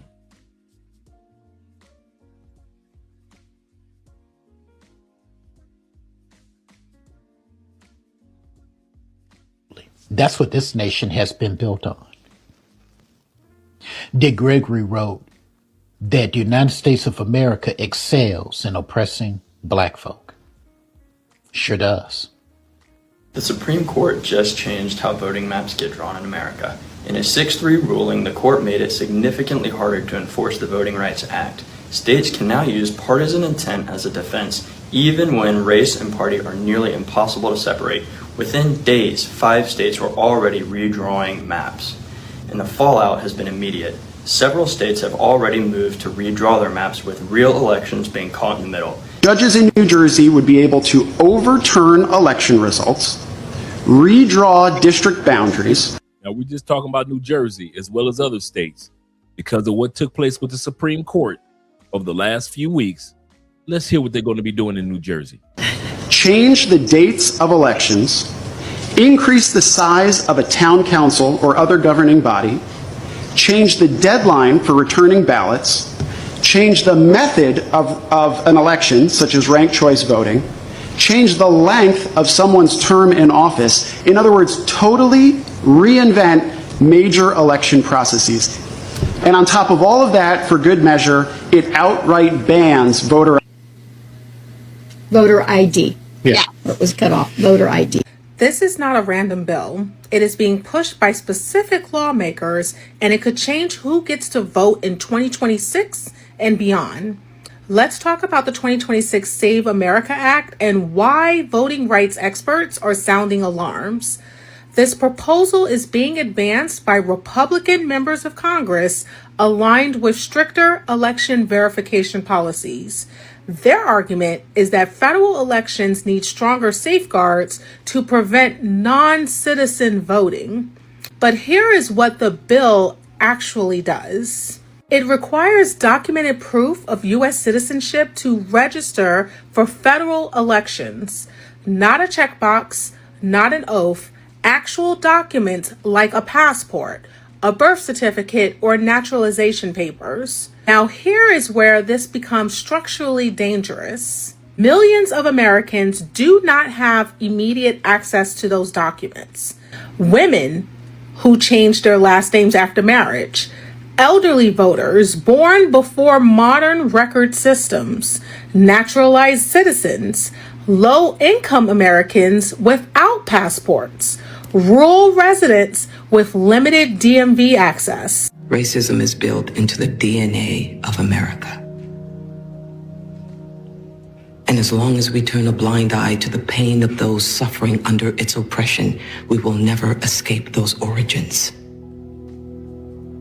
The only safeguard people of color have is the right to a defense, and we won't even give them that.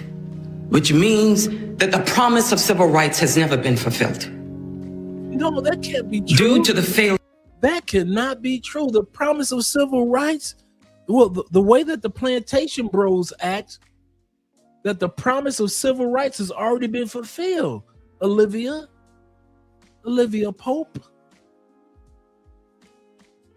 The promises of racism has already been fulfilled. Wait a minute.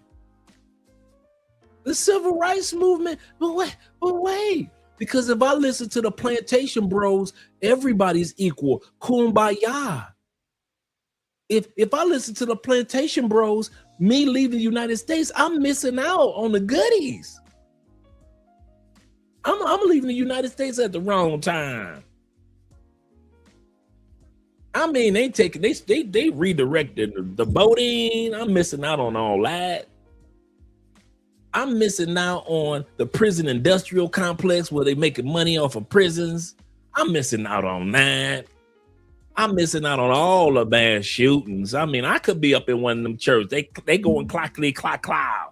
I could be in one of them churches that they shooting up in the black community. Man, I'm missing out on kids just running up and raiding neighborhoods, jumping on people's cars. I'm missing out on the goodies. If I listen to, come on, Raymond, talk to me, man. I'm missing out on all the fun. No wonder you want me to come back to that bullshit.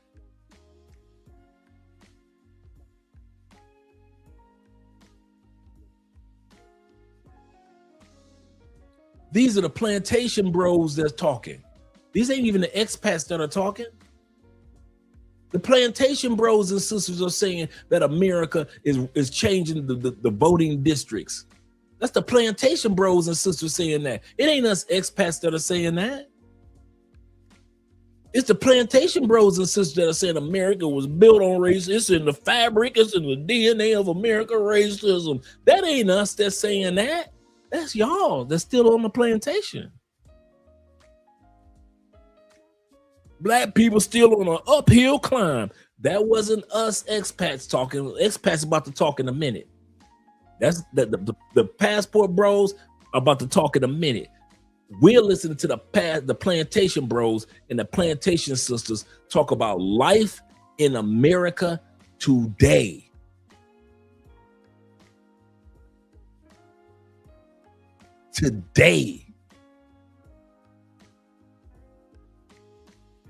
So let's listen. Of our justice system, our public defense system in particular. Jim Crow is alive and kicking. It's like in America, if you don't have money, you will always be in a perpetual state of struggle and unhappiness and struggleness. Like it's just so sad to me. And I tell you what's so sad. To be in a car complaining about America, all the while you got a dream catcher You got a dream catcher right below you, hanging off your mirror. So you ain't got no dreams, girl. You doing like most people, black people, complaining about America, but you ain't gonna live no dreams. How hypocritical can you get?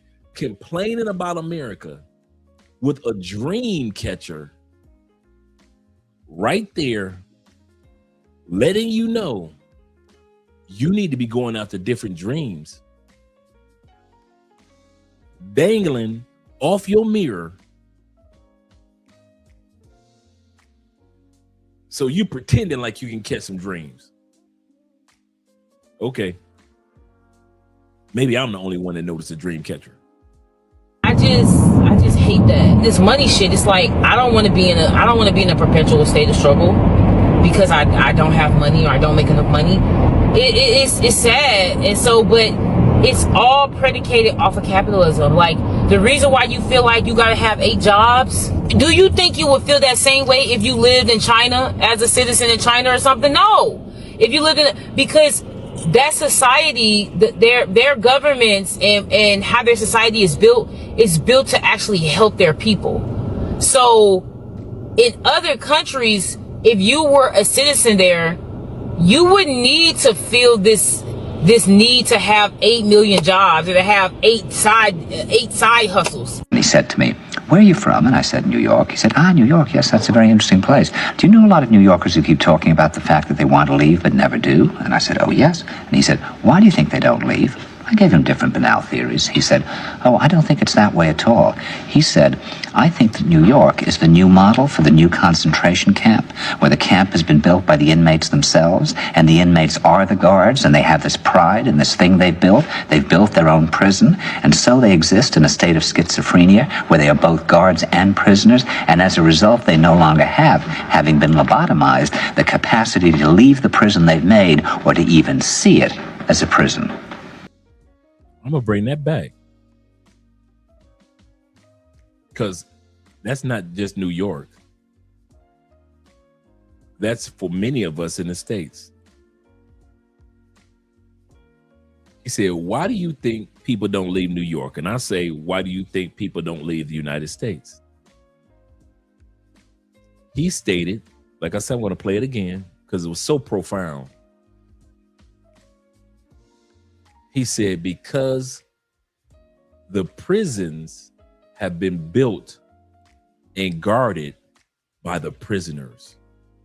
And the prisoners are so egotistical that they are up under the emotional stress of being the prisoner and the guard at the same time. Therefore, they will never leave." That's why a lot of black people won't leave. They believe because they built the prison known as the United States, they need to remain as in the prison as a prisoner. I'll say that again. The number one bragging for black people in the United States is we built this prison over 400 years. This same prison that treats us like prisoners, we are too egotistical to let it go.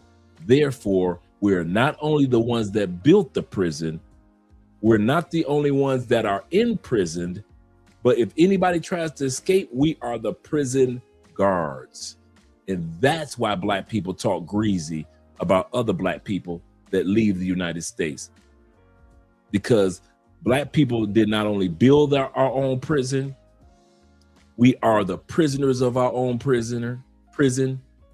And if anybody dares to escape, we are the guards of our own prison that is held up by our egos and being programmed to believe that we are the guards when we are really the prisoners as well. We're gonna bring that back.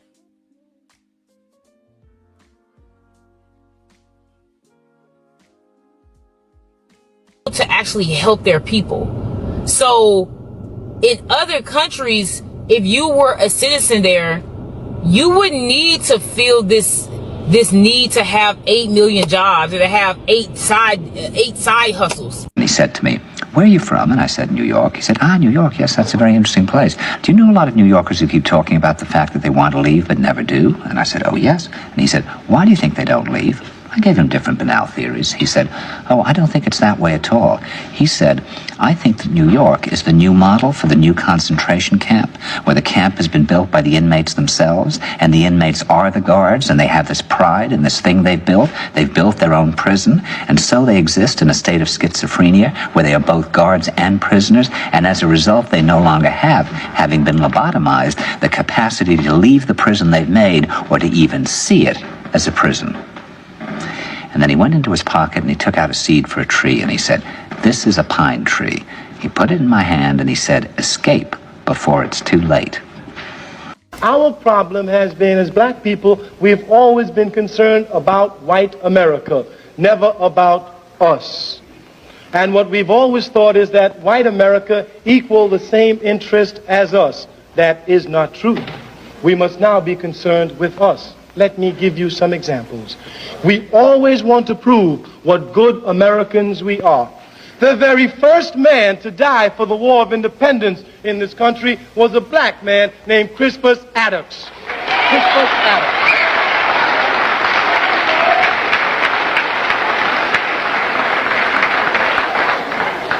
He was a fool.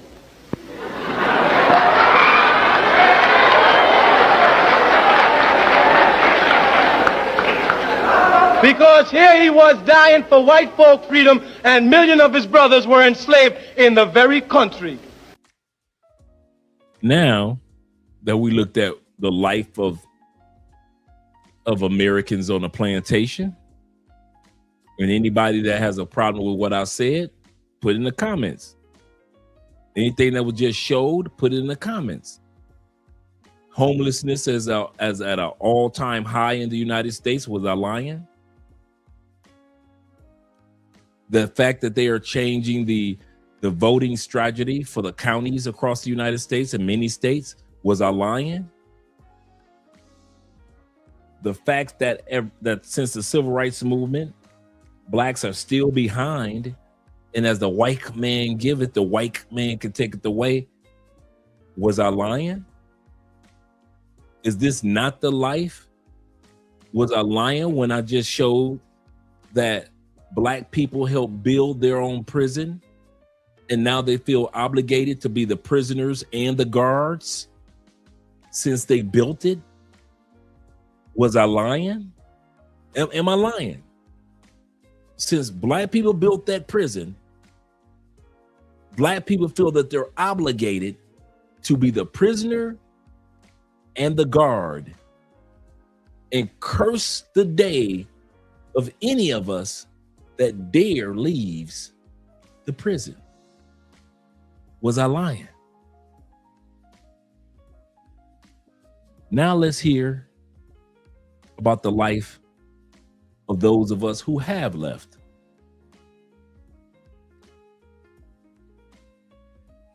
Going on vacation will literally make you never want to come back to the U.S. To be in a place where people are kind to each other, and I feel like for you to be kind, you have to be happy in your own life, and there's a lot of people in the U.S. that are not happy. So what happens when they leave their house? They come out and they're like pieces of shit to everybody. So once in Panama just really confirmed that I am not supposed to be in the U.S. Like, I'm over it. I've outgrown the U.S. Panama to me is just a beautiful place. A lot of people are nice. It's slower paced. Personally, for me and my husband's budget, it's a little bit more expensive than what we will experience in Thailand. So we're still thinking about Thailand, but it was just nice to get a glimpse of what it's like to be outside of the U.S. Although it is kind of depressing being back. Like, I'm just going to grind that much harder so I can leave as soon as possible. All the time, I'm trying to figure out where we're going. I don't know. Tina Turner, Queen of Pop, by the way. Mm-hmm. Yes. Mm-hmm. Tina Turner, she lived in Switzerland, I think, or the south of France or somewhere dope. Switzerland with a garden in the back. South of France is dope. I'm sure. Nina Simone told me that I should leave here. And I was like, go where? And she's like, I don't know. They'll never understand you. Wow. Yeah, I would listen only to this, the though. way Nina Simone can say. I'd have packed up. I've been Right looking. there. Like, oh, shit. Like, where we All right. going? I thought it was Holland. And it, you know, I like a lot about Holland. I like that they have health care for everyone. I like that people speak 3-4 languages. You know, I like they don't have GMOs in the food. They don't trip on people's proclivities. I was like, that's nice. Good way to put that. Yeah. You said Holland? Yeah. Look at you. Look at you ready to go. No, I didn't hear. I didn't hear correctly. Holland, okay. Make it sure. Right. I thought it was dope. It is pretty lovely. I just don't like the switch over between the dollar and the euro. That don't make me feel nice. I just want to say I completely regret leaving America, okay? I'm currently in Cancun. I just got my passport about like 5 days ago, and as soon as I got my passport, bro, I wasted no time, bro. I came straight here, bro.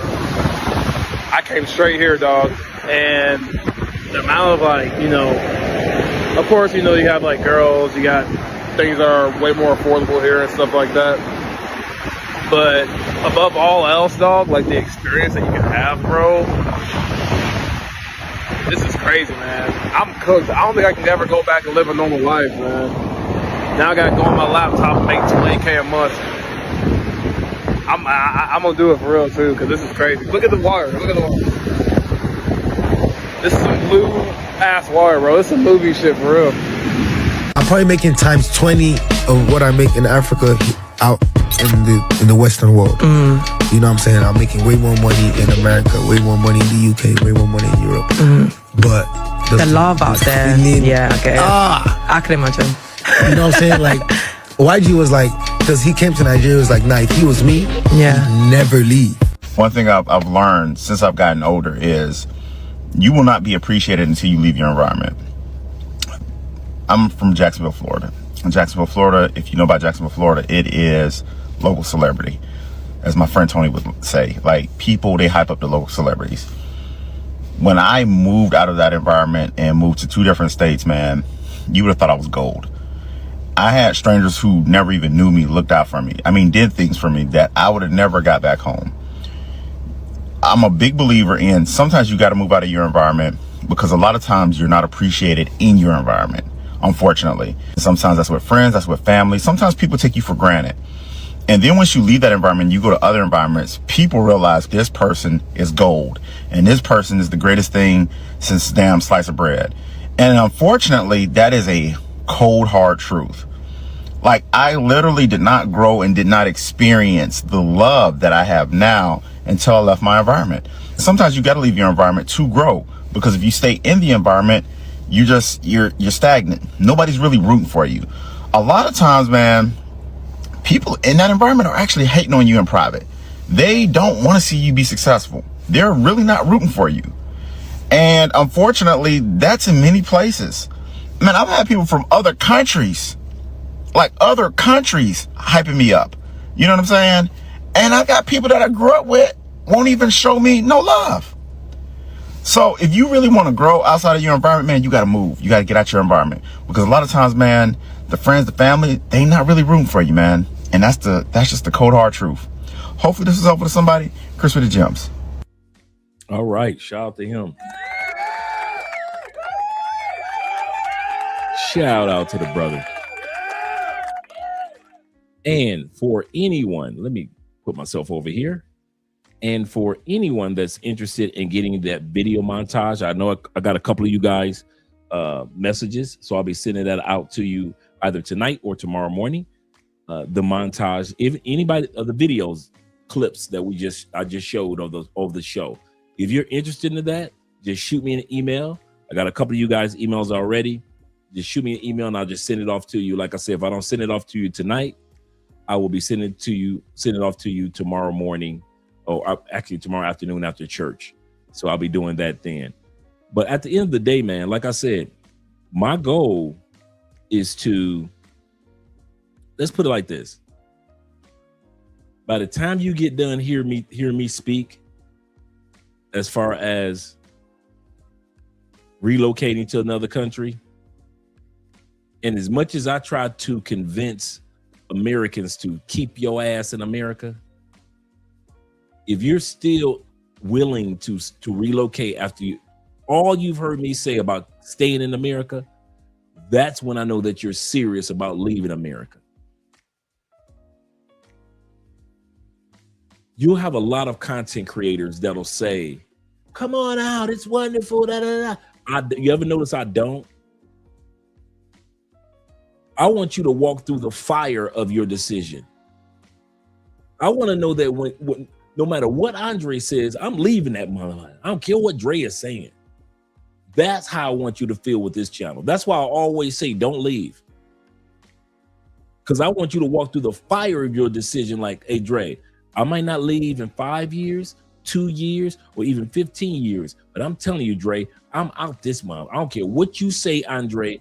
I am out of here. There's nothing you can say to convince me to stay. Those are the guys and ladies who this channel is dedicated to. This channel is dedicated to convince you or to hear you out and hear out how serious your decision is and not take it for granted. That's why you guys always hear me say, hey, I don't care, stay in America. Because A, I don't care, stay in America. But B, those of you who don't care what I just said, and whenever I say it, you're the ones that's going to be all right. I kid you not. You're the ones that in 5 years, 5 months, 15 years, whenever you decide to relocate to another country, you're going to be all right because you are ignoring everything I'm saying about staying in America. Dre, I don't care what you say, I'm out. And I appreciate you guys. But for those that are going to stay, enjoy America. America's a wonderful country. I don't know why y'all think because I have things to say about America, I don't believe my country is amazing. We've got 50 states to enjoy, to explore. I recommend those that decide to stay in America, start traveling. I mean that. I need to do, you know what? We have, in all the years we've been here, we have not done an episode on all the amazing places to go and enjoy in America. And I think I'm going to do that next month. Guys need to know and ladies need to know how amazing America is. We think we know, but we don't know. Most Americans don't go anywhere. So I'm going to talk about at least 10 amazing places, amazing things in America that most Americans don't even know exist. Because we do have a beautiful, beautiful country. And we are amazing people. But like I said, this channel is dedicated to just let people know that you have options. So if you don't want to stay in America, you have the option. You've got the key to the prison. You got the key. You can open the door of the plantation and walk out and live the life that you want to live. Like Jill Scott is saying that she's looking for a country right now. She's looking for a country. But I appreciate you guys being here. I really do. I'll be seeing you guys mañana, tomorrow night. Hope I blessed you guys' evening. And let's get ready for some outros. I got some new outros coming down the turnpike. But until then, we're going to do the belly dancing tonight. I like the belly dancing one. Shout out to you guys.